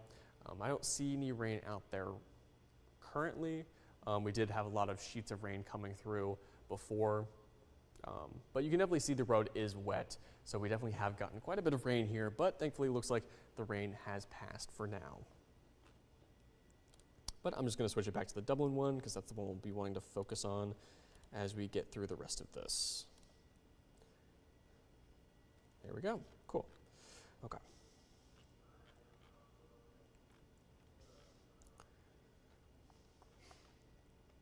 But again, we'll flip back to the radar and just kind of check up with where that leading edge is actually going to be at. Alrighty. So yeah, it looks like that warning that was supposed to expire at 6 has expired. So now we only have the warning over here in these 3 counties. So in Washington, in Johnson, in Lawrence, and in Trutland. So just going to be in those 4 counties for now. And you can see there's really not even a whole lot of lightning going on over here. So besides that, we look good for now. Again, it actually looks like the concentration of the lightning down near Americus, Montezuma, even close to Unadilla has kind of fizzled out a little bit as well, which again is a good sign. So that makes me happy that that has fizzled out just a little bit. Now looking to our south, still have the severe thunderstorm warning to our south, close to Albany, making its way towards Sylvester. So we'll still keep an eye on it, see how things are going. But for now, looking like it's just going to be these 4 counties that are left for this warning. Because that's where it's going to be the deepest part of that red, where we'll start to see the remainder of that severe threat. And again, as it's made its way through Middle Georgia, this line has broken up a little bit as well. So it looks like it's just this portion right here that is still going to possibly cause a problem. But again, it's not really a whole lot of lightning with that at this point. So it makes me think that this is weakening as it's making its way across the mid-state and starting to make its way on out of here as well. But we'll see when this warning specifically is going to expire. It says 6:45. Okay, so 6:45. It is 6:03 right now, so in about 45 minutes.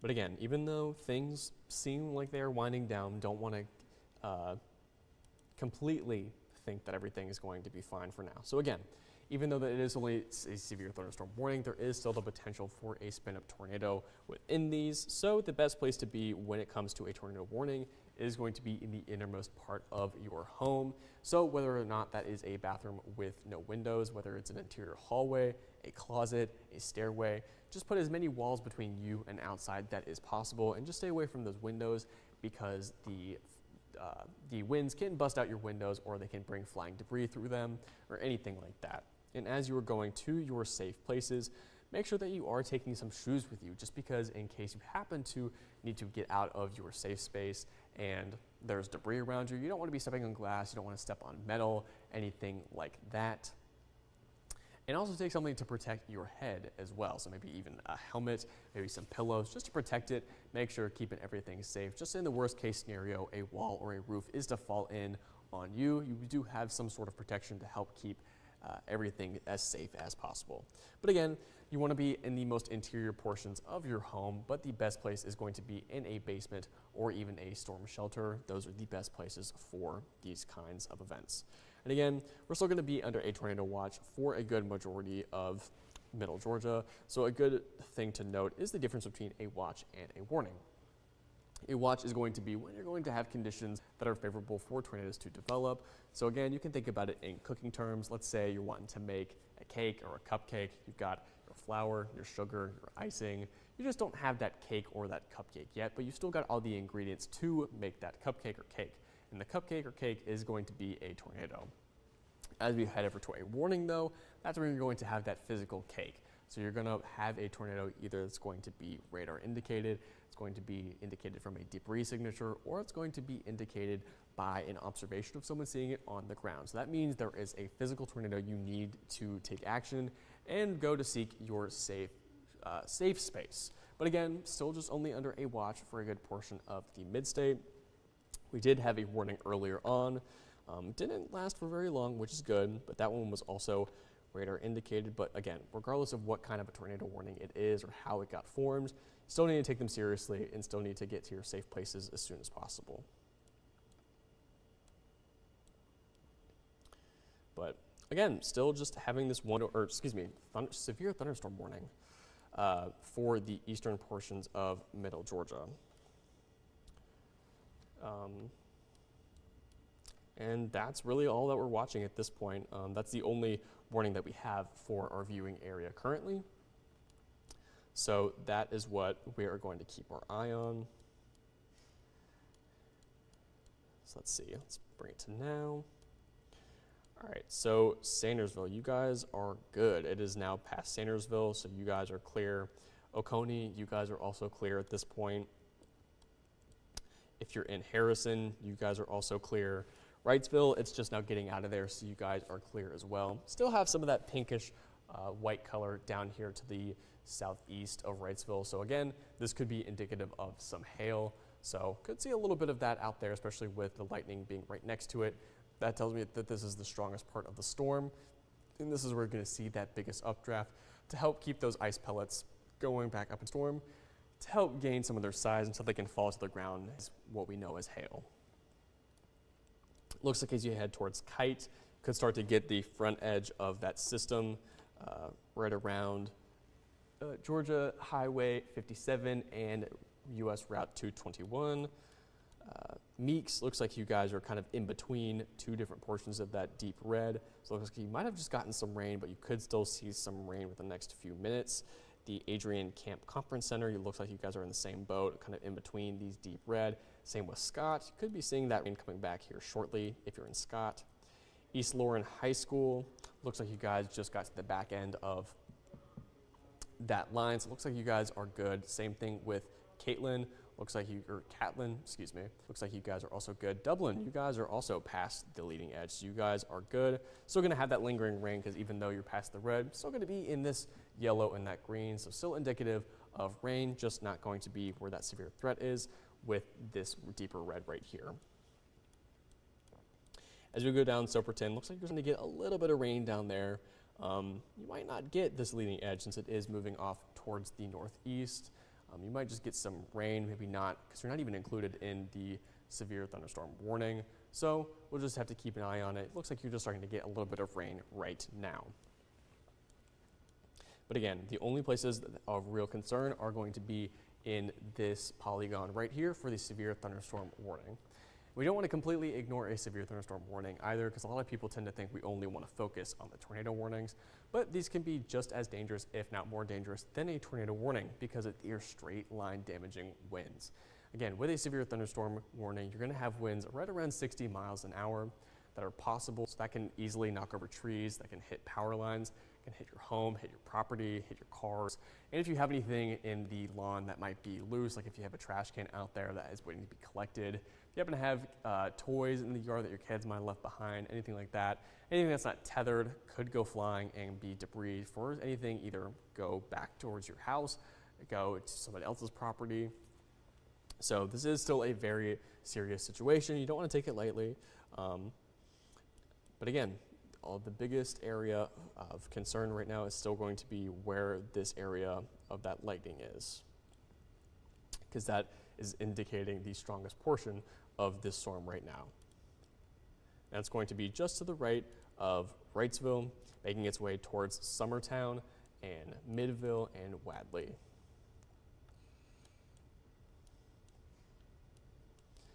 Looks like we've picked up a little bit of lightning back towards Americus, maybe closer to Warner Robins, a little bit to the south of Perry, north of Unadilla. But thankfully, they are not warned with anything, so it looks like they're just the run-of-the-mill storms that are just bringing some lightning, some rain, and maybe some wind with them as well. Again, still have these severe thunderstorm warnings to the south of Middle Georgia, down towards Albany and Sylvester. Looks like they could make their way up into Middle Georgia, but we're still watching them, seeing how that plays out.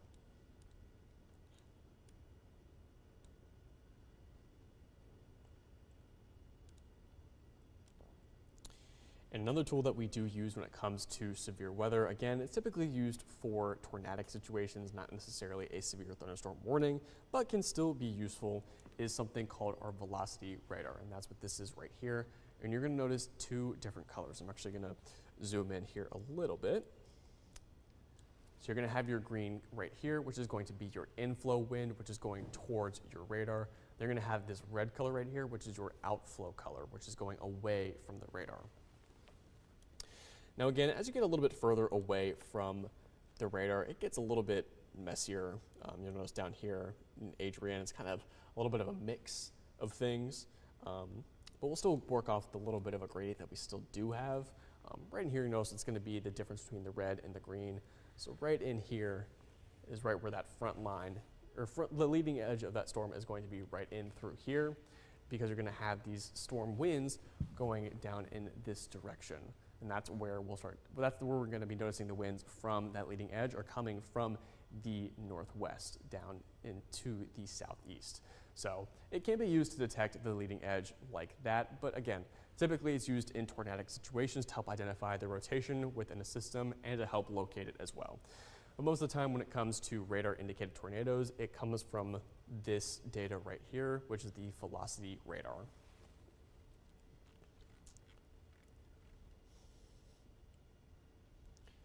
I know we've been talking a lot about this system and it's almost out of here, but since it is almost out of here, I think it would be nice to talk a little bit about what our weather could look like for the upcoming week here in Middle Georgia.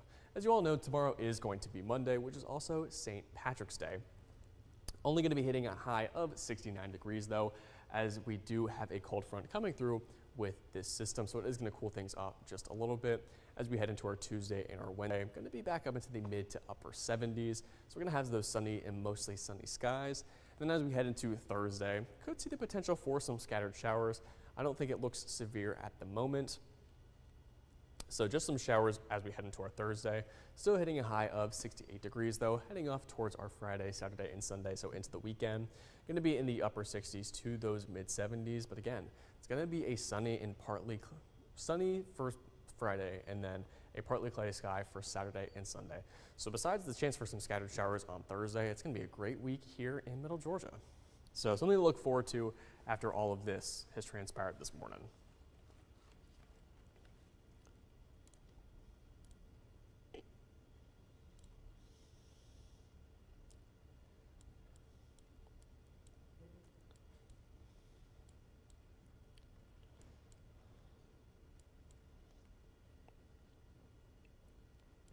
All right, it looks like we've got a little bit more of a concentration to the right of Wrightsville. It looks like, so here we'll track it again.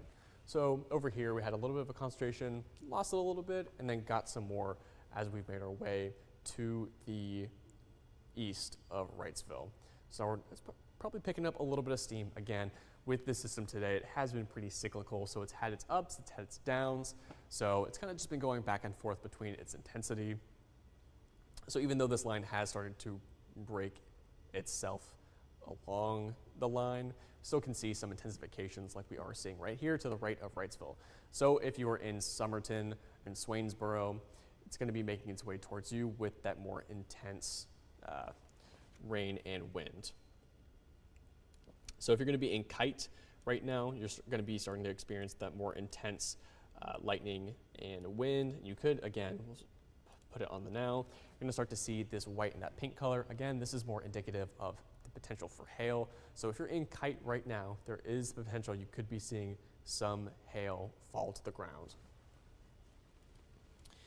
Meeks, you're also right over there with the potential for some hail and that stronger concentration of the lightning for some heavier rain and some of that wind as well.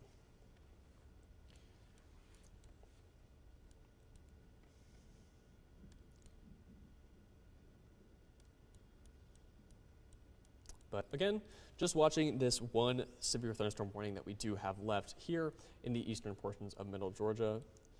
And other than that, things are looking good. All right, and it looks to the south of our viewing area, so south of Albany. They just issued a tornado warning down there. But again, still here in middle Georgia, we are doing okay. Just the severe thunderstorm warning off to our east. Again, we'll still keep our eye out on the tornado warning that just got issued down to the south of us, so it doesn't affect any of us here in middle Georgia. But we will keep our eye on it, see how that goes, because a lot of this tornadoes that we did see off to our west, they had a tornado, kind of fizzled out, and then got a tornado again. So we'll just have to watch it, keep our eye on it, see how things progress. But again, for the most part, no warnings throughout middle Georgia except the one for these 4 counties over to our west. So, or excuse me, our east, which is going to be Washington County, Johnson County, Lawrence County, and Treutlen County. So again, Soperton, it doesn't look like it's going to be in the main severe threat anymore. It's just going to get some rain. And then as we head off back to our west, still could see a pickup in that lightning just a little bit. But again, it is not warned by any severe threat. So it looks like it's just going to be your run-of-the-mill storms with some more lightning and thunder, some heavy rain, and some wind mixed in.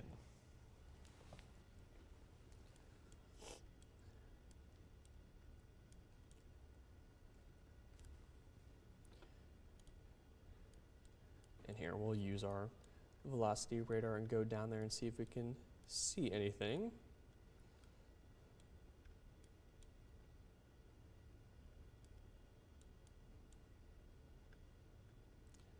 To get, with this one it's switching between 2 different radars, but here we'll see if we can get in close. Try and outline it for you guys. Ooh, that was a bad outline. Let me redo that for you all. Right in here. Okay, so based on this tornado warning, again, this is not here, this is not in middle Georgia, just using some of the tools I was mentioning before to look at what we could possibly see in the future, because again, still under a tornado watch here in middle Georgia, but this is not an active warning here in middle Georgia. But you'll notice that this is the 2 different colors from here in this warning, where we have that outflow and the inflow, where you start to see a little bit of that rotation. So this is what a radar indicated tornado warning does look like. But again, I want to reiterate, this is not here in middle Georgia. This is just an example from us in the south.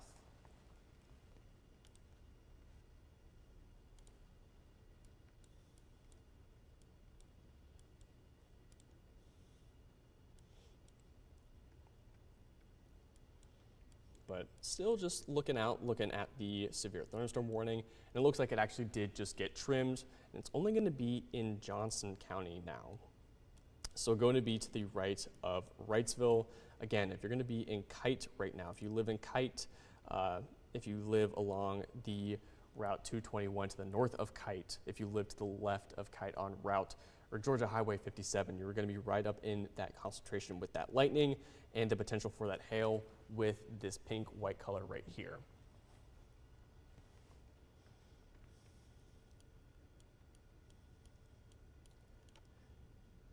And again, that's the only warning that I see right now for us here in Middle Georgia is just that one left over in Johnston County, and that is it for now. Again, still have some activity over here in Houston County all the way down into Dooley and, Sumter County. But again, thankfully, no warnings have been issued for that at all. We just have the one left over here in Johnson County.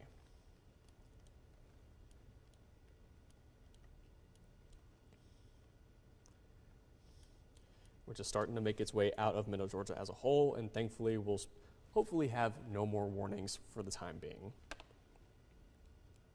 And again, I'm going to double check when this is supposed to be expiring. All right, it says right around 6:20 a.m., or excuse me, 6:45 a.m. is when it's set to expire.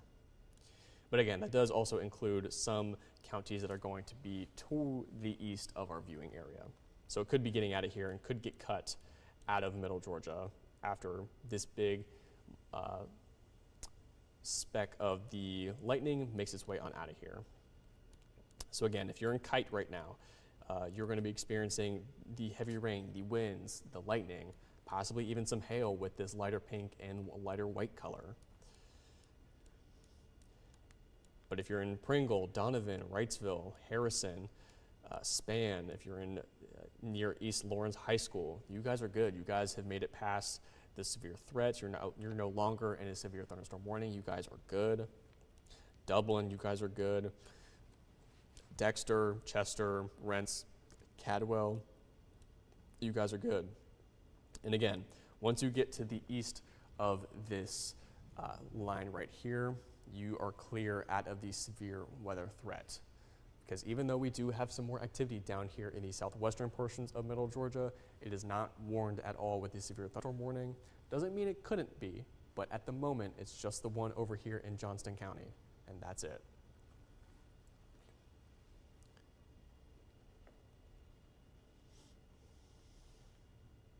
So we'll see if our wind gust data will pick up anything going on over there with the influx in that lightning. All right, it looks like the deeper concentration of the color has now moved off to the east. So Wrightsville still sitting right around 23 miles an hour, but once you start to see right over here on that border is where the biggest concentration of that lightning is going to be. So it's now making its way off to the east. So then places are now getting out of the 30s. Looks like only a couple places like McRae and Hawkinsville are still going to be at that 30-mile-an-hour wind gust, but the rest of us are starting to calm down in terms of those winds.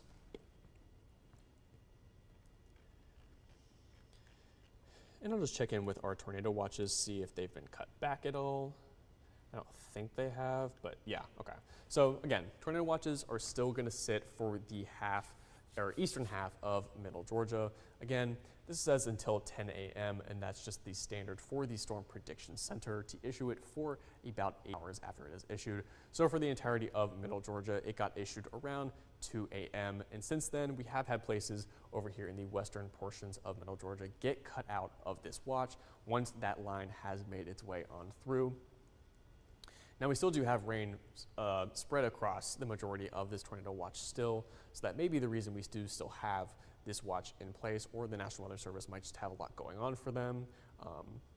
But regardless, it's still active, it's still in effect, so still take caution with the fact that we are going to be in a watch.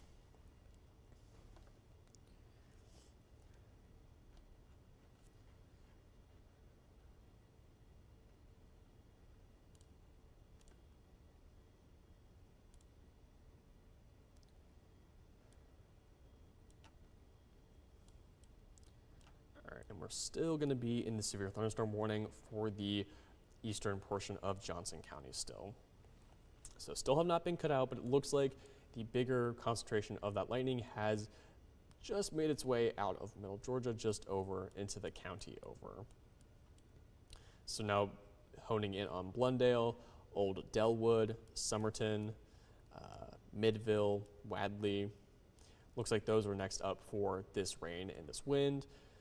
And it looks like Kite is starting to get out of there. Still looks like, again, there's still that lighter pink and white still sitting right over top of Kite. So there still could be some hail in the area from this radar signature.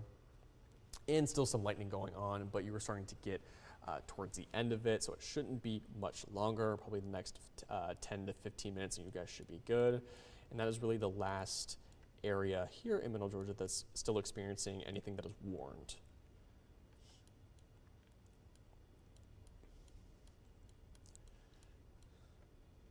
And again, still have a little bit of some lightning going on down near Vienna, Cordele, to the south of Byramville, to the east of Americus. It's going to be just to the west of 75.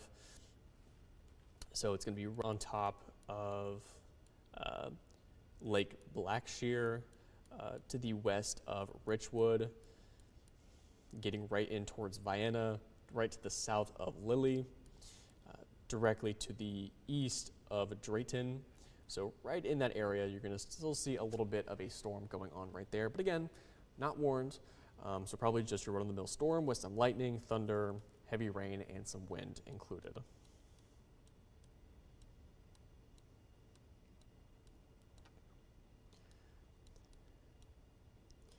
But again, you'll notice over to the part that is still warned, this line right here is going to be the edge of the viewing area for Middle Georgia. And you can see the bigger clump is now starting to make its way on out of here and to the eastern portions off towards counties outside of the viewing area.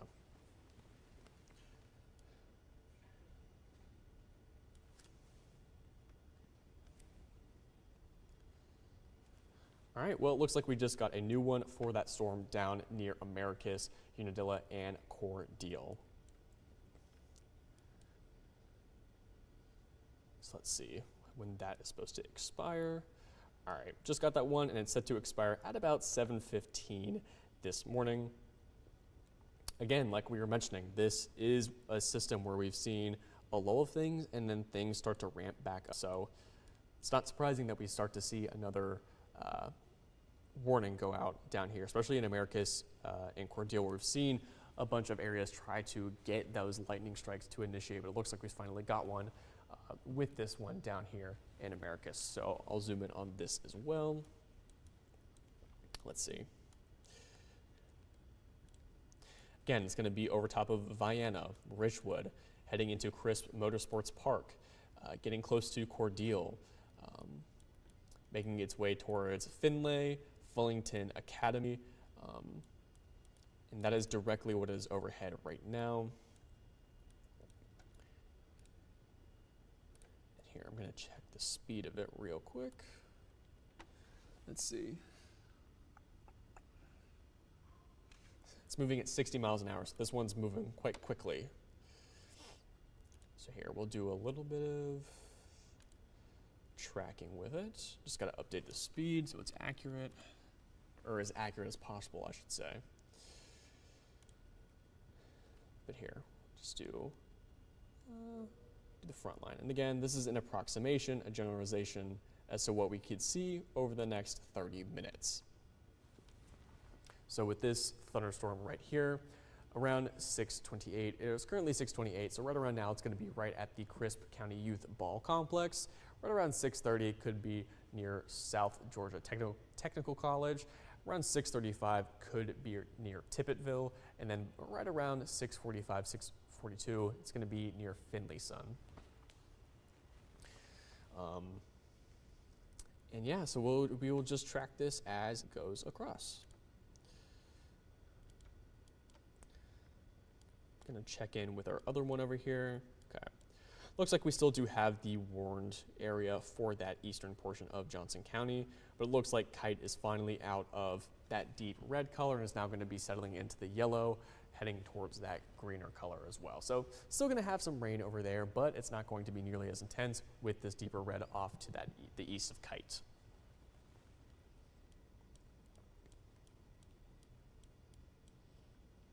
But this new severe thunderstorm warning does encompass quite a large area for this polygon. So here, I'll zoom in a little bit more. but it's going to be in Dooley, Crisp, Pulaski, Wilcox, all the way into Dodge and Bleckley County. So it's going to be in those 6 counties for now. And again, this is set to expire around 7:15 a.m.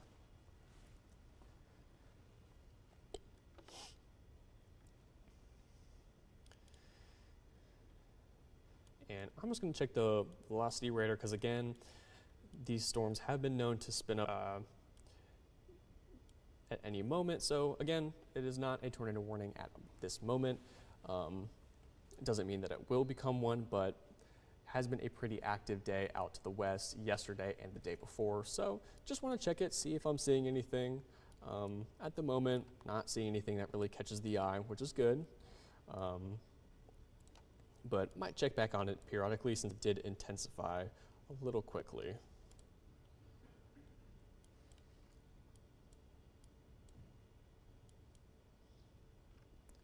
Yeah, you'll notice right there, that little, here, we'll wait for it to come back. That right there, and then just all of a sudden, all that lightning right there, so that means that it rapidly intensified right as it made its way to the north of Cordele. So definitely something we want to watch and keep our eye on.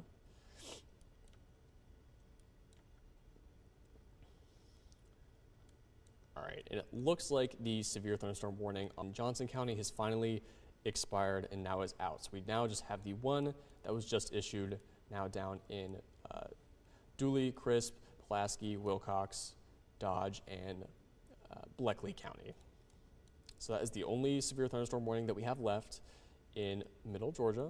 It did just get it, but it is the only one left.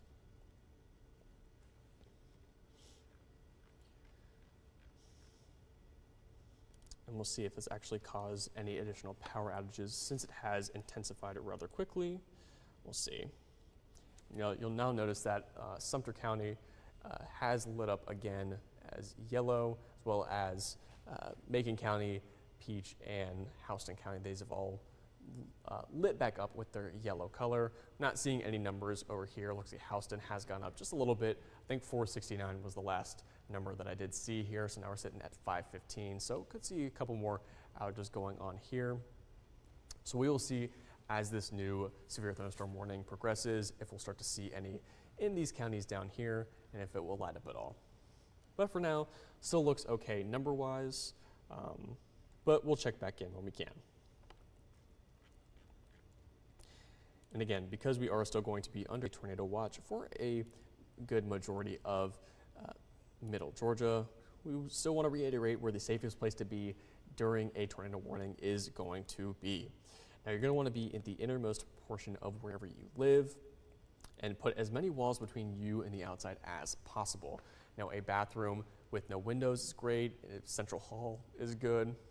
If you have only stairs, that's also good. And even a closet works too. But the best place, if at all possible, is going to be in a basement, which is underground, or a storm shelter. Those are going to be the best places, if at all possible. But if you do not have access to a basement or a storm shelter, you're going to want to make sure you get into the most central part of your home and be protected. So when you go to these safe places, you want to make sure that you also bring a pair of shoes, just because if you have to get out of there and walk over debris, you're not stepping directly on glass with your bare feet or rusty nails or any other sort of debris that could be in your way. And you're also going to want to bring a helmet or something to protect your head, just in the worst case scenario that a wall or a roof does fall in on you. You have something to protect your head and keep you as safe as possible.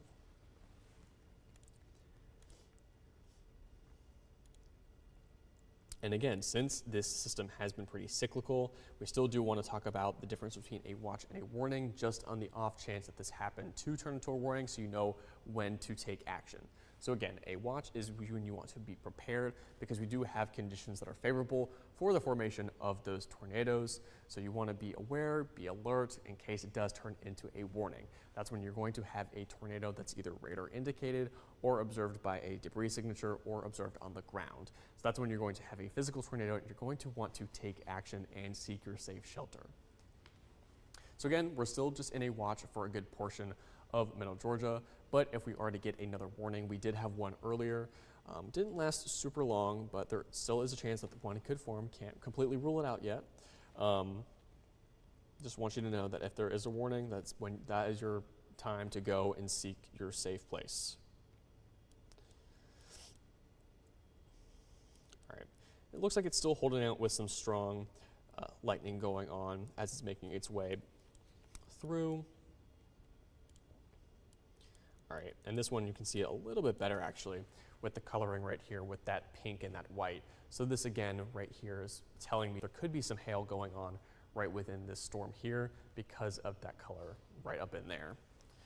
And again, because there is a bigger concentration of that lightning, it's telling me that there's a stronger updraft, which is helping to keep those ice particles up in the air longer, which these ice particles, as they grow bigger, are going to give you a bigger signature return, which is why you're going to see this color of pink and white, which is going to be above red. So as the bigger those ice crystals get to make that hail, the more likely you'll see this pink color indicating that hail as well.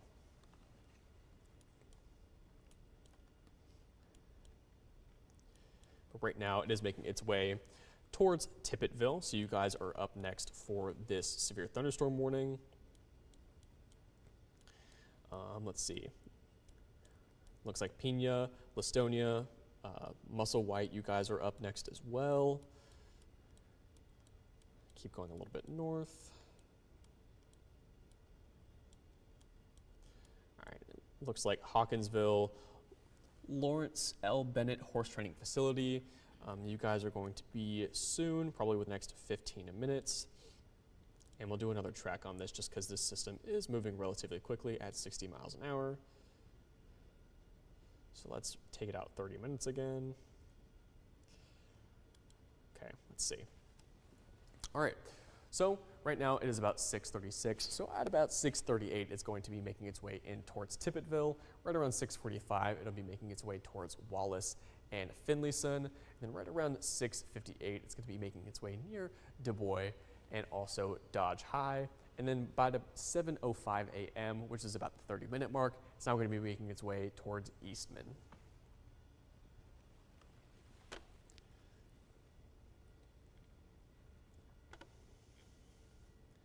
And again, just going to check the velocity, not that I suspect anything, but just want to keep an eye on it, just see how things are going. And again, not seeing anything super concerning, nothing's really popping out at me. So again, just checking in, just seeing how things are doing.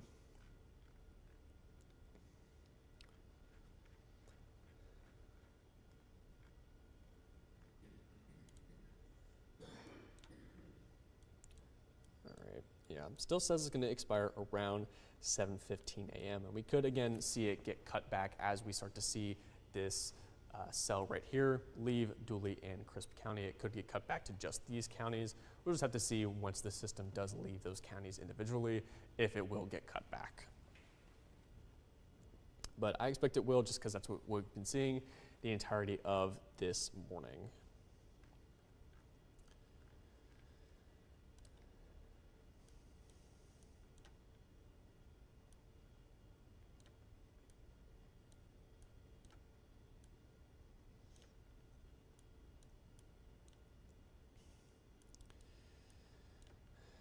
But yeah, this thing is pretty quick, moving at 60 miles an hour.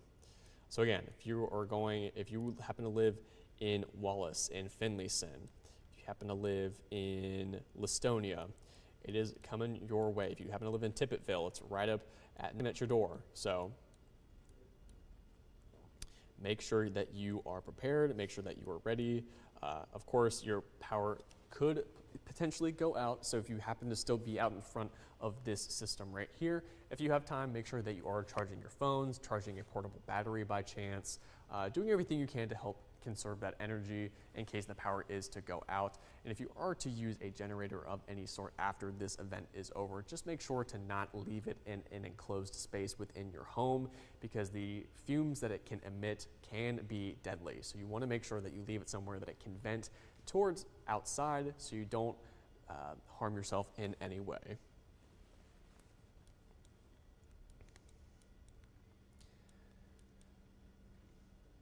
But again, still going to have this pink core right in there, signifying that there is a strong updraft with the chance for some hail mixed in with this as well. right over top of Richwood, Vienna, making its way towards the intersection of Georgia Highway 215 and 257, making its way onto Tippetville as well.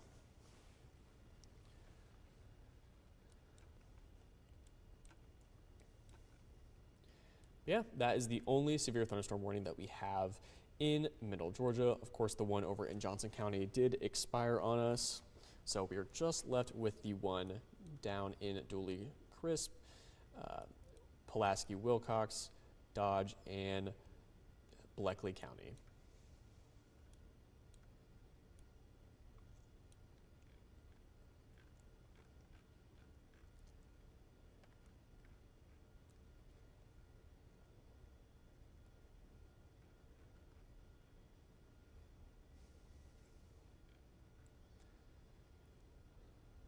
All right.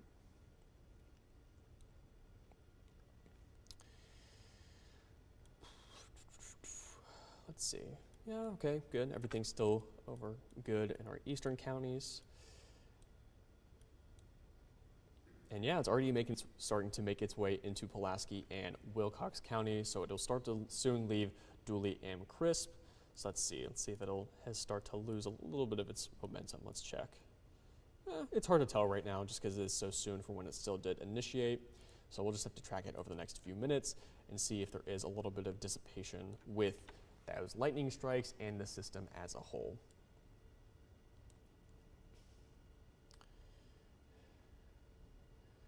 And actually, I will be back. I just have to use the bathroom and grab some water real quick. So I will be back in just a few minutes. But I will keep it up on this just in case anything is to change in the meantime.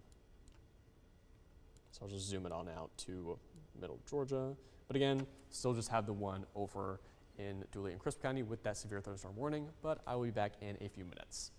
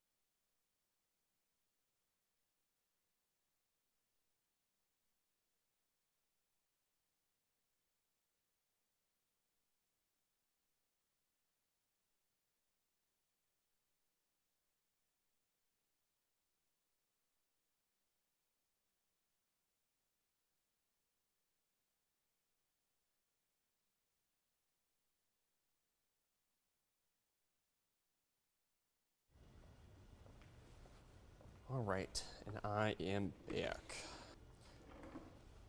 So looks like we're still just settling with the severe thunderstorm warning down to our south. So I'll just zoom us back in real quick. And there we go. Yeah, so it looks like they have cut some of that warning off like I was expecting.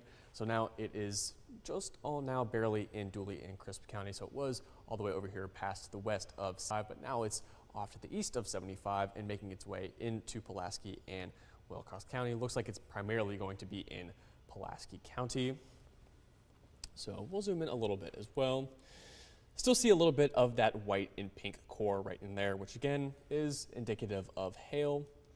We'll just have to wait and see if we get any reports, maybe from Tippetville or any of the places before like Richwood, if they saw any hail or got any hail. But again, if you're in Wallace, if you're in Finlayson, if you're in Gooseneck, Hawkinsville, it is making its way towards you right now.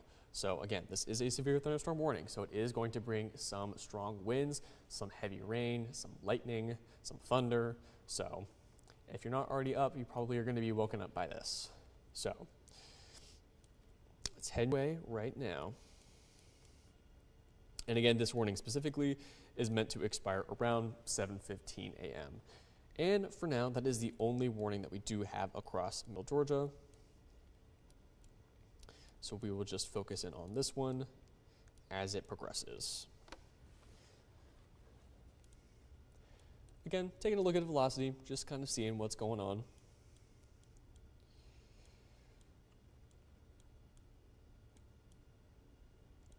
Not seeing anything too crazy, nothing that really catches my eyes, and things can get a little messy as well because we're not super close to the radar. Yeah, we're a little bit far away, so things can get a little messy, especially when you start to compile data from multiple radars and stuff like that. So, but again, doesn't seem super concerning to me at the moment, and still just under that severe thunderstorm warning as well.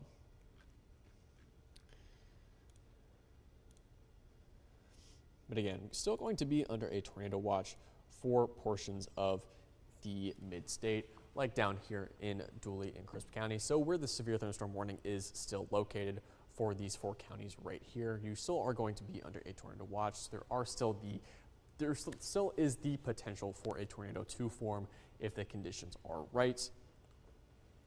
And again, the difference between a watch and a warning is that, like I just mentioned, a watch is that we do have the ingredients that are favorable for a tornado. We just don't have one yet. So you're going to want to stay aware and be prepared. But as we head over to a warning, that's when you're going to want to take action, because we are actively have a tornado that is either being radar indicated or is being observed by a debris signature, or it is observed on the ground. So that's when you want to take action and seek shelter in your safe place.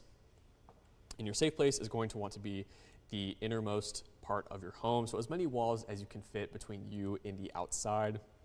And anywhere that does not have windows, you really want to stay away from those windows, because these strong winds can pick up debris and have it go through your windows. So it's not ideal to be next to a window if at all possible.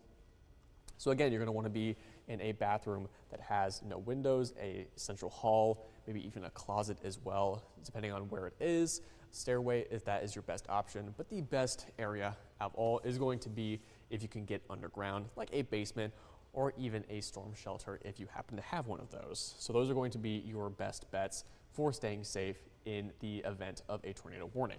Now, when you go to these safe places, you're going to want to make sure that you are bringing a pair of shoes in case there is debris when you make your way out of there. You don't want to step on anything sharp or rusty or anything like that. So you're going to want to make sure that you do have shoes with you.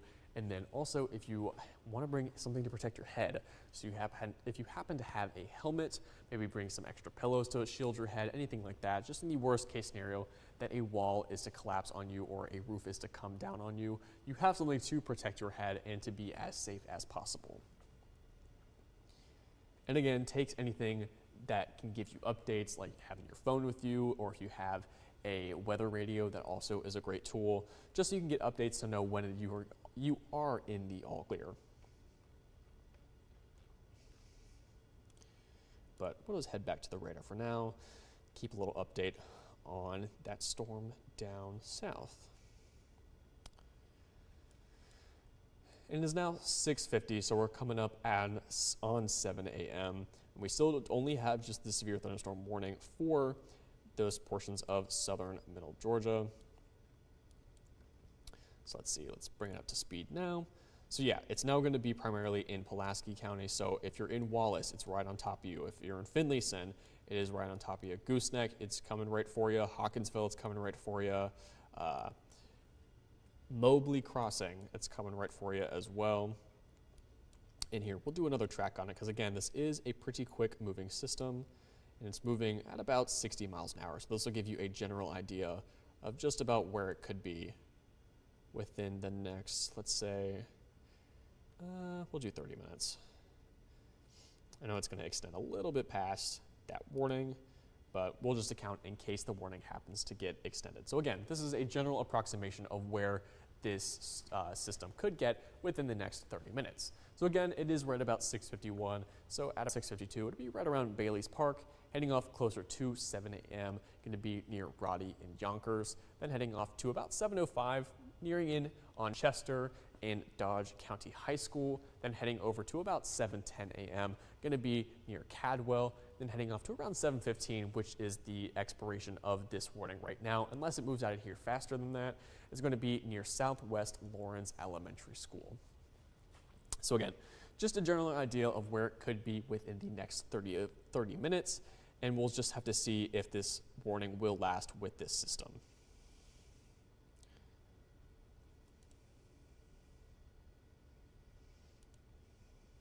Here, try and see if it is dissipated at all with those lightning strikes. I think it's still a little bit early to tell. It's going a little quick for me to really get in there to tell the difference. Looks like it got a little bit more spread out, not so concentrated, but still there's a lot going on in there. So it is still a relatively strong storm. And again, even though we typically only think about the tornado warnings being the worst storms, these can still be just as bad with their straight line damaging winds, because they can get up to winds of 60 miles an hour, up to 70, and even up to 80 miles potentially. So if you're going to have anything that is out and about in your driveway that maybe is not secure, like if you have a trash can waiting to be picked up for trash day, if you happen to have toys out in the yard that maybe your kids left out, if you have just anything basically that's not anchored and you have it outside, it could become flying debris, especially with these straight line winds. They could just blow them down the street, could blow them back into your yard. Could even be debris that comes through those windows like I was mentioning before. We also have the threat of falling trees. This could go onto power lines, it could fall into your home, fall into your cars, anything like that. So even though we typically think that tornado warnings are the worst case scenario, we still don't want to take these lightly and still want to take these seriously because they still can cause very significant damage within them.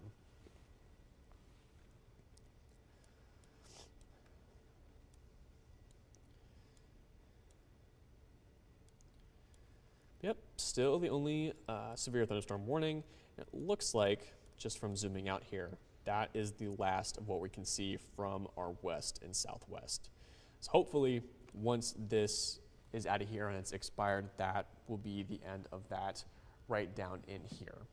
So again, we'll just have to keep an eye on it, check on it, but from what I can see out west and from down south, it looks that's the last of these pop-up cells and systems that I'm seeing. And again, the line that was up north was a broken line. So as this system has made its way through Georgia as a whole, it has begun to weaken. So that is always a good sign. It's just we still do have that severe thunderstorm warning now. And it's now making its way through Pulaski County, but is now closing in on Twiggs and Dodge County as well. So here we'll speed it up to now. Again, still have a little bit of that pink core going on, so there still could be a little bit of hail up in the air right now. But if you're going to be in Mobley Crossing, Bailey's Park, Du Bois, let's see, near Dodge High, it's coming for you. If you live in Polk, Cochrane, Fraser, it's going to be there within a few minutes. Again, this storm is moving at about 60 miles an hour, so it is moving rather quickly. And it'll be over towards the Cochrane Municipal Airport, Yonkers, Bryan, probably within the next 10 to 15 minutes as well.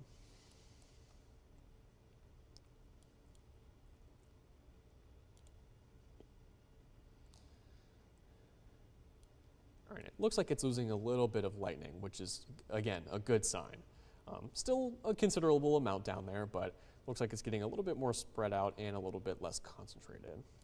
So that is always a good sign. We'll see if those wind gusts have updated maybe for down there as well. See if they'll give us any new information in here. And you'll see now here down in Vienna, Hawkinsville, and Cordele, just Vienna and Cordele is just where it passed through. So they're sitting at about 31 miles per hour and 26 down in Cordele. And then as it's making its way through Hawkinsville right now, sitting at about 31 miles an hour for those wind gusts as well. So again, it is a rather windy storm. So still could get some power outages with this. So if you happen to not have your power out and you're still waiting for this storm to come towards you, if you can try and prepare by getting a portable charger ready, getting some flashlights ready, anything like that, just because it could take a while for those power teams to get out there and get some help going, especially with the severity of how it was out to our west. We're not exactly sure how they're going to handle it here in Middle Georgia. I'll actually take a look at our power outage graphic, see if that is updated, maybe see if people have gotten more help. So we'll see. All right, so it looks like Sumter has come up and taken the #2 spot for our outages right now. Looks like Houston is still #1, still sitting at the same number that we had last time at 524. Now Sumter is in #2 at 408, and then Bibb, Butts, and Washington were all still in here. So it looks relatively the same. We'll see if any come in from this system that has now gone through Vienna, Cordele, Hawkinsville, heading over to Cochrane. We'll see if any of that happens to fill in over the next 20 minutes. But again, I know we keep talking about this system and how it's almost out of here, so I think it's a good time to mention that we do have better weather ahead for this week here in Middle Georgia. Again, tomorrow is St. Patrick's Day, so we're only going to get up to a high of 69 degrees as this system is bringing colder air in behind it, but it's also bringing drier air, so we're going to see more of that sunshine, which is great after today. Heading into Tuesday and Wednesday, we're going to be getting up into those upper 70s and still seeing a sunny sky. Heading up to Thursday, though, still could see the potential for some scattered showers, but still seeing mainly sun with a high of around 68 degrees. Heading up to around Friday, Saturday, and Sunday. Looks like a great weekend out there. Mainly sun, some clouds here and there, but highs in the upper 60s and mid 70s. So besides the chance for some scattered showers on Thursday, looks like a great week ahead, which is a relief after last week being a rather interesting week here after we did have those a few days of rain and potential for storms and everything like that, especially after this morning as well. And I know we keep saying spring-like days, but on Thursday, March 20th, it's actually going to be the first official day of spring. So we won't have to say spring-like days anymore. We can just say it is a spring day. So that will be also exciting. Because we'll finally be out of winter and officially into spring, which means the Cherry Blossom Festival is also around the corner.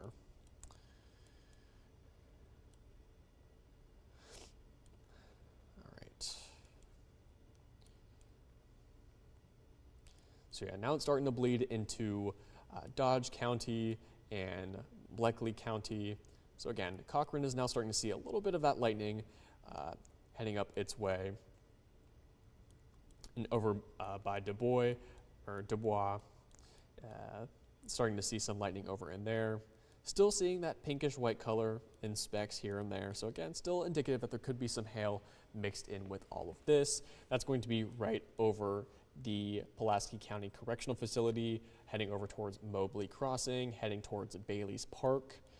Just went through the Lawrence L. Bennett Horse Training Facility and is going towards Dubois. So again, this system is moving rather quickly at 60 miles an hour.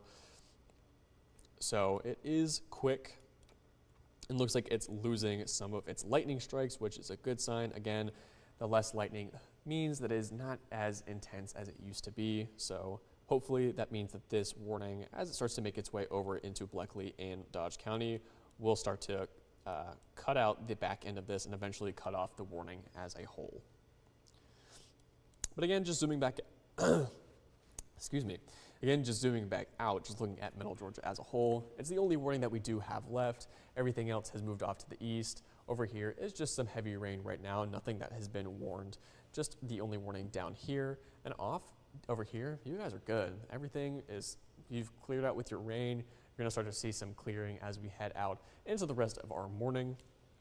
Again, still going to be under a tornado watch for the places that still have their color over here with the green, yellow, or excuse me, tornado watch with our colors over here with the green, the yellow, the red. But again, the only warned place is down here with a severe thunderstorm warning, and that is the only warning we have right now in Middle Georgia. The rest of you are just going to see some rain, maybe some winds, maybe some lightning up here, maybe even some heavy rain over in Dublin and Wrightsville with this red color. I'm actually curious. We're going to go over to our Dublin camera and see if they're still getting some rain over there. So let's see. Yeah, you can see it on the camera here. We're actually still getting some rain on the camera itself. So they might be getting a second round of it as well after that initial front leading edge go through not too long ago.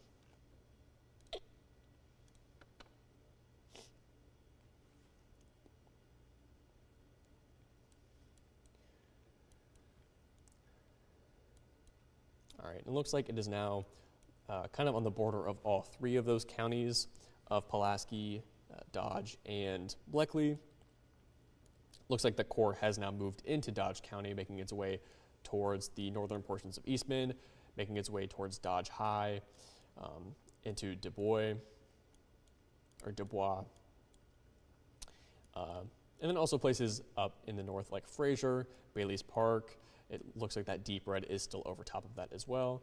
Looks like it is just now getting out of Hawkinsville, so you guys should be good. Wallace, you guys are good. It has just moved out of your area.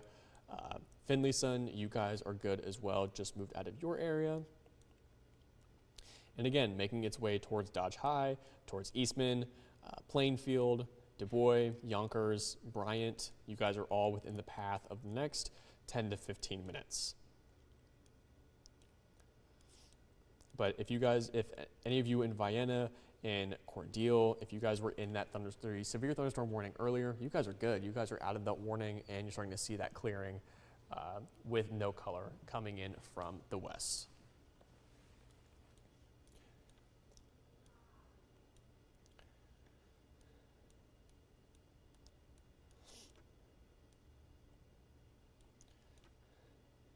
Yeah, and then just kind of zooming out, looking at Georgia as a whole. Now the northernmost part of this system is going to be nearing Augusta. So the north part of Georgia is good. All the way through Metro Atlanta is also good as well, down through Macon. Again, the biggest portion is now going to be on the eastern portions of our viewing area and just to the right of it as well, and all the way down now to the east of Albany as well. So slowly but surely making its way on out of here, and I expect within the next hour or two it'll be completely out of here, leading to some clearing as we start to see that sun come up. And as you guys are heading off to church or any other activities you may be doing the rest of today, you guys should be good.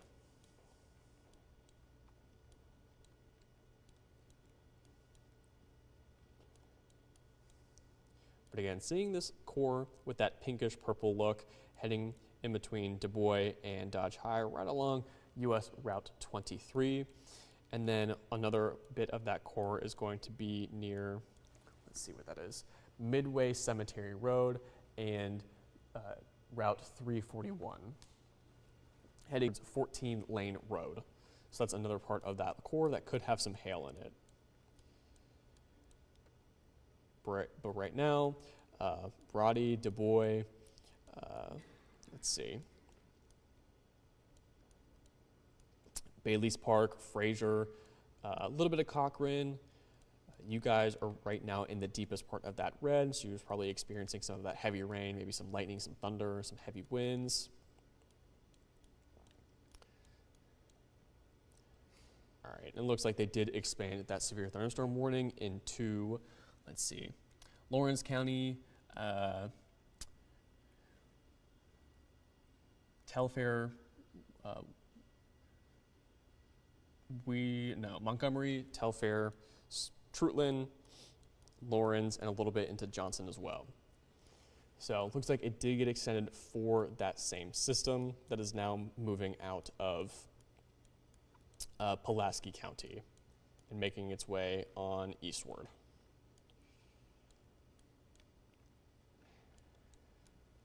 And it looks like we have a severe thunderstorm warning to the south of our viewing area, but is now along the border of Wheeler County. So we'll have to watch that as well to see if that happens to bleed in to our area as well.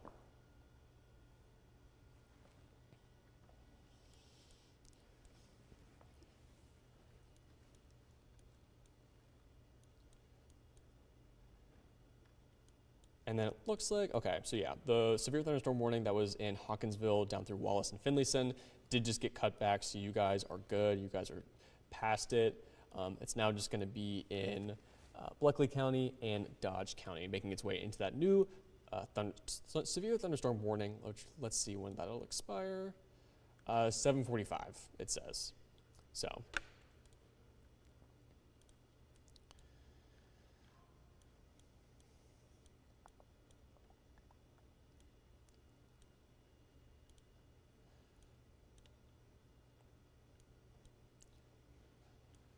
But you'll still notice, though, as it has made its way here, I'm going to actually zoom out a little bit. I didn't zoom out as much as I thought that I did. As that cell did make its way across, it gained up in intensity for that lightning right around here, and that's kind of dissipated a little bit as it has made its way over towards this newer block of that severe thunderstorm warning. So as we zoom in here, let's see. All right, looks like a little bit of a bigger core for this pink and this white right here. Again, this is going to be right in between Chester Highway, Roddy Highway, making its way towards Bryant, just to the south of Yonkers, and another core right over top of Du Bois as well.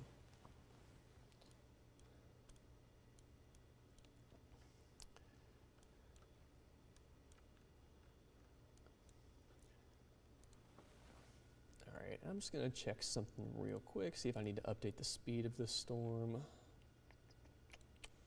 Let's see.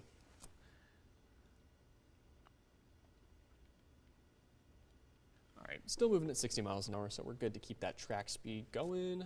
Let's see. We'll track it now that we have a new warning in effect.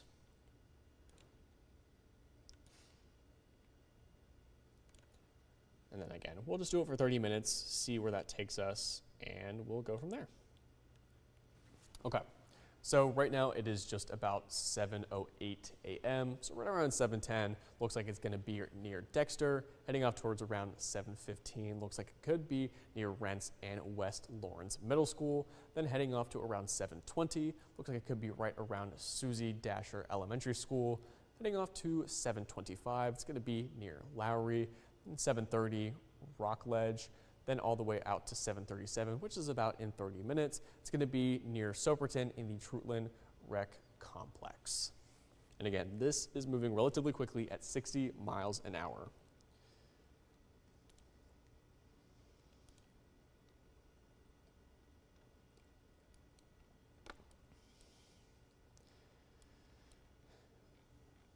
So this can have damaging winds associated with it. So if you have anything in your front yard, like a trash can or anything that might be not tethered down, not anchored, you're going to want to make sure that if you can safely, that you do get those out of the way, you get them to a safe spot, just so they don't become debris themselves, so they don't harm any of your property or anybody else's property. And with these severe thunderstorm warnings, typically we're going to have those damaging winds. So trees are likely to fall down, hit those power lines, cause power to go out. So if you happen to be to the east of this cell right here, over near Adrian, Soperton, and Dublin, I would advise, if you can, try to get anything that you have powered up, like a phone, if you have a weather radio, if you have a power bank of any sorts, get that charged as well, just in case your power happens to go out. You just have a backup to help supply that and keep you guys updated. But again, I know a lot of us tend to focus on just the tornado warnings, but these severe thunderstorm warnings are important too. Again, it's going to have those damaging winds. It's going to have a lot of rain, potentially even hail, especially with this one. You can see that pinkish core right there is, again, indicative of hail, because we've got a strong updraft keeping those water molecules up in the atmosphere to freeze. They'll come back down, gain some more water, go back up into the atmosphere, freeze a little bit more, and get bigger and bigger. And they'll finally fall to down to the ground once they're too heavy for that updraft to keep them up in the air. So that's what you'll notice with that pink, and because they are bigger in size than your typical water droplet, they're going to give back a higher signature. So that's why you're seeing that pink, which is going to be higher than this red right here.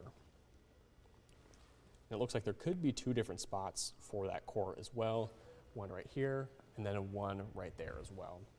So again, we'll just have to see if we get any reports of hail in these areas to confirm whether or not that's what's actually happening. But again, this system is now going to be making its way into Dexter. It's going to be in Roland. It's now in Chester, Bryant, Plainfield, Roddy, starting to make its way through Du Bois as well. That's where one of those hail cores could be. Looks like it is past Mobley Crossing. You guys should be good. Gooseneck, you guys are good. Eastman looks like you could get some of that on the bottom end of it here shortly. Cadwell, you guys look like you were up next. Rents, you guys are up next. Garetta, you guys are also up next with Kewanee. So you guys should start to experience some of this system within the next few minutes.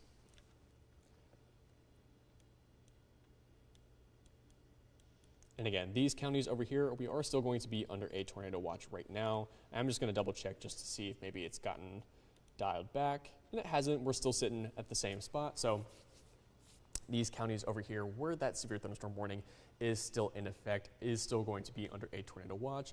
It is issued until 10 a.m. and we don't expect it to last until 10 a.m. It very well could, but as we've gone throughout this morning, these counties over here were also in this until 10 a.m. when this was originally issued at 2 a.m. Now, the Storm Prediction Center typically issues these for about 8 hours. So as that main line has made its way through, we've started to see these counties get cut out of that tornado watch. These have kind of held on for the last couple of hours. And we've still just seen some of those cells, pop back up. I think that's the reason why we're still under a tornado watch, because again, we kept seeing those cells pop up time and time again down here in Sumter. And then we get that severe thunderstorm warning to pop up right over here in Vian and Cordele. So I think that's the reason that we still do have that tornado watch in effect for now. But like I was mentioning, if we go back to our radar, should be the last of those cells to really pop up in that area. So hopefully after that, we'll start to see that tornado watch be cut back for the rest of these areas. Because if you look off to our west, you'll notice there's nothing out here that's really going to propagate over this way. So it looks like hopefully this is the last of any of things coming out of our west. So hopefully we'll start to see a little bit of a cutback on those tornado watches as well. And again, a watch is going to be that we do have conditions favorable for a tornado, but we don't have one yet. So again, you could use that as a cooking analogy. Like let's say you're baking a cake, you're baking a cupcake. You've got your sugar, you've got your flour, you've got your icing, you've got your flavoring. You just don't physically have that cake or that cupcake yet. But once you get to a warning, that's when you have your cake and your cupcake. So that's when you're going to have your actual tornado. It's either going to be recognized on radar or it's going to be observed by a debris signature or observed actually on the ground. So that's when you're going to want to take action and actually seek shelter in your safe space. And those safe spaces are going to be in the most interior part of wherever you live. You're going to want to be as far away from walls or far away from outside as possible. So put as many walls between you and outside as you can, and as far away from windows as possible as well, because debris can come through those windows and cause harm that way. So again, being in a bathroom with no windows is good. The central hallway is also good. Up near in a closet with no windows is good. And if you happen to have only stairs as your most central part, that works too. Then as you head off into your basement and also a storm shelter, those are going to be those best places because they are going to be underground. So that's where you're going to want to head as best as possible.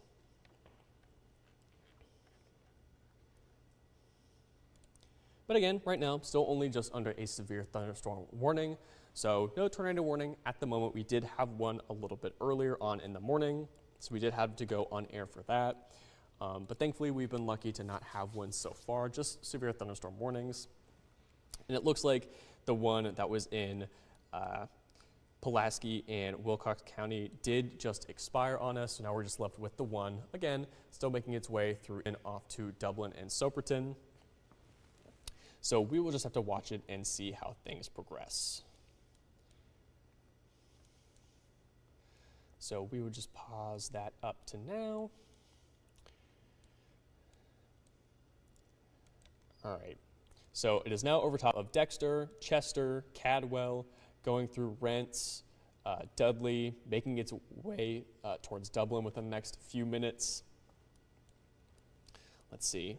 Cochrane, you guys are good. It has passed you. Eastman, you guys will be good soon. You guys still look like you're in a heavy portion of that rain, but hopefully it'll start to move off this way, and you guys will be good. But for now, you guys are still in it. But everyone in Cochrane, you guys are good. But again, it's right over top of Chester, Dexter, Cadwell, Rents, making its way towards Dublin, even towards Bruton, and eventually over towards Adrian. So we'll do another one of these little markers here, again, because this is moving quite quickly. So we'll just do about 30 minutes right here, because it is moving at about 60 miles an hour. So it is right now 7:16, so right around 7:20, it'll be near Susie Dasher Elementary School or East Dublin. Heading off to around 7:25, it'll be near East Lawrence High School and Bruton. Heading off to around 7:30, it'll be close to Scott and Oriana. Then heading off to around that 7:40, 7:45 mark, it'll be nearing in on Meeks and Kite. So again, this is just a general idea of when we could expect to see that system make its way on through.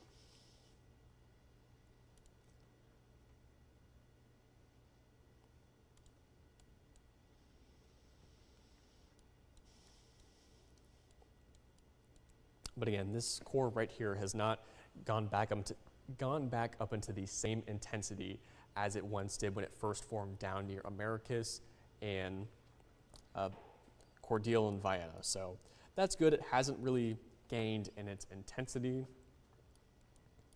But there are still some lightning strikes out there, so it is still producing severe like conditions. And again, so far, the only warning that we do have left here in Middle Georgia, we still do have that one down bordering the south near Wheeler County, so we will have to watch that, see what that does, see if it possibly extends into Wheeler County. But for now, still just have the one in Dodge, Bleckley, into Lawrence, Telfair, Montgomery, Trutland, and even Johnson.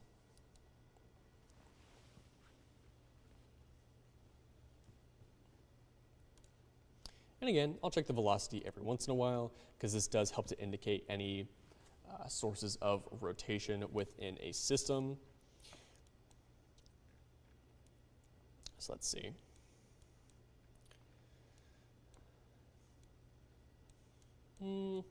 Yeah, nothing's really catching my eye at the moment. And again, if there was radar indicated rotation, it would pick it up and they would put out a warning for that. So I'm not seeing anything of real concern at the moment. Of course, we've been seeing that these systems all day have just randomly spun up something. So it is still very possible that could happen. But again, still only sitting at a severe thunderstorm warning, and hopefully it will stay that way. But using our velocity radar and using our outbound winds, which is moving away from the radar, which is in red, and then our inbound wind, which is our green, heading towards the radar, can help to determine where that rotation is within the storm to help determine where that radar indicated tornado could be. But again, not the situation right now. Just looking at it, just seeing how things are shaping up.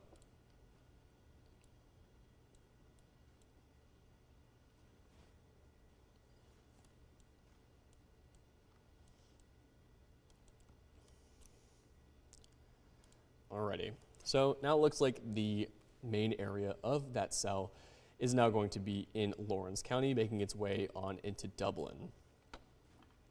So Dublin, you guys are up next within the next few minutes. It's currently over Dudley, Dexter, Rents, Cadwell. It's getting near the end of Chester, Eastman still holding on a little bit, still in that deep red right there.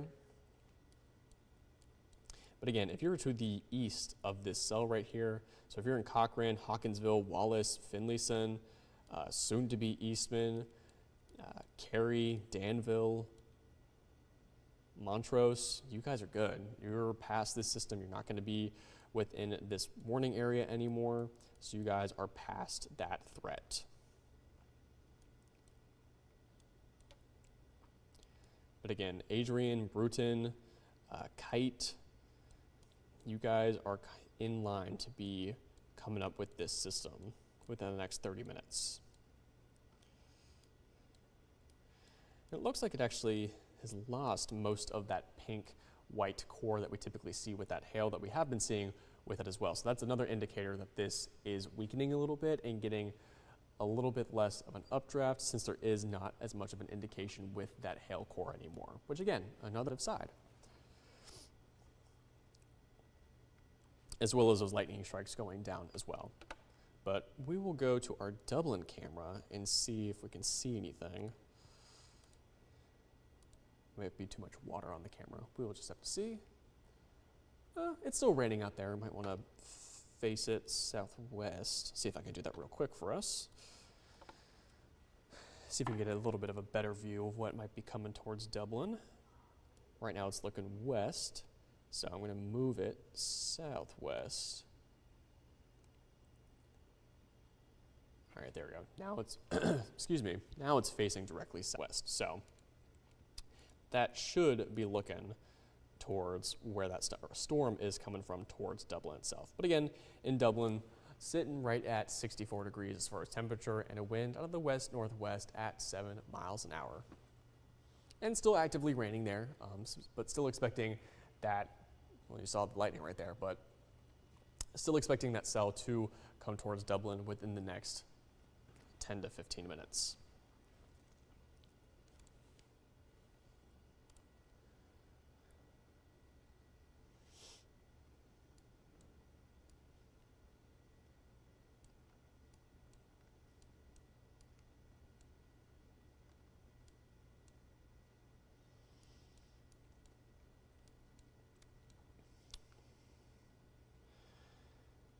Okay, well, I'm still looking at the storm to our south. Still is just on the border right now of Wheeler County and Wilcox County. So again, we'll just keep our eye on it, see how things are progressing, see if it happens to bleed into our area a little bit. It looks like it could, so we will just keep an eye on it. But again, the main one that we are still concerned with is making its way towards Dublin right now, maybe a little bit to the south of Dublin with that core. But again, Dublin, it's still raining over in Dublin, actively over Dexter, Rents, Cadwell, leaving Chester behind. Eastman is getting the tail end of it right now, still sitting in that deeper red. And as we look out in front of this, Adrian is within the next 10 to 15 minutes, possibly Gillis Springs, possibly Soperton. Kite is in the path right now, within the next 20 to 30 minutes as well. But again, seems to be unintensifying, less lightning strikes, the hail core has dissipated for the most part. So all good signs as this looks weakening at the moment.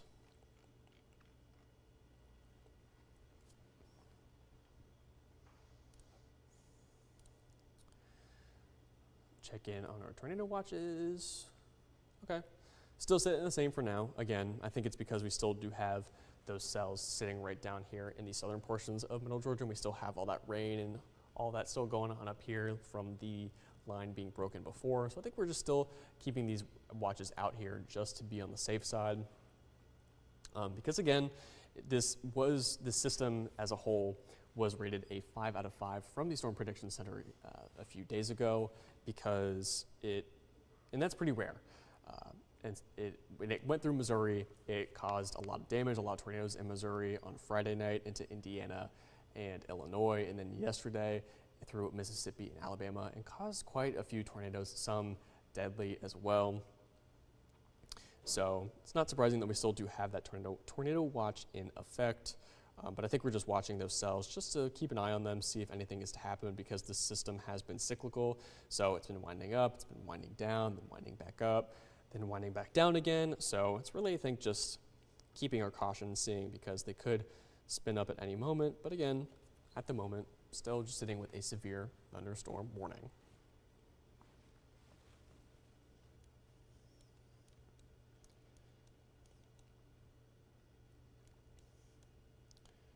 All right, I'm trying to watch this one to the south as well, trying to see if I think it could make its way into middle Georgia.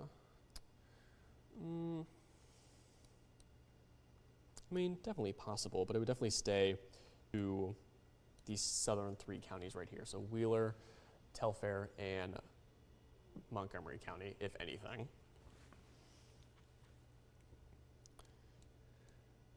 Just based on where the biggest of this lightning is going, since it's going a little bit to the south of where this warning originally was placed, I'm thinking that if they do extend it, that they'll likely put it in these 3 right here. It could be expanded up to here, but based on what I'm seeing with those lightning strikes, I'm thinking that if anything, it'll be into these lower 3 right here. But here, we'll flip, excuse me, we'll flip back to Dublin and see if maybe there's a little bit more going on right now. Still raining, still some flashes of lightning right there. But again, it is 7:26 this morning. It is Sunday, so I know people are still opting to go to church later on today, and you guys should be fine. Again, these storms as a whole should be out of here within the next hour and a half. They're moving a little bit faster than the models did predict last week and even a few days ago, which said around 11 a.m. But based on what we're seeing right now, should expect them to be out of here by around 9 a.m. and we'll start to see some clearing after that as well. So you should be all good to go for church or any other activities that you do have going on. Now, if you're doing anything outdoors, could be quite wet out there. Did get quite a bit of rain for some places as well. Off to the west, it was a little bit of a soaker of an event. So actually, we'll go take a look at our rainfall totals, see if those have happened to update since the last time we did check. So here we go. Yeah, they have updated. Okay. So Unadilla now takes the #1 spot at just shy of 3 inches, so 2.8 inches over there. Byron sitting at just above 2 inches. Then Plains right under it at just about 1.99 inches. Jeffersonville right there as well as Byronville. Macon, same thing, sitting right at about 2 inches. Then for the rest of us, sitting right around 1.5 inches. And then down in McRae, it looks like they only have reported 0.02 of an inch.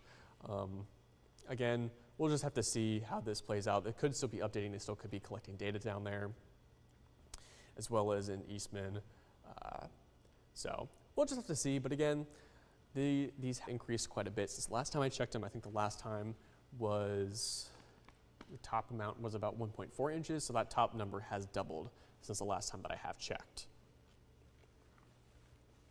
So again, if you're doing anything outdoors, you might want to rain check it until tomorrow or the day after when things have dried out just a little bit, because it will be pretty wet out there a little bit after the system has moved on through.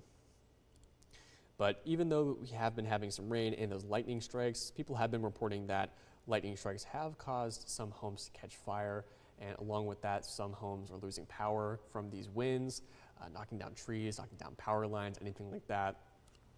And it looks like our outage graphic has stayed relatively the same. It looks like Houston has gone down. It was our #1 spot at about 500, but now it's dropped down to about 270. Looks like Sumter has taken the top spot at about 411. But across the board, the highest number I think we saw was 1,500. I think that was in Houston County. I can't remember. It was a while ago now, but I think 1,500 was the max number that I did see. But it has been going down, and we haven't really crossed 500 since I did see the 1,500. So that is good. Means the power people are probably out there working hard, doing a good at their job. So good props to them.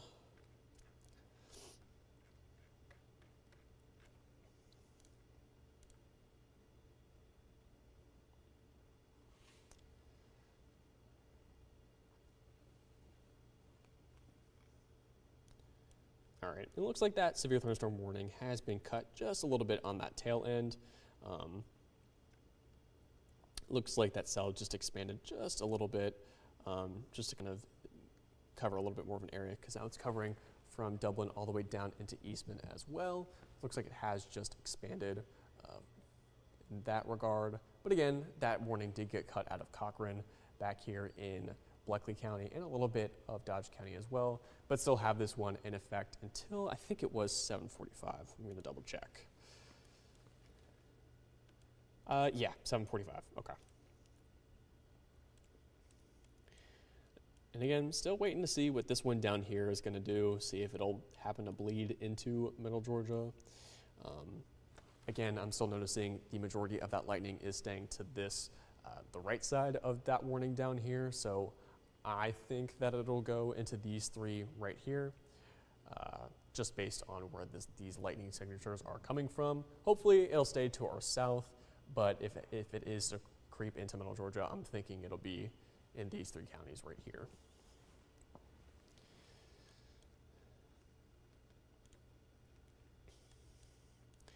But yeah, right now with that system that is still under the severe thunderstorm warning, Dublin is right in the middle of it, as well as Rents, Cadwell, Dexter, Chester. You guys are good. You guys are just now out of that red area. Eastman, you're still dealing with that deep red. I think it did spread down to you, so I think you're still dealing with it for a little bit longer, still having that heavy rain, those winds.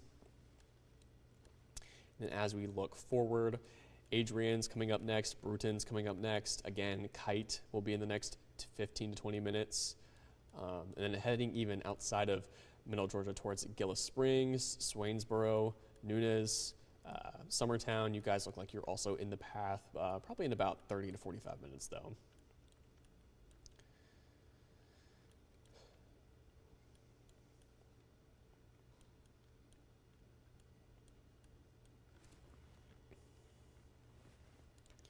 And again, just like to check that velocity every once in a while just to see how things are going.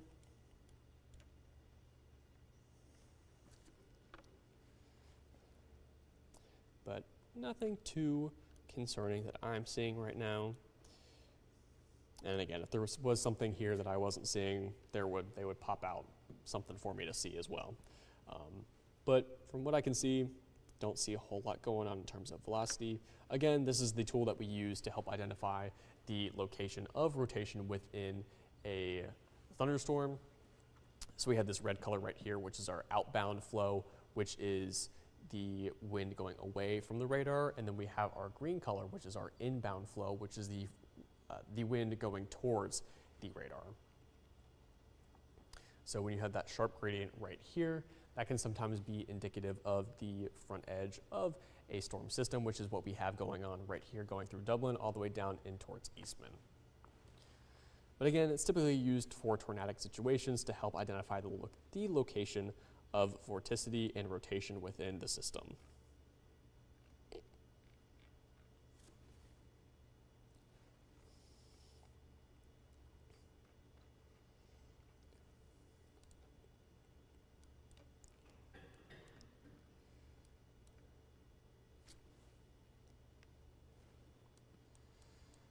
Still, that one down to the south is still staying out of Middle Georgia, which is good for now.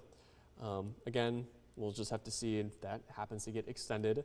But for now, still just dealing with the one up in Lawrence County into Telfair, Montgomery, Trutland, and still in parts of Dodge as well, down near Eastman.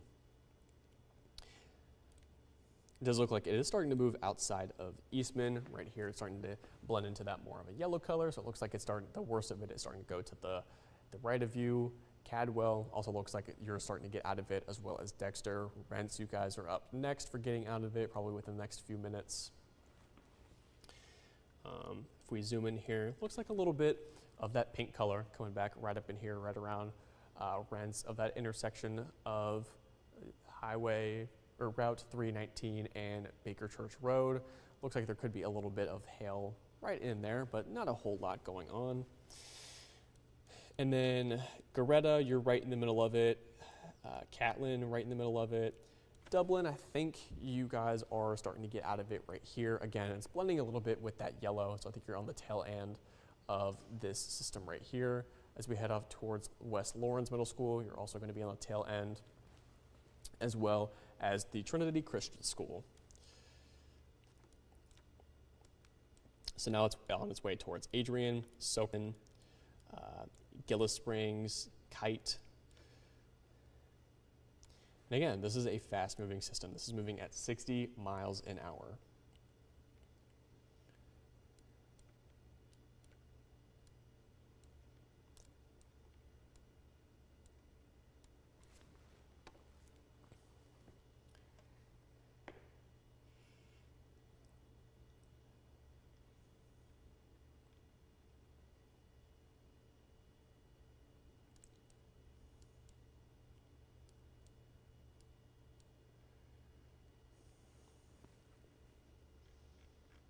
But again, still going to be in the tornado watches for these counties over here, just because we still do have these cells in the eastern portions of middle Georgia. So we still want to have that watch on there just to make sure, just in case anything is to come from this.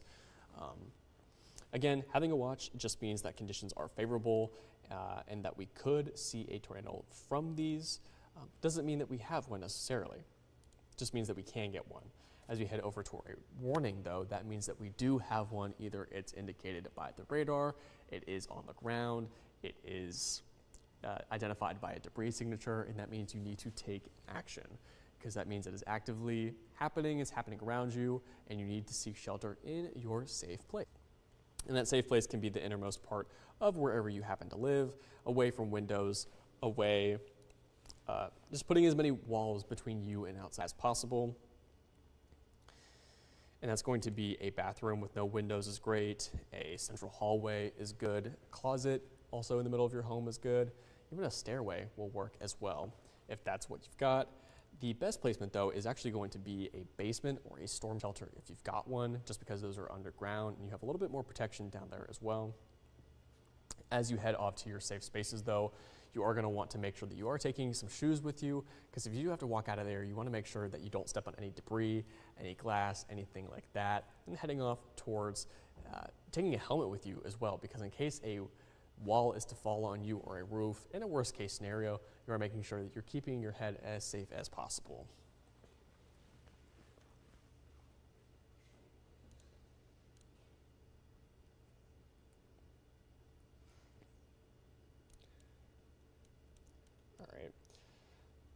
Still looks like the severe thunderstorm warning from the south has not extended into middle Georgia. And now that system is moving past Dublin and Eastman as well, making its way towards Swainsboro, Soperton, possibly even Vidalia, depending on if that end down here sticks down as well. So possibly into Glenwood and Vidalia as well. So we will just have to see.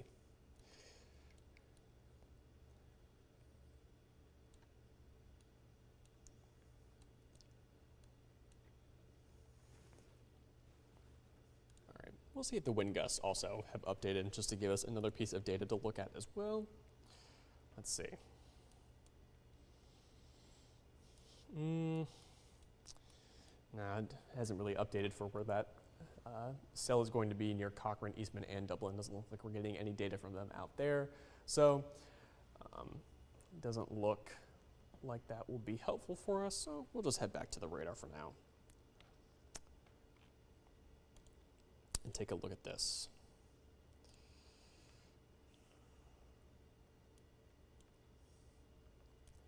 All right, so that severe thunderstorm warning looks like it got extended around the southern portion of middle Georgia, which is good. That means it's not affecting any of us here, and is going to stay to the south of us, hopefully. Again, still have the only one up here in Treutlen County, Montgomery County, Wheeler County, Lawrence County, all the way back into Dodge, and all the way up in Johnson. Again, making its way out of Dublin, Rents, Eastman, Cadwell, making its way towards Adrian, Soperton, possibly even Glenwood and Vidalia.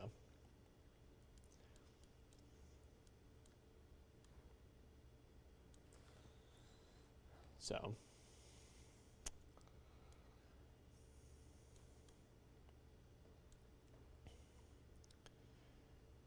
Yeah, let's see. Actually, I want to see if this is the one that also, what time this one is meant to expire.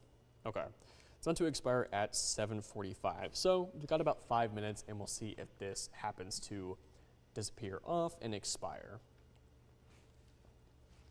If that's the case and we don't have any more warnings going on, we will just take a break and leave this up here just in case anything else is to pop up. But if there are going to be no active warnings, we're just going to leave it up here and let it run until it does make it out of here as a whole. But again, that's still 5 minutes away. And it is, again, it just made it on its way out of Dublin. Rents, Cadwell, it's now leaving. Eastman, you guys are good. Dexter, you guys are good. Chester, you guys are good. Dudley, Montrose, you guys are good. It's now going through Bruton, heading towards Adrian, Soperton, Lowry, Barnhill, heading your way. Still seeing a little bit of that pink-white color in here, just a little bit. Again, not as big of a core as we saw a little bit earlier in the life of this system in particular. Still a little bit of lightning going on out there, but that core is not as big as it once was. But just now making its way into Rockledge, Oriana, Trutland County High School it's making its way towards, also making its way into Scott and Adrian Camp Conference Center. And again, this is a quick moving system, and that is a tornado warning, so we will have to go back on AB16 and Fox 24. So Aaron, if you can hear me in the back, okay. So that, see, again, like we were just mentioning, that these can be a spin-up situation. So if you're within this polygon right here, you need to get to your safe place right now. This is a tornado warning. You need to get in your safe spot right now. Again, that safe spot is going to be the innermost portion of your home. It's going to be a place without windows. It's going to be as many walls between you and the outside as possible, and get in that safe space now, because this means this is either radar indicated or observed. So we're going to flip over to our velocity right here, see if I can see anything. All right. I'm thinking the biggest area of concern is going to be right in here, where we're going to be having your outflow right here and then the inflow going like this. So this is where you're going to have your rotation is right in here. This is where I think that they're seeing that radar indicated rotation. It's right in here with this inflow air going this way and this outbound going here. And again, this is going to be, let's see here, I'll zoom it in for you. This is going to be right along Georgia Highway 199 where Raymond Wilkes Road is. It's also right next to Minter Tweed Road, heading towards Clay Hill Road. And it's going to be going across Interstate 16, heading towards Rockledge. So if you were in Rockledge, or if you're near Trutland County High School, if you're new Oriana, get in your safe place now. This is the time to get there. Grab everything you can to get to a safe place, because this is a tornado warning. This means it has been indicated, and there is one.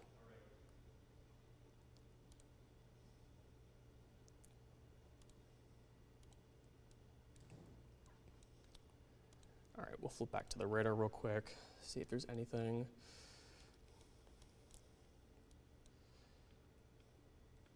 Again, this is making its way towards Rockledge, right across Interstate 16, heading towards Georgia Highway 29. So if you're anywhere near there, you need to get in your safe place right now. This is a tornado warning. You need to get to your safe place immediately. And we'll go back to our velocity just to check it again.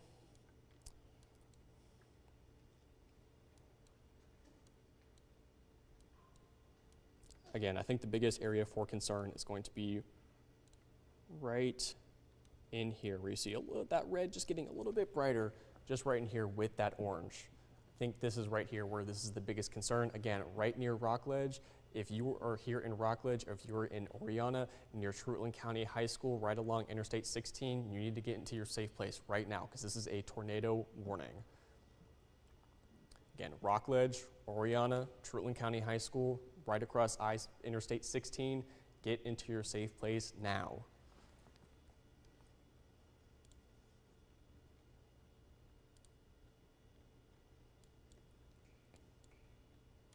So again, tornado warning. This means that it is either radar indicated or it is on the ground. I'm going to go to our debris signature, see if there happens to be anything that could be on the ground indicated right here.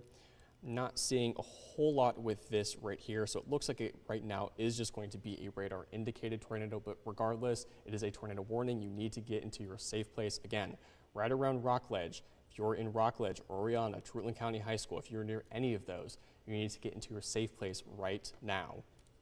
I'm going to flip back to that velocity just to double check on it, see if anything has updated. Okay. Again, still seems like it's just now passing to the right of Rockledge as it heads towards County Road 88, going towards Rollingwood Drive, Orland, Tower Road, near Interstate 16, even Oakhurst Road, crossing over Georgia Highway 29.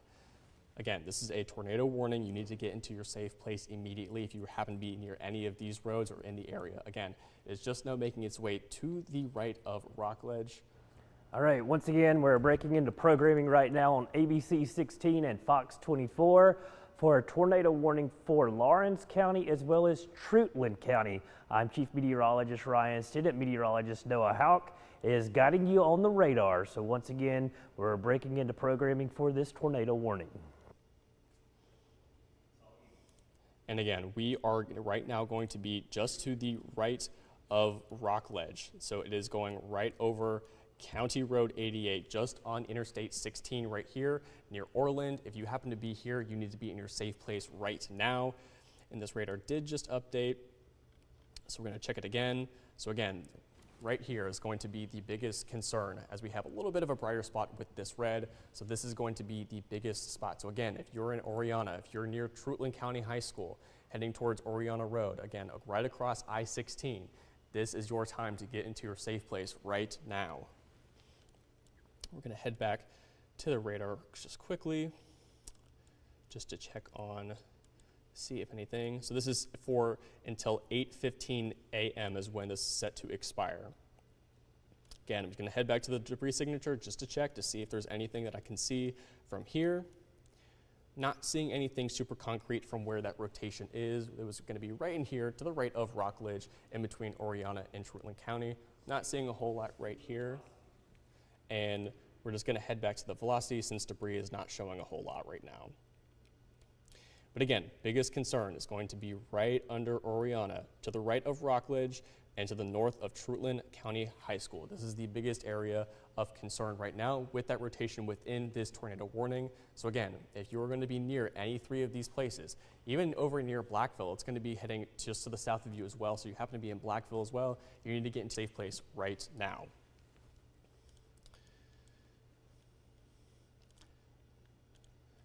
Let's take a look at this, keep on going, see a couple more roads to name off.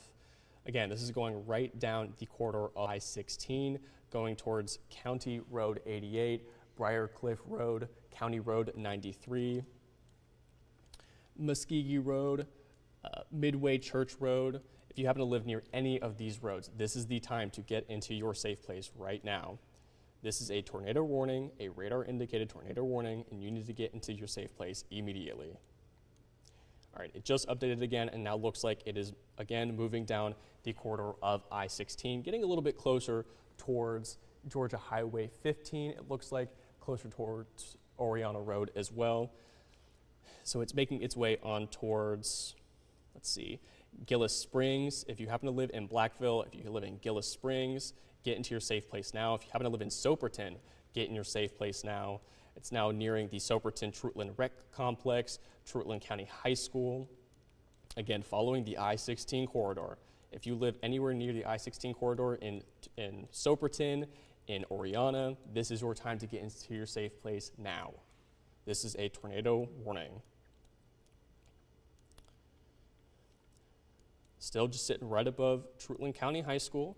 Again, still sitting right on the I-16 corridor, surrounding the roads of Oriana Road, County Road 155, Muskogee Road, County Road 79, County Road 93, intersecting I-16 and Georgia Highway 15.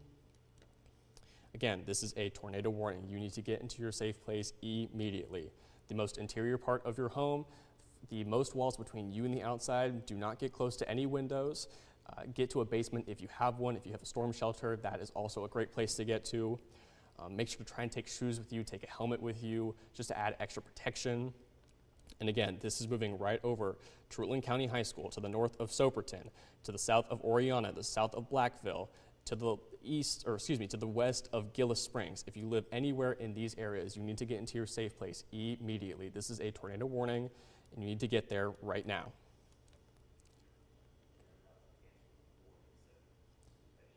Okay.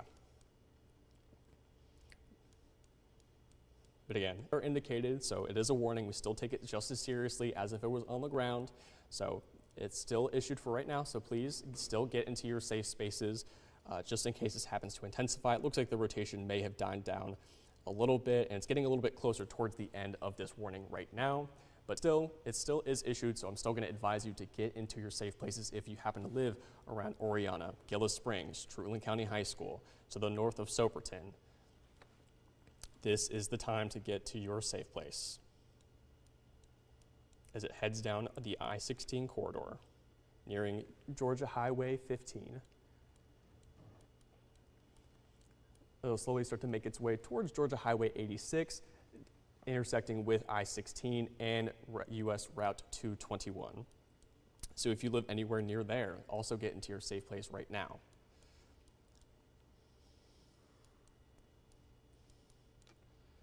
Again, the rotation does not look nearly as strong as it did when it first got initiated, which is good, but we're still watching it as it is still an active warning. So again, please get into your safe place as soon as possible. Again, the most interior part of your house, away from any windows in the innermost walls if possible. And again, this is going right over to the north of Soperton, to right over Truitland County High School, to the south of Oriana and Blackville, to the west of Gillis Springs. If you live anywhere in that vicinity, you need to get into your safe space right now. This is a tornado warning.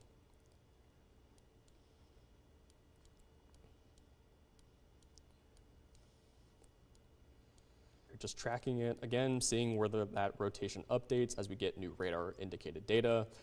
Again, doesn't look nearly as bad as it did when we first got the initial warning, but that isn't to say that we can call it safe or call it clear right now. We still are in an active warning, so if you happen to be around Oriana, Truitland County High School, Soperton, to the west of Gillis Springs, nearing the I-16 corridor and Georgia Highway 86 and US Route 221, you need to get into your safe place right now.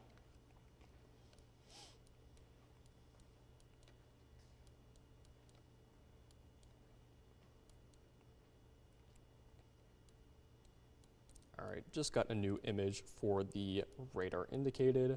If anything, I think that what the biggest concern is going to be down here right over to the south of Truitland County High School and the northwest of Soperton. So if you happen to live in those areas along Georgia Highway 29, I advise you to get into your safe space right now. Again, this is a tornado warning, so you do want to get there as soon as possible.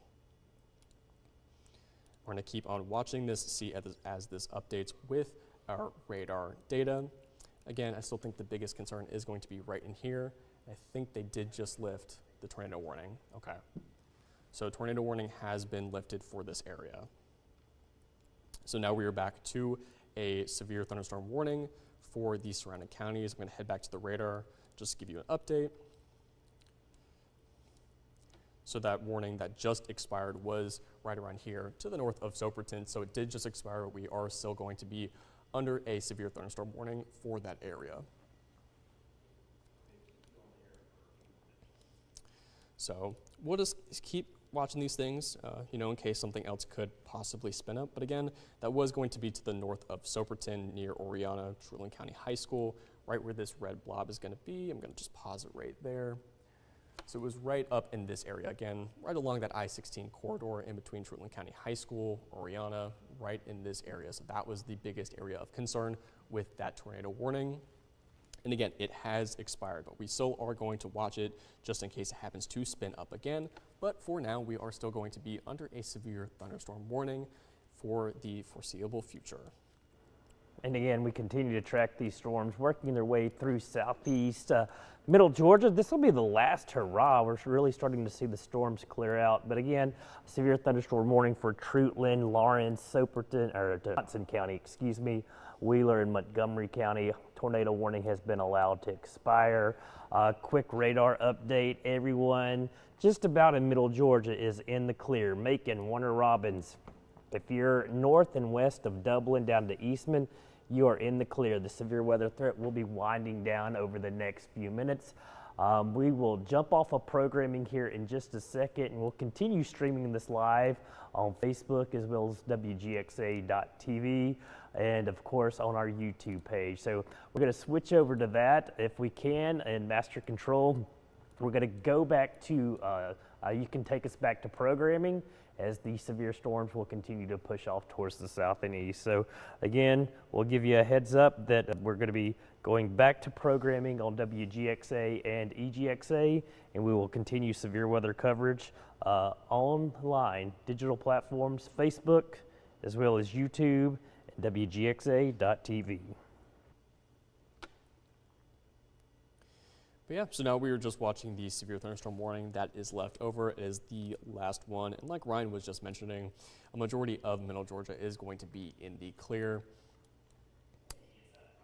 So as we head over to look at this severe thunderstorm warning, I'll just pause it up to current time.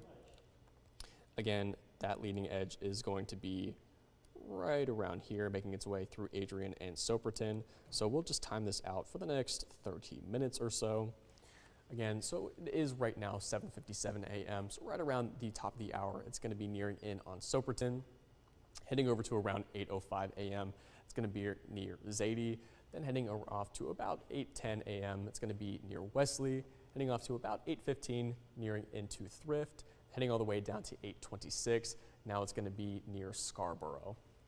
And that's just the general idea of the system as it heads throughout the rest of middle Georgia over the next 30 minutes.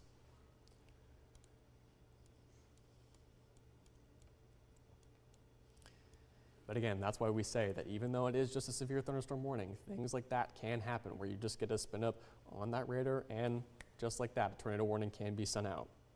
Because it had been a while since we had one, so it is something you always got to watch out for, especially with the conditions of today.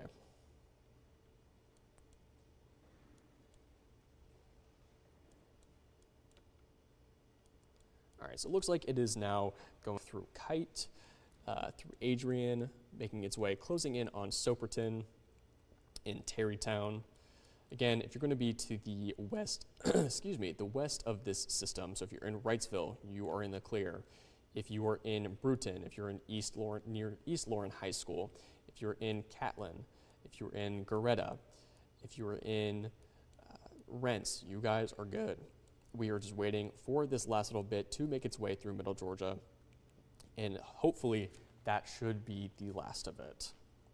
But again, this warning is, I think it's set until 8:15. Let me check here. Or no, excuse me, 8:30.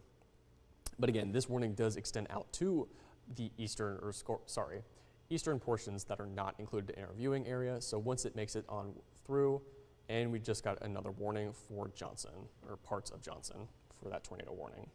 So we'll go back to the velocity. We'll go zoom back in.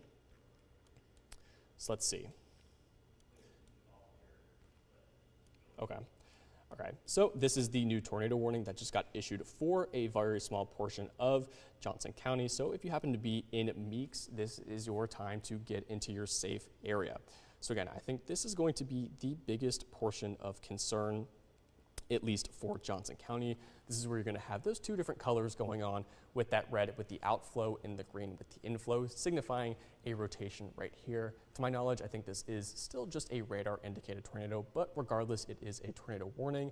So if you happen to live in Meeks, on Meeks Road, or near US Route 221, you want to get to your safe place right away. And we're going to keep on this and measure this and see how this goes for the next few minutes. Again, this is going to be in Johnson County, right around Meeks.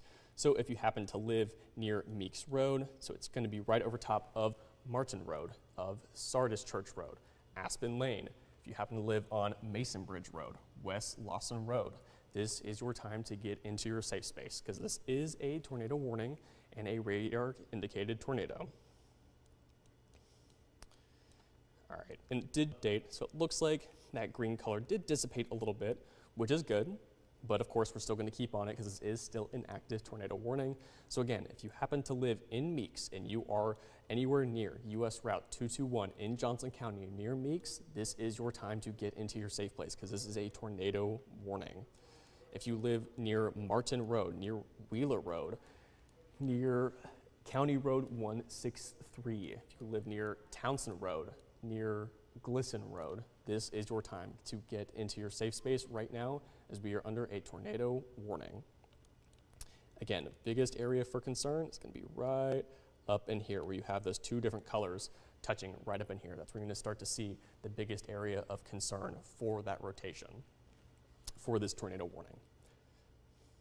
So again, we'll just keep on it, see how the radar does update as we do progress. Again, this is going to be in a small portion of Johnson County, but still, if you're going to be in Meeks, it looks like it is now just to the east of Meeks and heading towards US Route 221. So again, you happen to live near County Road 163.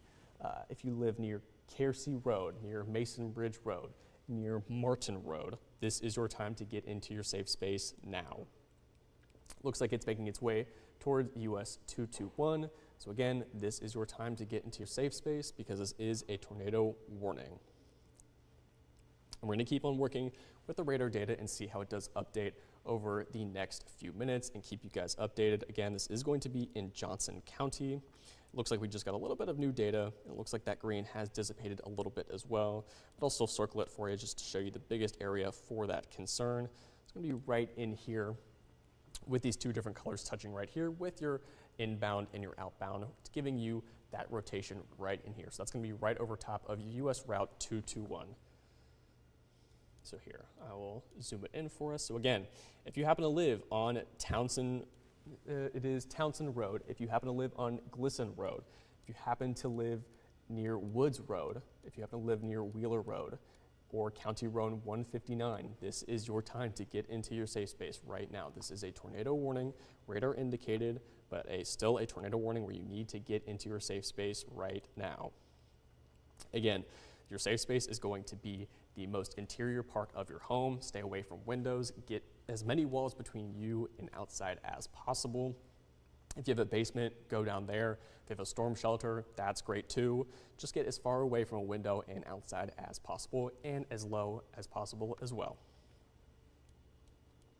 Again, still going to be working with the data with this velocity imaging. It looks like, again, it's not a strong signature, but it's still a signature regardless, so we're still going to treat it as if it is a tornado on the ground. It looks like it just updated again.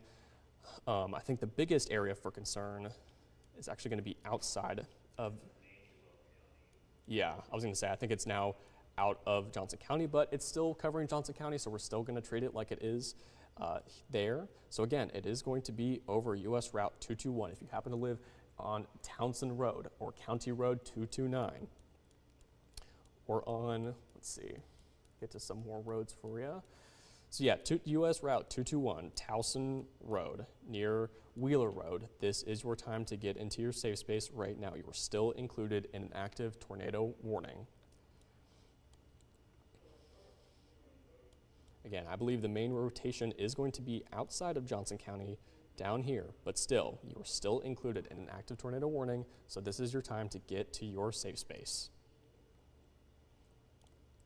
And we'll keep on working with updated radar information when we get it. Johnson County does end right here with this line right there. And any rotation that's still left in Johnson, I think is going to be right in here, right on that border between Johnson and the county over to the right, heading towards Georgia Highway 57. This one is Emmanuel? Okay, so heading towards Emmanuel County. Looks like it did just update again. Looks like that rotation is now starting to leave Johnson County, but again, we're still going to treat it like it is still there because we still are in this tornado warning. but the biggest sign of rotation that I'm seeing is now going to be in Emmanuel County, which is the county over from Johnson. But again, we still see a little bit of a gap in that color right over here near the border. So again, if you happen to be in live on Townsend Road or County Road 229, you still want to get into your safe space just for now. Or US Route 221 or Woods Road along US Route 221. Still want to get into your safe space, still under a tornado warning. If you're in Meeks, I think you guys are good. You're past the main rotation that I'm seeing. So I think you guys in Meeks are going to be good. But again, if you're still on the border of Johnson County and Emmanuel County, still want to get into your safe space right now, still under that active tornado warning and close to the main region of active rotation.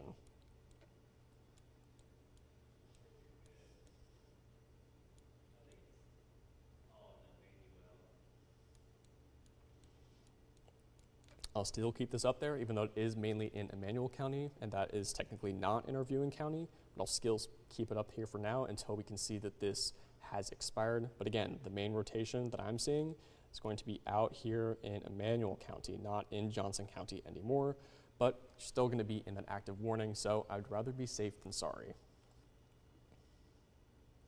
But right here where I have drawn that line, it looks like it did just update on me, but right here is where I'm seeing the main indications of that rotation for this area of that warning. And based on this, I think it has moved out of Johnson County. So if you're in Meeks, if you're along US Route 221 in Johnson, you guys are good. We'll zoom back out. We're still going to be under that severe thunderstorm warning over in Trutland County, in Telfair, in Montgomery, and even a little bit in Lawrence as well. Still do have that tornado warning out for that little portion of Johnson County, but the main area of rotation has moved on to Emmanuel County.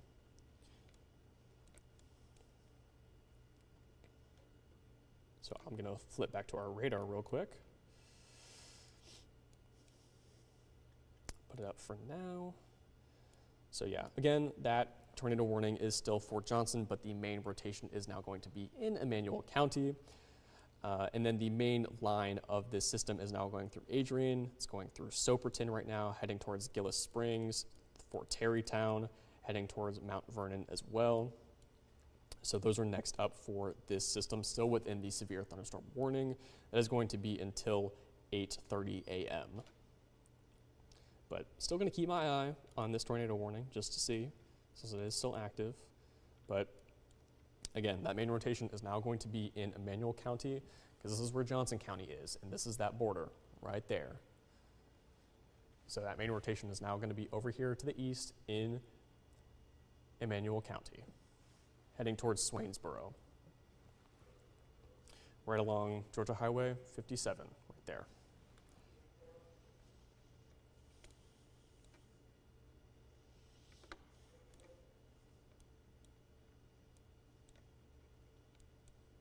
But again, still watching the severe thunderstorm warning, still taking it seriously, because again, these things just pop up like that. So you gotta keep your eye on it. Just keep watching it. Again, it's heading through Adrian right now, going through Soperton, heading towards Gillis Springs. It's now going to be through Trutland County High School, Lothair, getting ready to go through Barnhill. And again, this is the severe thunderstorm warning, not the tornado warning. It's going to make its way towards Terrytown here shortly. And that is what we're actively watching. Those are the only two warnings left here in Middle Georgia. The rest of you guys, if you're to the east of this area right here, you guys are good. You guys are in the clear. It's just this little section right here that we're still watching before it gets out of Middle Georgia, and then we will be in the clear for the rest of Middle Georgia as well. Just still keeping our eye on this severe thunderstorm warning that is still left in Trutland County, and this tornado warning that is still sticking around for parts of Johnson County.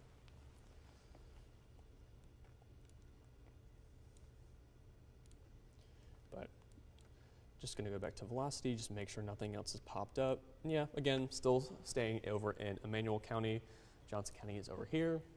Main rotation is going to be right over here in Emmanuel County. So again, if you happen to live in Meeks or you live right along US Route 221 in Johnson County in this little area, you guys are good. The rotation has moved on.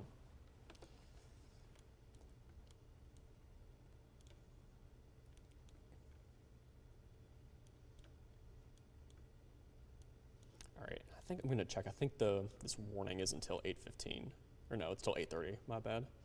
So both the tornado warning and the severe thunderstorm warning are both in effect until 8:30 a.m.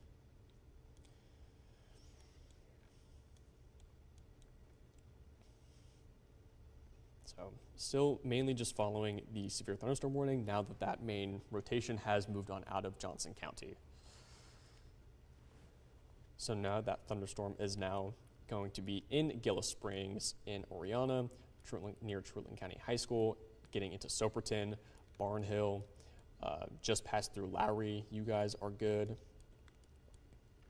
Let's see.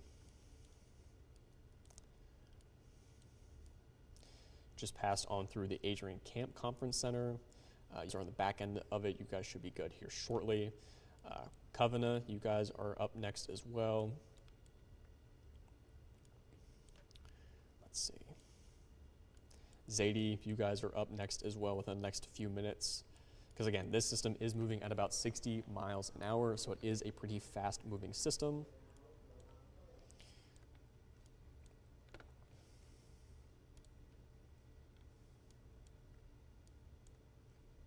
And just checking this periodically just in case. But yes, again, still going to be in Emmanuel County. Thankfully, this severe thunderstorm warning down here to the south has stayed to the south of us. So that is good. It's staying down there. It doesn't look like it's going to infiltrate here into middle Georgia, so it looks like we're just going to have to worry about the one that is left over. And again, that's going to be left over in Lawrence County, Telfair County, Montgomery County, Johnson County, and Trutland County. Those are the last counties that are still within this severe thunderstorm warning right here. And it's set to expire at 8:30 a.m. Right now it is 8:12 a.m.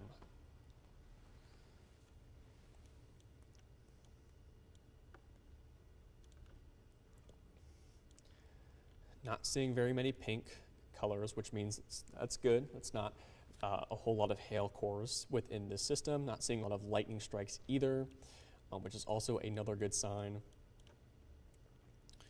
Again, right now it is just now moving into Soperton, moving through Gillis Springs, Covina, has now passed through Oriana. You guys are good. Has now just passed by Trutland County High School. If you live right next to that, you are good. If you happen to live in Rockledge, you guys are good. If you happen to live near the Adrian Camp Conference Center and you live to the east of that, or excuse me, the west of that, you guys are good. Also to the west of Adrian, you guys are also good. All right, it looks like they have lifted that tornado warning to the north of us.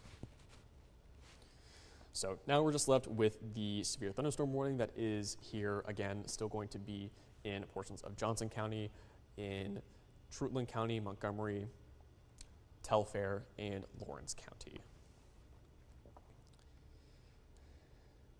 But the main area that is still left here in middle Georgia is just going to be in Trutland County, in Gillis Springs, and Soperton. The rest of that red is now going to be moving off towards Emmanuel County outside of our viewing area.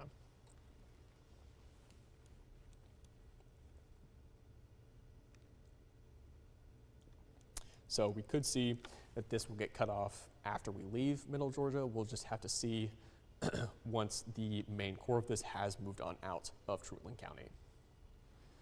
But again, if you happen to live to the west of this deep red right here, you are in the clear for here in middle Georgia. The remainder of the rain is still going to be in Sandersville, Wrightsville, a little bit still in Dublin, all the way down into McRae. It looks like Montgomery, Telfair, Johnson, Trutland, and the eastern portions of Lawrence are the only places that are still experiencing any of this rain, and then Trutland County is the only one with this major red area with that heavier rain, but in these portions of that lightning.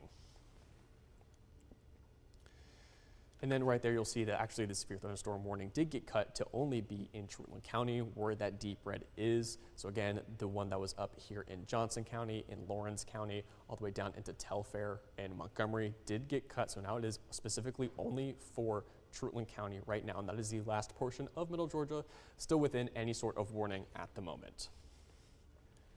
And it should be the last one for today.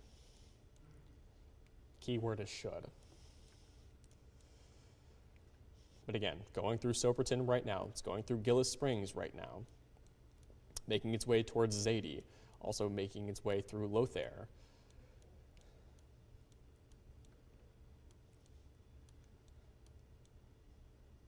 Heading along the I-16 corridor, passing by Bowling Springs Road and Georgia Highway 86. But again, this is the only area for concern left here in Middle Georgia. So we will just watch this until it gets out of here.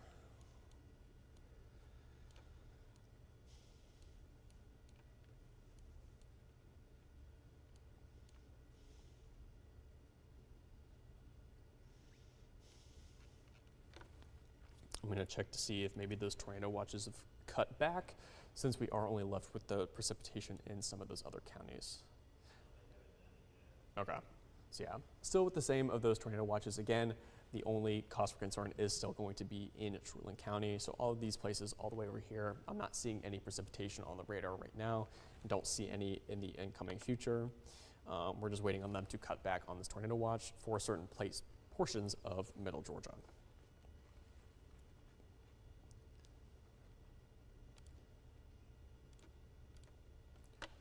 So we'll just head back to the radar for now and just watch this.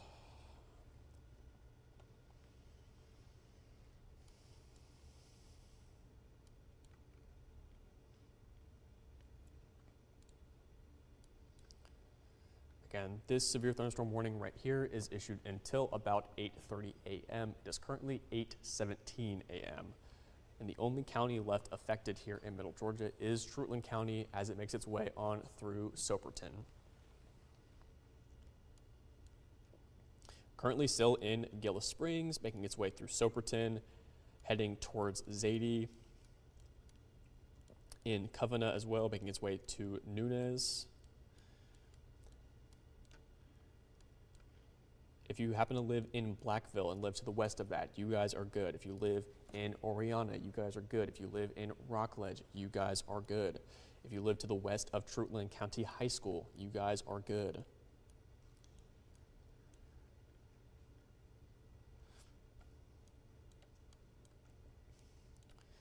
Still just watching it as it makes its way on out of here.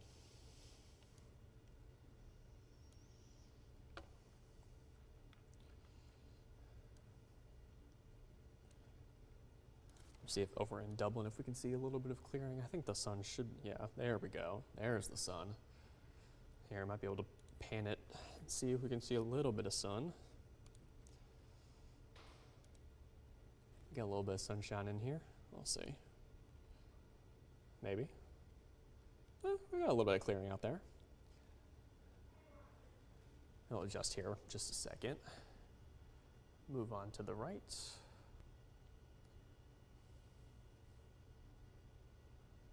See some sort of sunshine. There we go. There it goes to move. So yeah, there we go. A little bit of sunshine to hopefully end the event for today. But again, still just watching the severe thunderstorm warning that is still going to be in effect for Treatland County as it makes its way through Soperton and Gillis Springs. If you live in Barnhill, you guys are now good. If you live in Lothair, you guys are also now good. Still going to be in Gillis Springs, a little bit in Soperton left over, but mainly in Gillis Springs, near the Route 221 and Georgia Highway 86 intersection.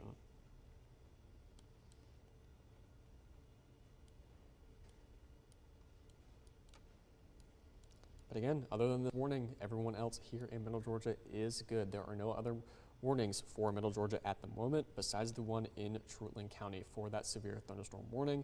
But again, it is moving on out of here off into the eastern portions out of our viewing area. We're just waiting for this last little bit down here near Soperton and Gillis Springs to move on out of here off to the east.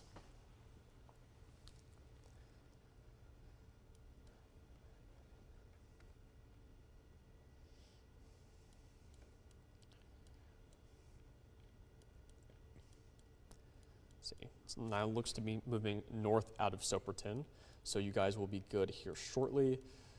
Truitland County High School, you guys also look to be good here in a few minutes. Hopefully within the next 10 minutes, Gillis Springs will also be good. Just waiting on this last little bit to get on out of here. And hopefully it'll get cut off right here for that severe thunderstorm warning. And then again, once we get there and there are no more active warnings here in Middle Georgia, we are going to leave the radar up for just a little bit.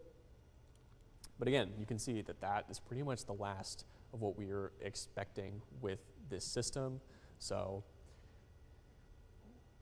we will see. We might end the stream, we might not. We might keep it up just for a little bit longer just to see if anything is to pop up. But this is looking like it is the last big threat for Middle Georgia.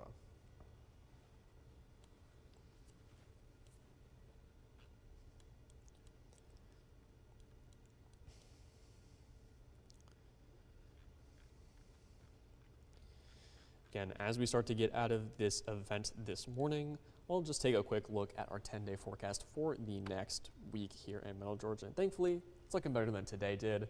We'll see tomorrow is going to be St. Patrick's Day, and it's going to be sunny out there as we start to bring in some cooler and drier air. So the high is only going to get up to 69 degrees as we head off into Tuesday, Wednesday, and Thursday. Notice that things are going to be great again, going to be in the upper to mid 70s on Tuesday and Wednesday with those mostly sunny skies. Thursday could see the chance for some scattered showers, cooling down a little bit down to 68 as our high. Then heading off to our weekend. The weekend looks great. It's going to be mostly sunny and partly cloudy with highs in the upper 60s and mid 70s. So besides the chance for some scattered showers on Thursday, this upcoming week looks great here in Middle Georgia. But we'll just head back to the radar and just see how things are shaping up.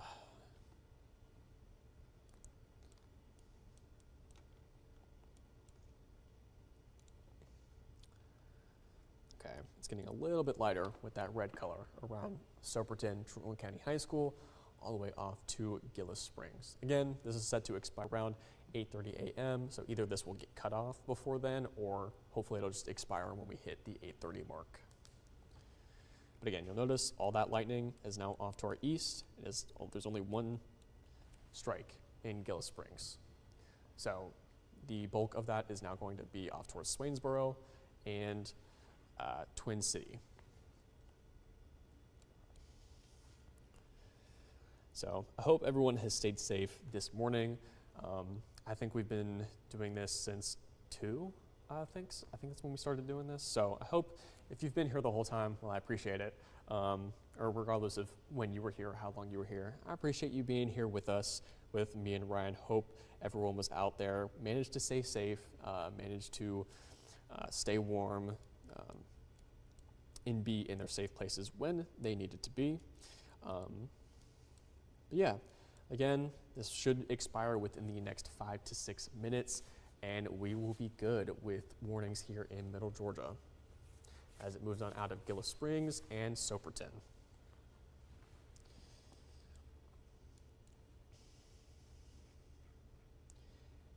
And that sun is starting to come up. I'm going to check over on the Macon camera, see if there's a little bit more clearing. It's a little bit more to the east, or excuse me, the west. So let's just see. It's still cloudy out there, but no rain, thankfully. So looks like some people are out and about now. I guess it is 8:30, so people are probably starting to get ready for their morning, get ready for church, all that kind of good stuff, but still going to be cloudy out there. We'll start to clear up as we head throughout the rest of today and get some drier air into our area. Again, just check back in with the radar, see how things are going. Okay, let's see. All right, if you were in Soperton, you guys are now good. If you're in Lothair, you guys are now good. If you're in Zadie, you guys are now good. It's really just waiting on Gillis Springs to get on out of here, and we'll be good.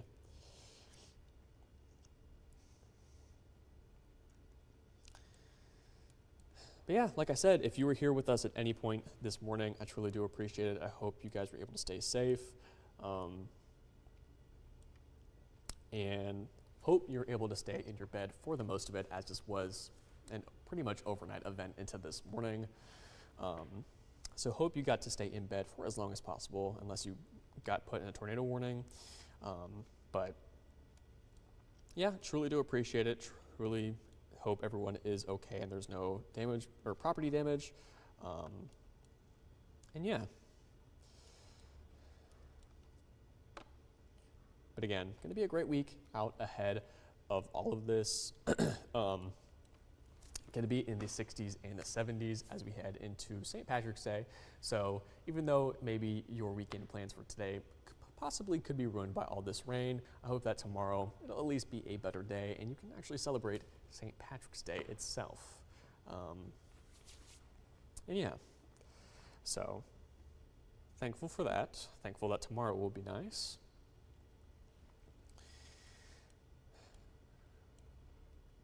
But yeah, just waiting on Gillis Springs. Ever so slightly getting rid of that red color right in there. Still have a lightning strike still sitting there in between Georgia Highway 86 and US Route 221. But just a little bit of that red color left and we should be golden. Again, some places still could see some leftover rain, like Dublin still could see some rain for a little bit. Glenwood could possibly see some rain for a little bit. Let's see, Alamo could see some rain for a little bit as well as Uvalde, even Mount Vernon possibly. So as we head throughout the rest of today, we'll start to notice some clearing later on, but the main threat will be over once we get out of this warning for Treutlen County here. And again, have about 2 minutes here until this should expire, and then we should be golden.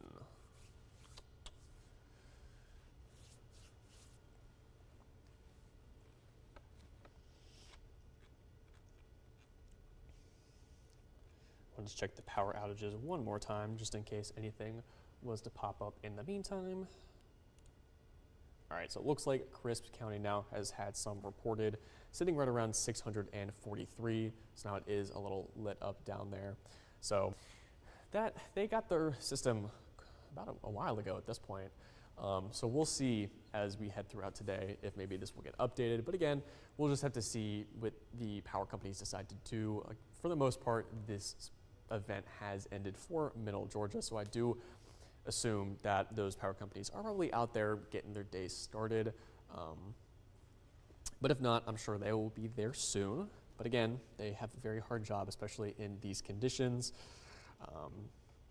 So they're doing the best, doing a good job too. Let's see. All right, 1 minute. Let's see. Well, I hope everyone gets to have a good breakfast if you haven't already had it. Maybe you had it while you're with us.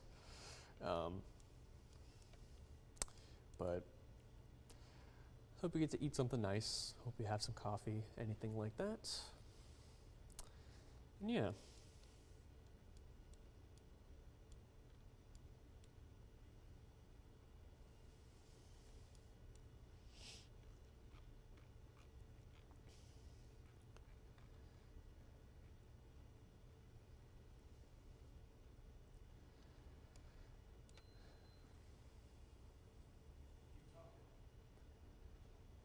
So again, should be seeing this expire here any second. Oh, there we go. It just now expired as I was talking about it. I guess it heard that I was talking about it. But yeah, the time is now 8:30 a.m. and the last warning for Middle Georgia has now expired. Again, still have some residual rain over in the eastern portions near Wrightsville, Dublin, Rents, over close to Vidalia and Soperton, but that last warning just now has gone away. So since that is the last warning that we do have, are we gonna keep this up? Okay. So, but yeah, again, started this around 2 a.m. and now it is about 8:30 a.m. Had a couple of tornado warnings out there, but mainly severe thunderstorm warnings. So glad you guys were able to be here with us. Glad we were able to provide you guys with some information, me and Ryan as well. And yeah, so we will start to wrap this down since we did get rid of that last warning. And yeah.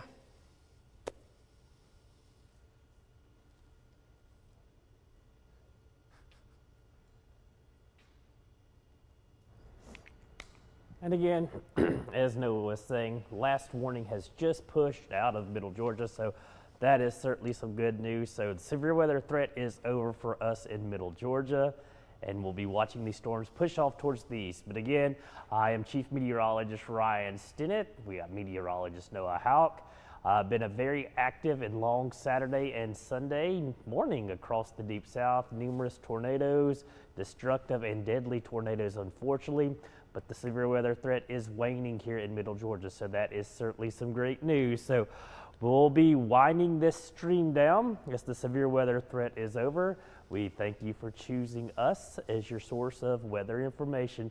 But again, from Macon, Georgia, on WGXA, Fox 24 and ABC 16, we thank you. I'm Chief Meteorologist Ryan Stinnett, along with Meteorologist Noah Hauck.